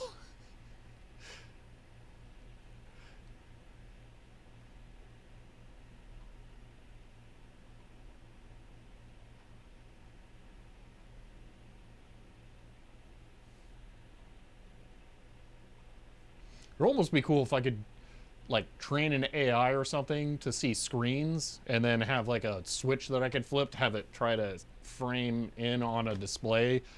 Like, I can't really easily move the camera closer with how this is set up, but it would be nice to, like, zoom it out a little bit. Or zoom it in, I guess. But that'd be cool. See, can you try printing a photo of yourself to see if it follows it? It probably will. It'd be easier to just like hold up a laptop with a face. But I pretty much guarantee it would. I wouldn't be surprised if I could hold up 2 circles and it would. See, I think StuffIt recognizes and extracts both HQX and bin files. Okay. I vote for keeping the cameraman, or that Twitch plays cameraman. Oh man, having Twitch chat try and control the camera would be crazy. Yeah, so far, please note you now have 2 visible volumes, the same name. Okay, perfect. So far, I'm leaning towards keeping it. I think it works well enough. Just wear some ping pong balls with X's on them, yeah. Yeah, Twitch-controlled camera does sound like a little bit of a nightmare. Okay, back up to the Mac. Let's see if this works. Is it gonna cry I need to spend an hour looking at this disk to hide it? Or is it gonna just read it? Or is it gonna pretend it doesn't have a disk because I used the manual eject on it? I think it's that one.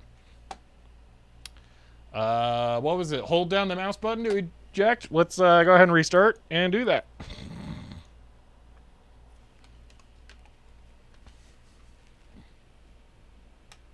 Oh, that's a lot of windows open in there. I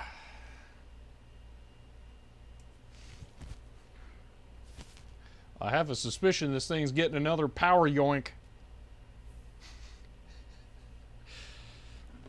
Move this over a bit again for the camera. There we go. Now you get a real good view.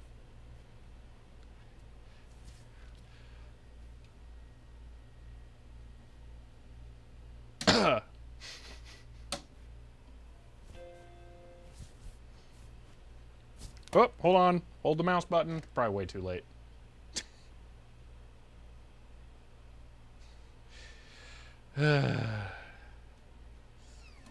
Got it. Excellent.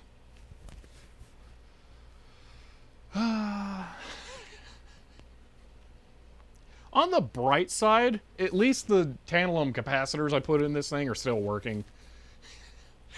And that it's fairly reliable. So, it's just reliably terrible. That's all. But I don't think there's anything wrong with the computer that's causing that. I think it's a problem with the design.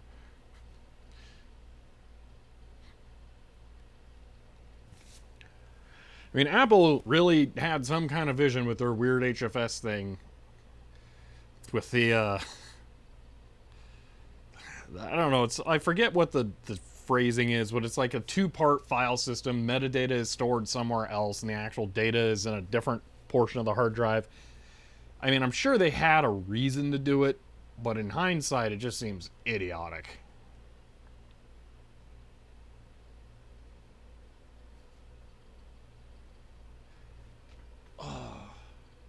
I know a few things about old school Macs, that holding, well, like the mouse button is to eject. Yeah, I know pretty much nothing. I know that every time I use them, I want to pull out all my hair. That's about it. And that all the capacitors are bad, and when you see stripes, you can probably fix it with doing some work on those. Okay, see if it tries to read the disk this time.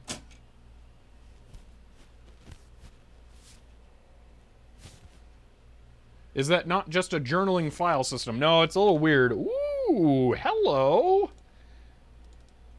Oh, man. Now we find out the BlueSCSI's not working.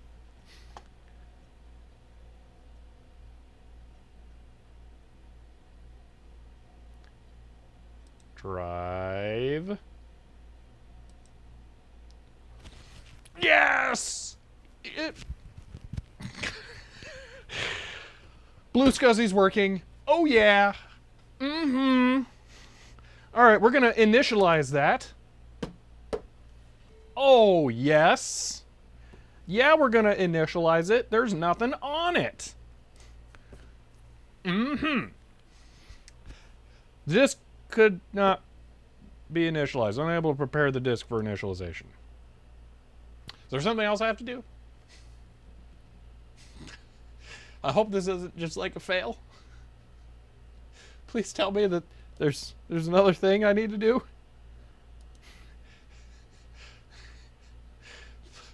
I don't want it to be bad. What? Is it disk tools? Is that what I need? Someone said disk tools. Hold on, where was it? Fuzzy disk toots. What gives? Let's try this again. Oh no. No, no, no.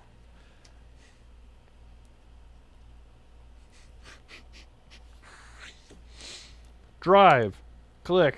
1. This disk is uninitialized. Test. Let's see. Waiting for confirmation of the test command.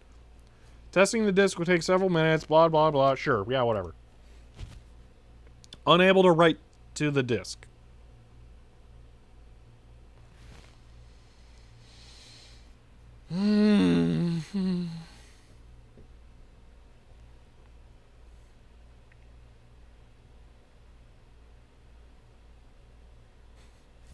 Okay, here's what we're going to do.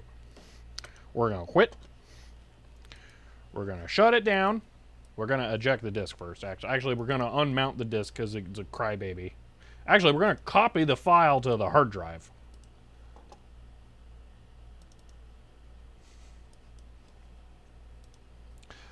First off, though,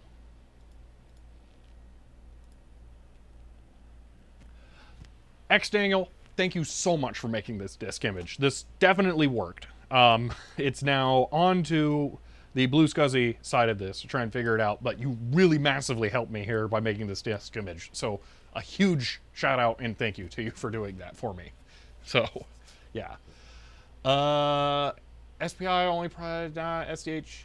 Yeah, okay. Wizard Tim, you were on a similar line of thought that I am. I was about to go put this 8 gigabyte micro SD card in it. So, yes, I'm going to do that. I just want to make sure that I have the patched program on here, and then I'm going to eject the disk so I can stop playing the disk shuffle game here. So 32 gigabyte max, possibly? I don't know. No brand SD card. Yeah, that came with my ANET A8 3D printer. So, yeah.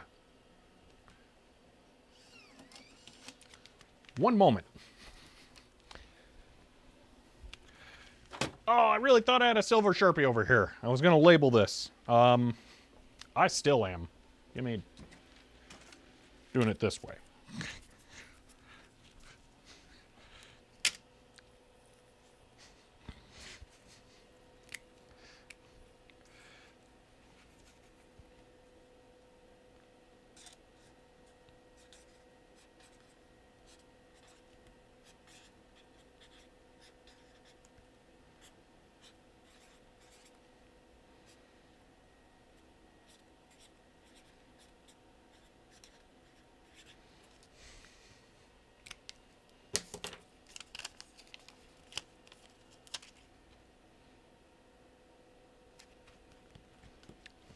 There. That disc stays that from now on. Okay. Because that's too useful of a thing. Let's see. Probably order your own TT branded SDs. That would be super cool. Ooh. Ooh. You have my interest. Get card with right endurance of 0.01 right discs. I very much like that.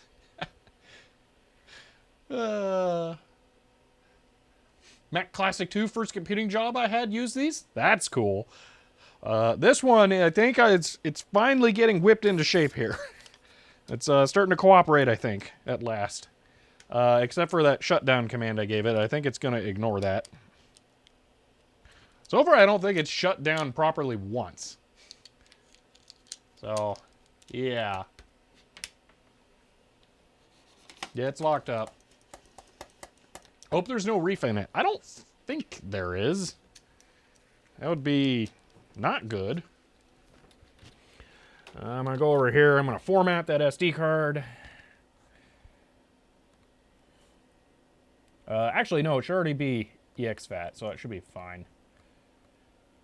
Yeah, just have to delete more GoPro stuff with it. Which, yeah, that was a treat using an 8GB SD card for a GoPro, but I was pretty desperate for the bite video, and stuff was not working.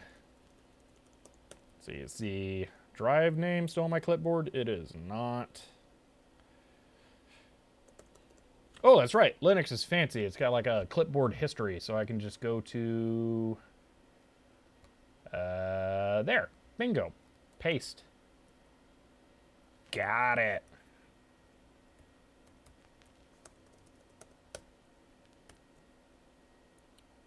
Alrighty. Making that blank disk image so that this thing can format it. And so let's see.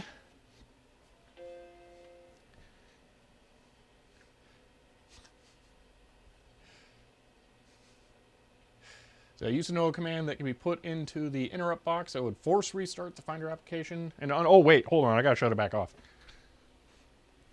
I'll let it fully boot up and then I'll shut it off. Because I forgot I'm gonna have to change out the card here. Although it's still working on writing that blank disk image. That's okay. Hopefully that doesn't take too long. So yeah, I got that box up once on accident, MacMan. I was terrified, broke the computer.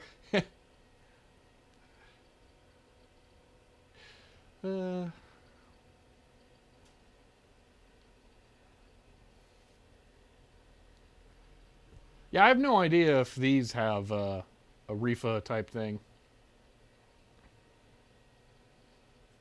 I just realized the light is visible to the camera. Let me move that out of the way.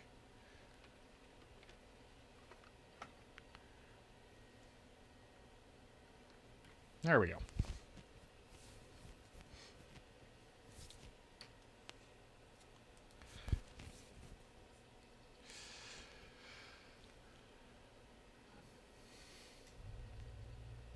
Mac Classic 1 I got a while ago has 3 of them.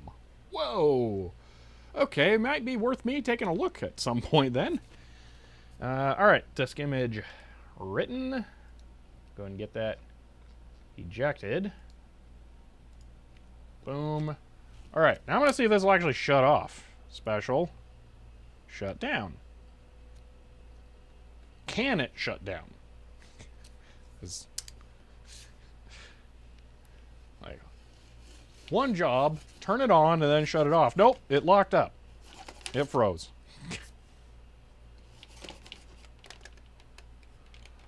Nada. Wow. Okay. That's getting yanked again. Boop. Okay. Take out the raw SCSI, BlueSCSI. And let's put the other SD card in there. So I'll pull out the gargantuan 256 gig one that probably was never going to work with it. And I will put in the garbage 8 gigabyte one that I probably should have started with.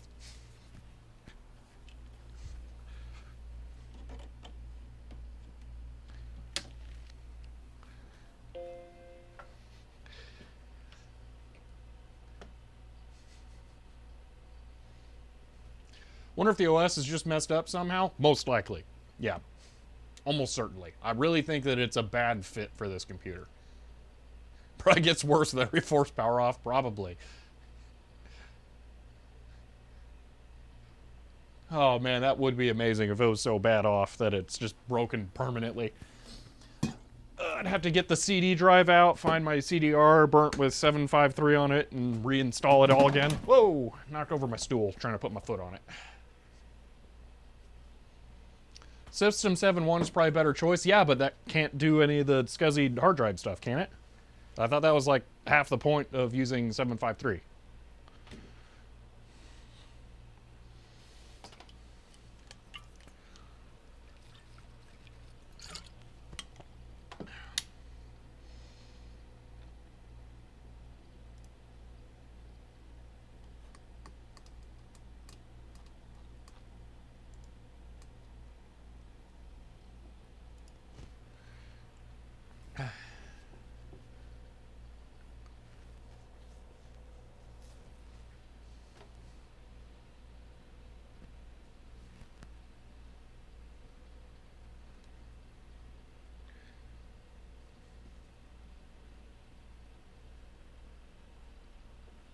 Alright, I think that's a full power up there.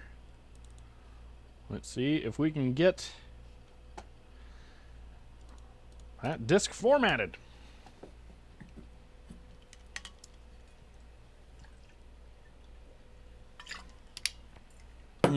Drive 1 uninitialized. I think that went faster that time. I'm gonna click test. Let's see if it passes the test. Yes. Unable to write to disk. Okay. That's not looking good. I'm going to try initializing it. We'll see. I bet it won't work. Unable to pair the disk.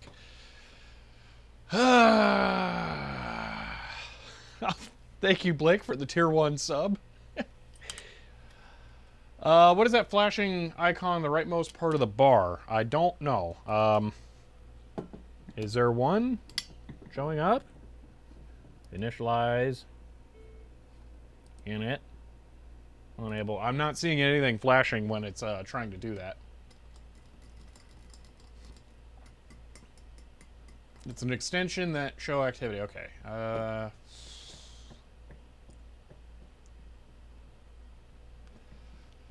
Well, I'm starting to wonder what my next best steps are here. So if I go back to... All right, how about this?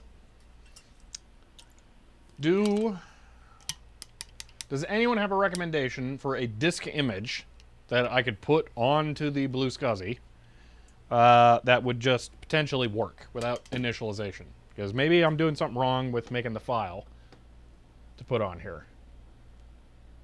And I'm wondering if maybe I should just download something.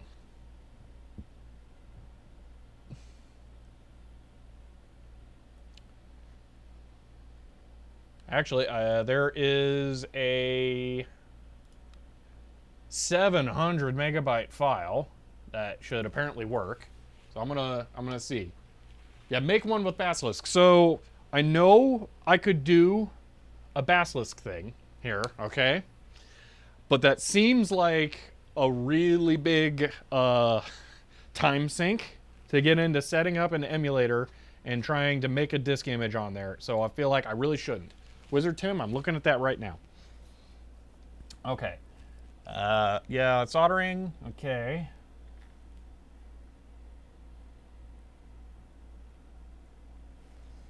Uh-huh. Wait, what?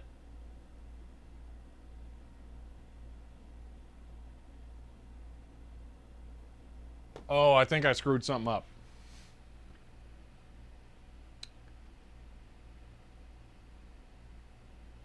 Yeah, I think I messed up. That first image there, make sure some are facing one way and some are facing the other way. Yeah, I don't think I did that.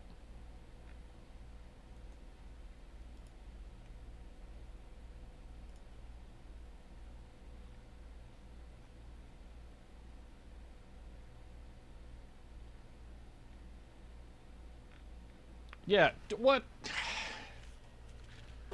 Okay. Let's bring this back up. Not that. All right, back to this image I was talking about here, okay? This one, open image, new tab, okay? They're showing this is the orientation, okay? Pin 1, this goes back to the pin 1 thing, all right? And they're showing they go this way. Troubleshooting. Make sure the resistor networks are facing the correct way. Left our nets face away, right ones face towards.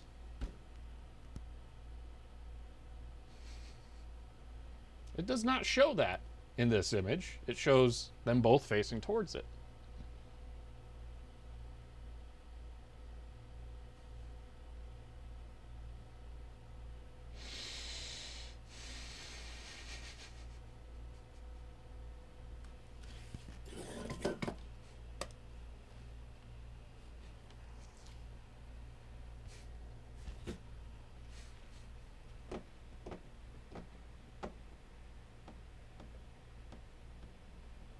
That's the 1.0 PCB on the troubleshooting page.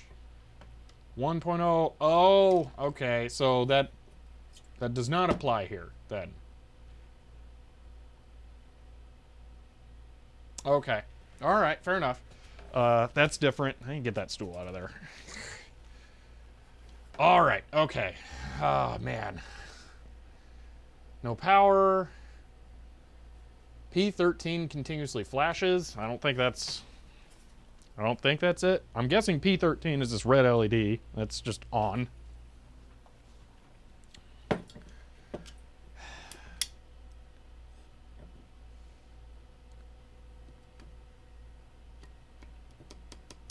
Flash is 5x means the SD card cannot be found. All right, I'm just gonna hard power this thing. It can't be shut off, so it's not like it matters. I want to see if it flashes a couple of times. Well, there's a green light. Now I'm thinking that's probably P13. It flashed once.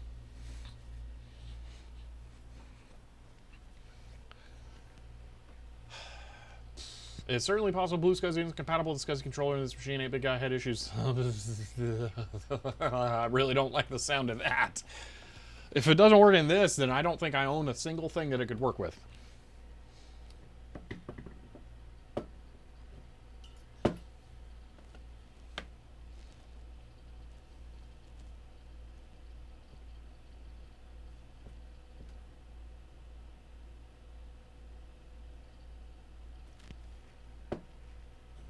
Both classics work? Okay.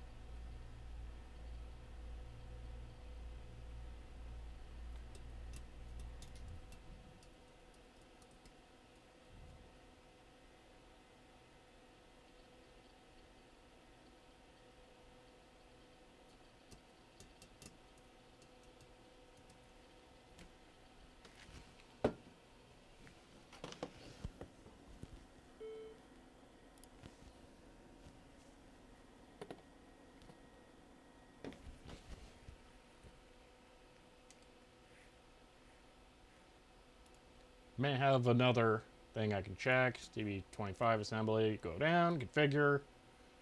Yada, yada, yada. SCSI ID to attach to. ID 1, lone 0. Okay, so that's what I was naming it to, so that should be fine.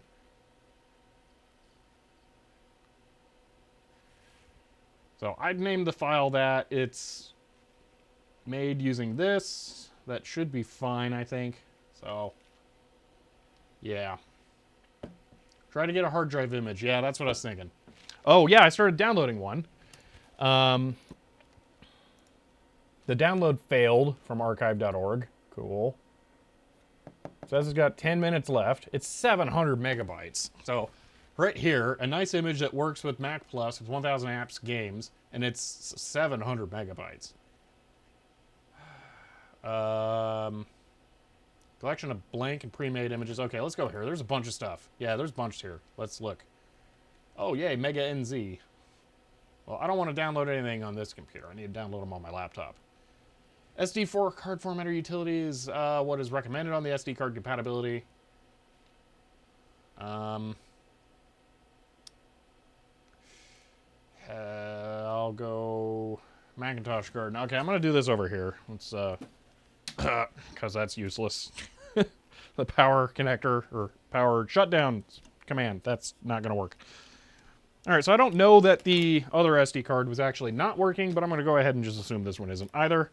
Someone said SD card formatter is pretty great. I think since it's finding that there's an image file on the SD card, that's probably not the problem. I don't know why it can't initialize the disk. That does not make any sense to me. So I don't know what's going on there. But I'll just see what I can do. DB25 assembly. Configure it. I'm going to download whatever the smallest disk image that actually has something that can be done on Macintosh Garden is. Let's see. BlueSCSI boot. Dynaport PowerView utils. I don't know what that is, but maybe. Save. Yeah, the archive.org download failed again. So, see, missed a lot. Super busy. Entire finance team was unable to work because of one printer dying. Yeah. I think I saw you just messaged me, David. I'll get back to you after stream. Probably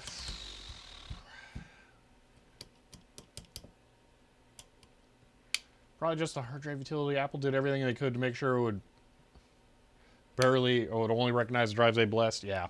So, if you boot the Mac with the BlueSCSI, but no SD card, does the light LED flash? Yeah, it should flash 5 times, I think. Let me check that.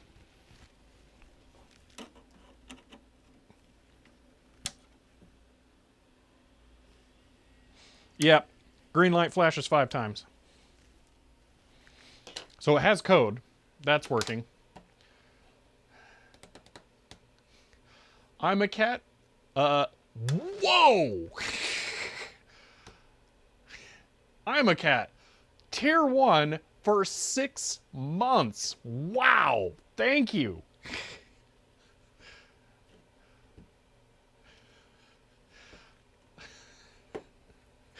I've never seen that before. Whoa. Thank you a lot. That will really help a lot. The 2 camera feeds made it look like your arm is backwards. Yeah. No, I really appreciate that. Thank you so much. Okay, I don't know what PowerView utilities are, but I think I can make this work. So let's do... I'm going to copy it over. Oh, there's a log file.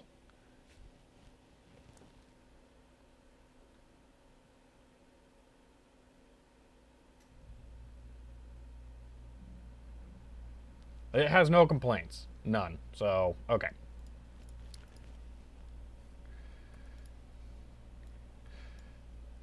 All right, I'm copying the whatever PowerView utilities are.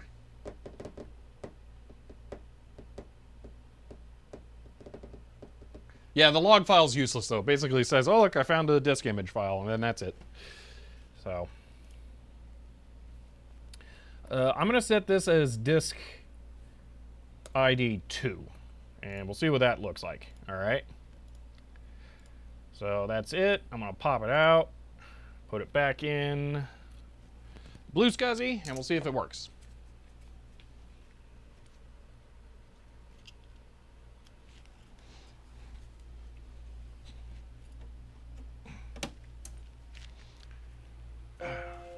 Not beeping a whole bunch. SD card's good. Just imagine log SCSI disabled. Yeah, really. So yeah, face cam showed your sleeve, but the main cam showed your arm coming out. Ah, okay.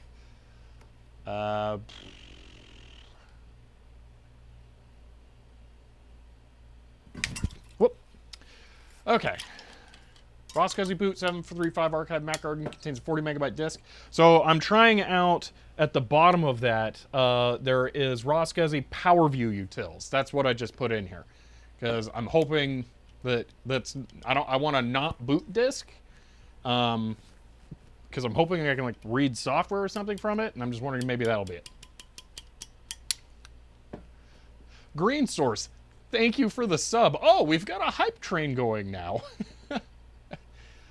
Irondell, sorry if you already checked this, but you know what the internal SCSI drive is set to? It should be 0.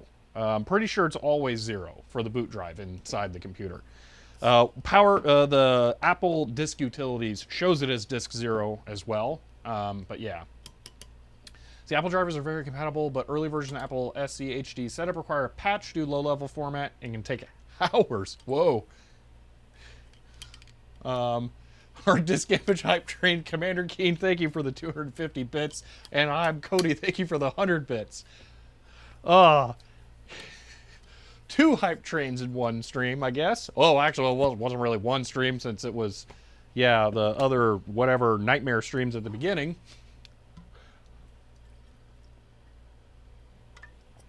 Four-and-a-half-hour stream. Yeah, that was not my intention. Trust me. Rebuilding the desktop file. PowerView utils. It just worked. It absolutely just worked. That's it. It worked. Great sub. Thank you for the 5 gift subs. But, wow. Okay. We can open up the PowerView Utilities disk here and see it at least read something. Come on, open it. You put an image. Yeah, so I downloaded a disk image from Macintosh Garden, and it should be this, which should open. Yes! That's it. Confirmed. BlueSCSI works. There we go. We got files. We have a disk. There's 20 megs available on this hard disk. So, is this like images? Hold on. Wish I were here. Is this going to be system extension? Oh, I was thinking that was going to be a Pink Floyd album cover. Oh, Blake GJ, thank you for the gift sub.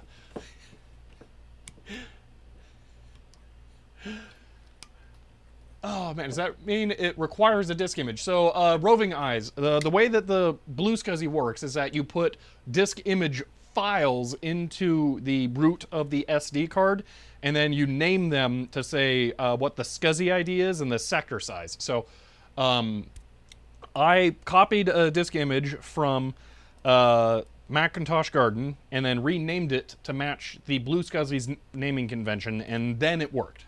So, yeah, but... Whew, okay. Hey, what are you using for the automatic framing on your facing camera? Did you get a camera operator? I did not get a camera operator, or they would be fired based on how this is working out. This is just a face tracker plugin for OBS. That's what it's called, face tracker. So if you search that, you'll find it. But yeah, oh man. See, I wonder what's in the README. Yeah. Oh man, we need a TT celebration emote. Yes, we should have, yeah, some kind of like, oh finally it's over, it works emote would be really nice. But yes, yeah, more like dramatic tracker. Oh, Hiram, thank you for gifting a sub to Roving Eyes. Oh, wow. How's a much longer stream going? Fairly well. So far, I mean, we just hit the main objective. We got something to read from here. Actually, you know what we should do? Let's go ahead and get the SimCity disc from Sim Classics in here. Oh my gosh, that's a lot of floppy disks in there. Oh, I didn't know that. Hold on a moment. This is going to get interesting. This is my copy of Sim Classics for the Mac, and I just noticed way in the bottom of the box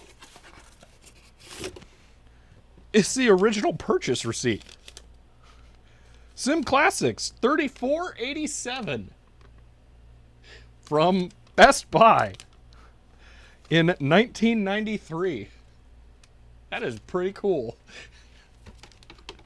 I had no idea that was in there at all. That's awesome. I love finding those. Okay, so let's go ahead and get SimCity Classic. And I want to, is this the first disc? Oh, black and white version. Okay, we're going to copy this to that disc image. And I want to make sure that I can play a game from there.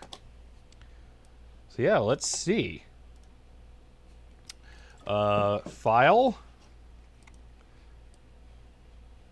New folder. SimCity. Keep in mind, I'm a Mac noob here, so if this like doesn't work because it won't like copy protect or something, I don't know. I'm just going into this all gung-ho and hoping I can figure it out. So we'll see. I feel like this should work, but I don't know. Okay, I read Lay's question wrong. Oh, hold on. How much longer? How much longer is the stream going?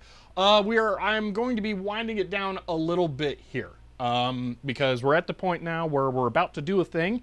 So probably playing a little quick game of SimCity here, and then that'll be it. Wait, write power view stuff.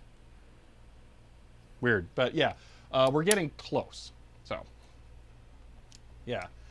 Whoa, Cody, thank you for the 5 gift subs. Wow. Thank you so much.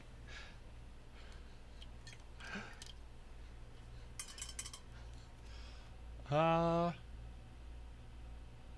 was that? The copy protection was in the manual, if I remember. Ah, okay, so that'll be fine then. So, running it from, please enter your name. Okay, so hold on. First off, I'm going to eject. Oh, quit. I'm going to quit. I'm going to eject the disk. Which I still don't like using trash for that. That feels like that should be format, if anything. Commander Keen, thank you for the 3 gift subs.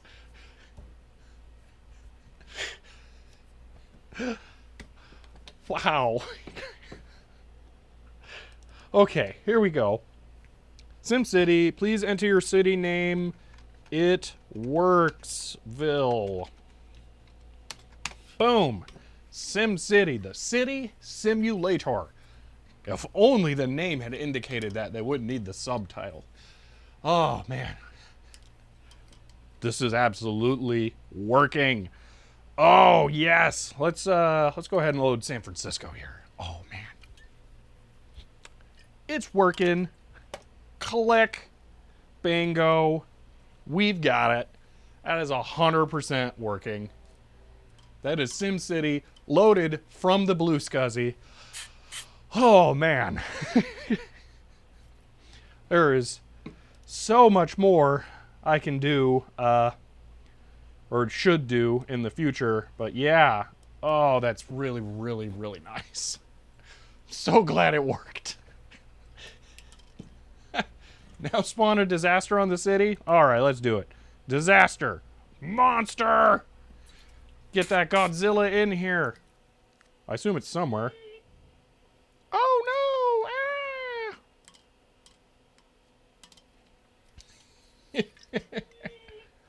Oh.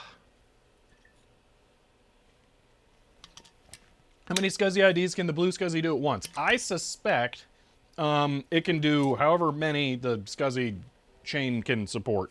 Oh, where'd the lizard go? It's just gonna swim along the coast, huh? You lazy lizard. Yeah, it's just gonna leave. There's not gonna be a disaster. What gives?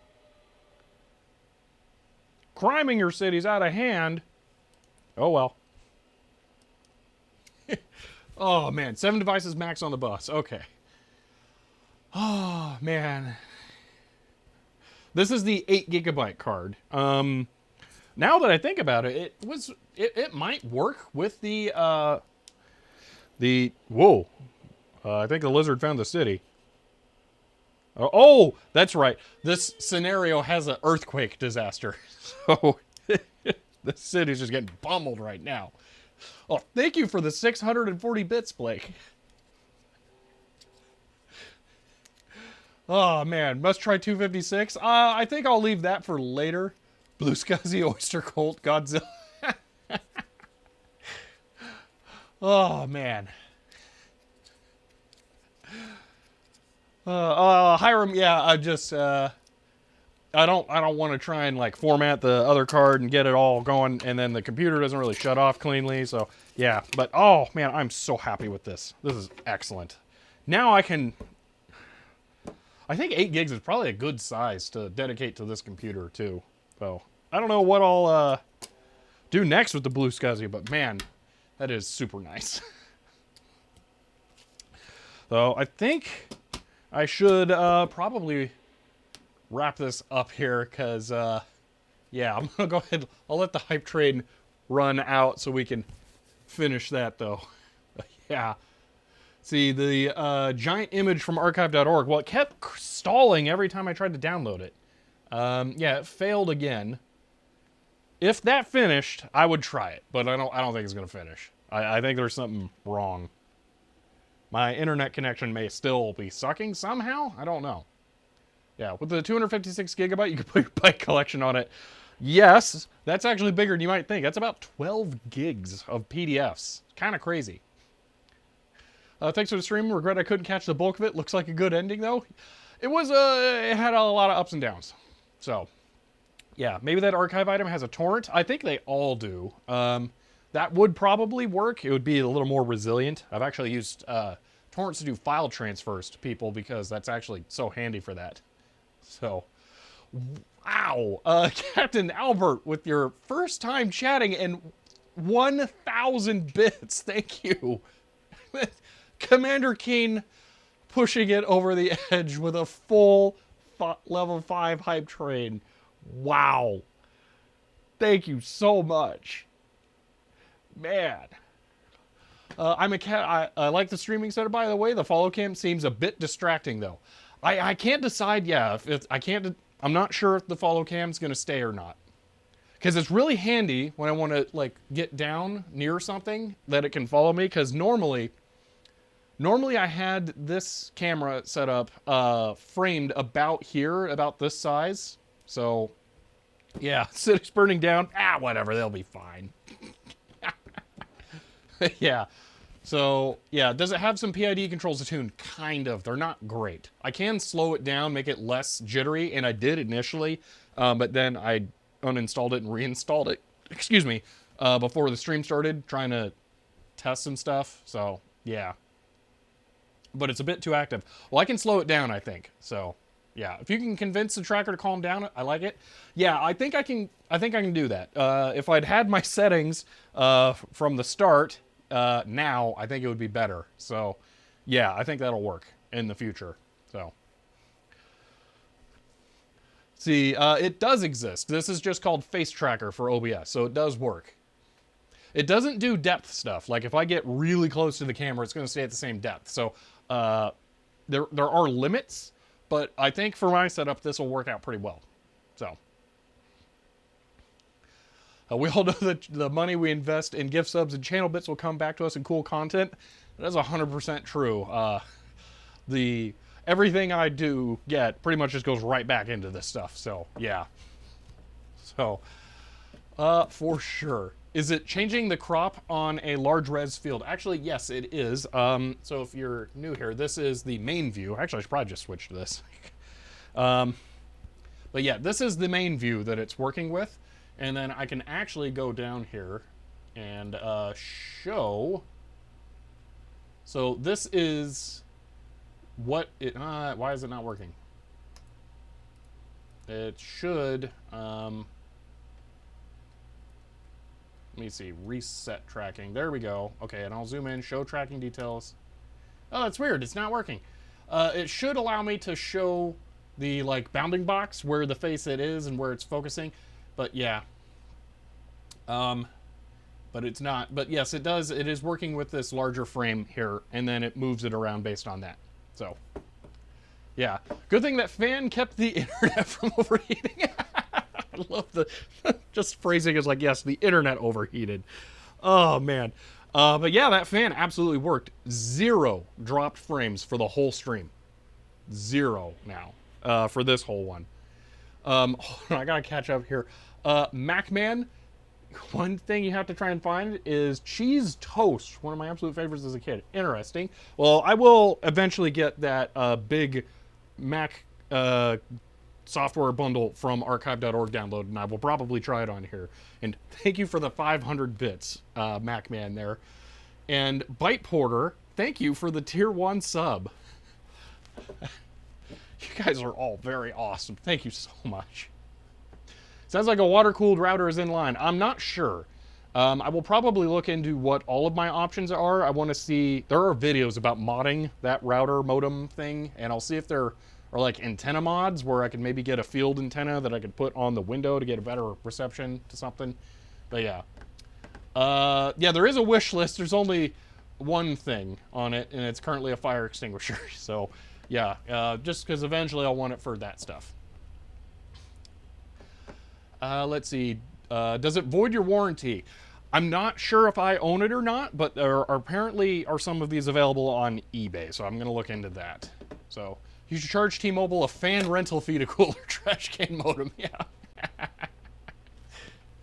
Yeah. Someone acutely dismantled and show how big the heat sinks were. They're huge. Interestingly. See, next week TT has 25 fire extinguishers. It should be removed automatically if someone purchases it. So, yeah, that shouldn't be a problem. Sorry, I couldn't hear you over the sound of ordering 4. We might do a stream where we try and actively air cool it. I doubt we're going to water cool it. So, yeah, heat sinks are great, but if there's no airflow, yeah, I think I've heard there's a fan, but I'm not sure. So maybe just adding a fan to it would be enough. So I'll gladly try and dig into my archives, help me find the Mac stuff I can.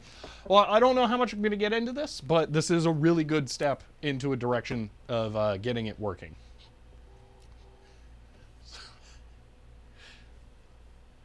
So it could be the intake for the fan is blocked by something. I don't think so, since all I did was set it on top of another fan.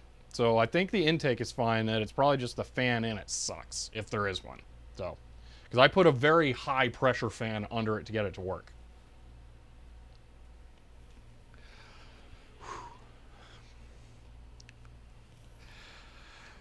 All right, I think I should probably turn this off. How do you just close that? Save changes to your city. I think they would rather I did not. Exit, quit. All right, I can just, I'll give it one last shot. Can you shut down? Let's see. I'm gonna guess not. Let's see, if you haven't joined already, I do have a Discord. Cody's got that there. Yeah, the fan in it sucks when it's supposed to blow. Yeah. See, yep, frozen again. No nothing. So, hard off. Boop. But there we go. That is the BlueSCSI all assembled and working. That was a bit of an ordeal at the end there, but it was no fault of this thing. This actually worked perfectly once I got the right software onto it that I really should have probably done like an hour ago. And assembling this really wasn't that bad either, so I would definitely say that this is a good option for Macs like this.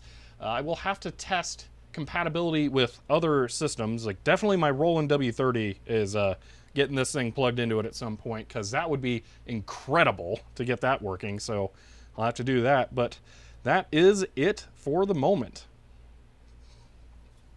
So, all right, I wanted to get the little outro recorded for editing this into a video. Yeah, the right software sounds so easy.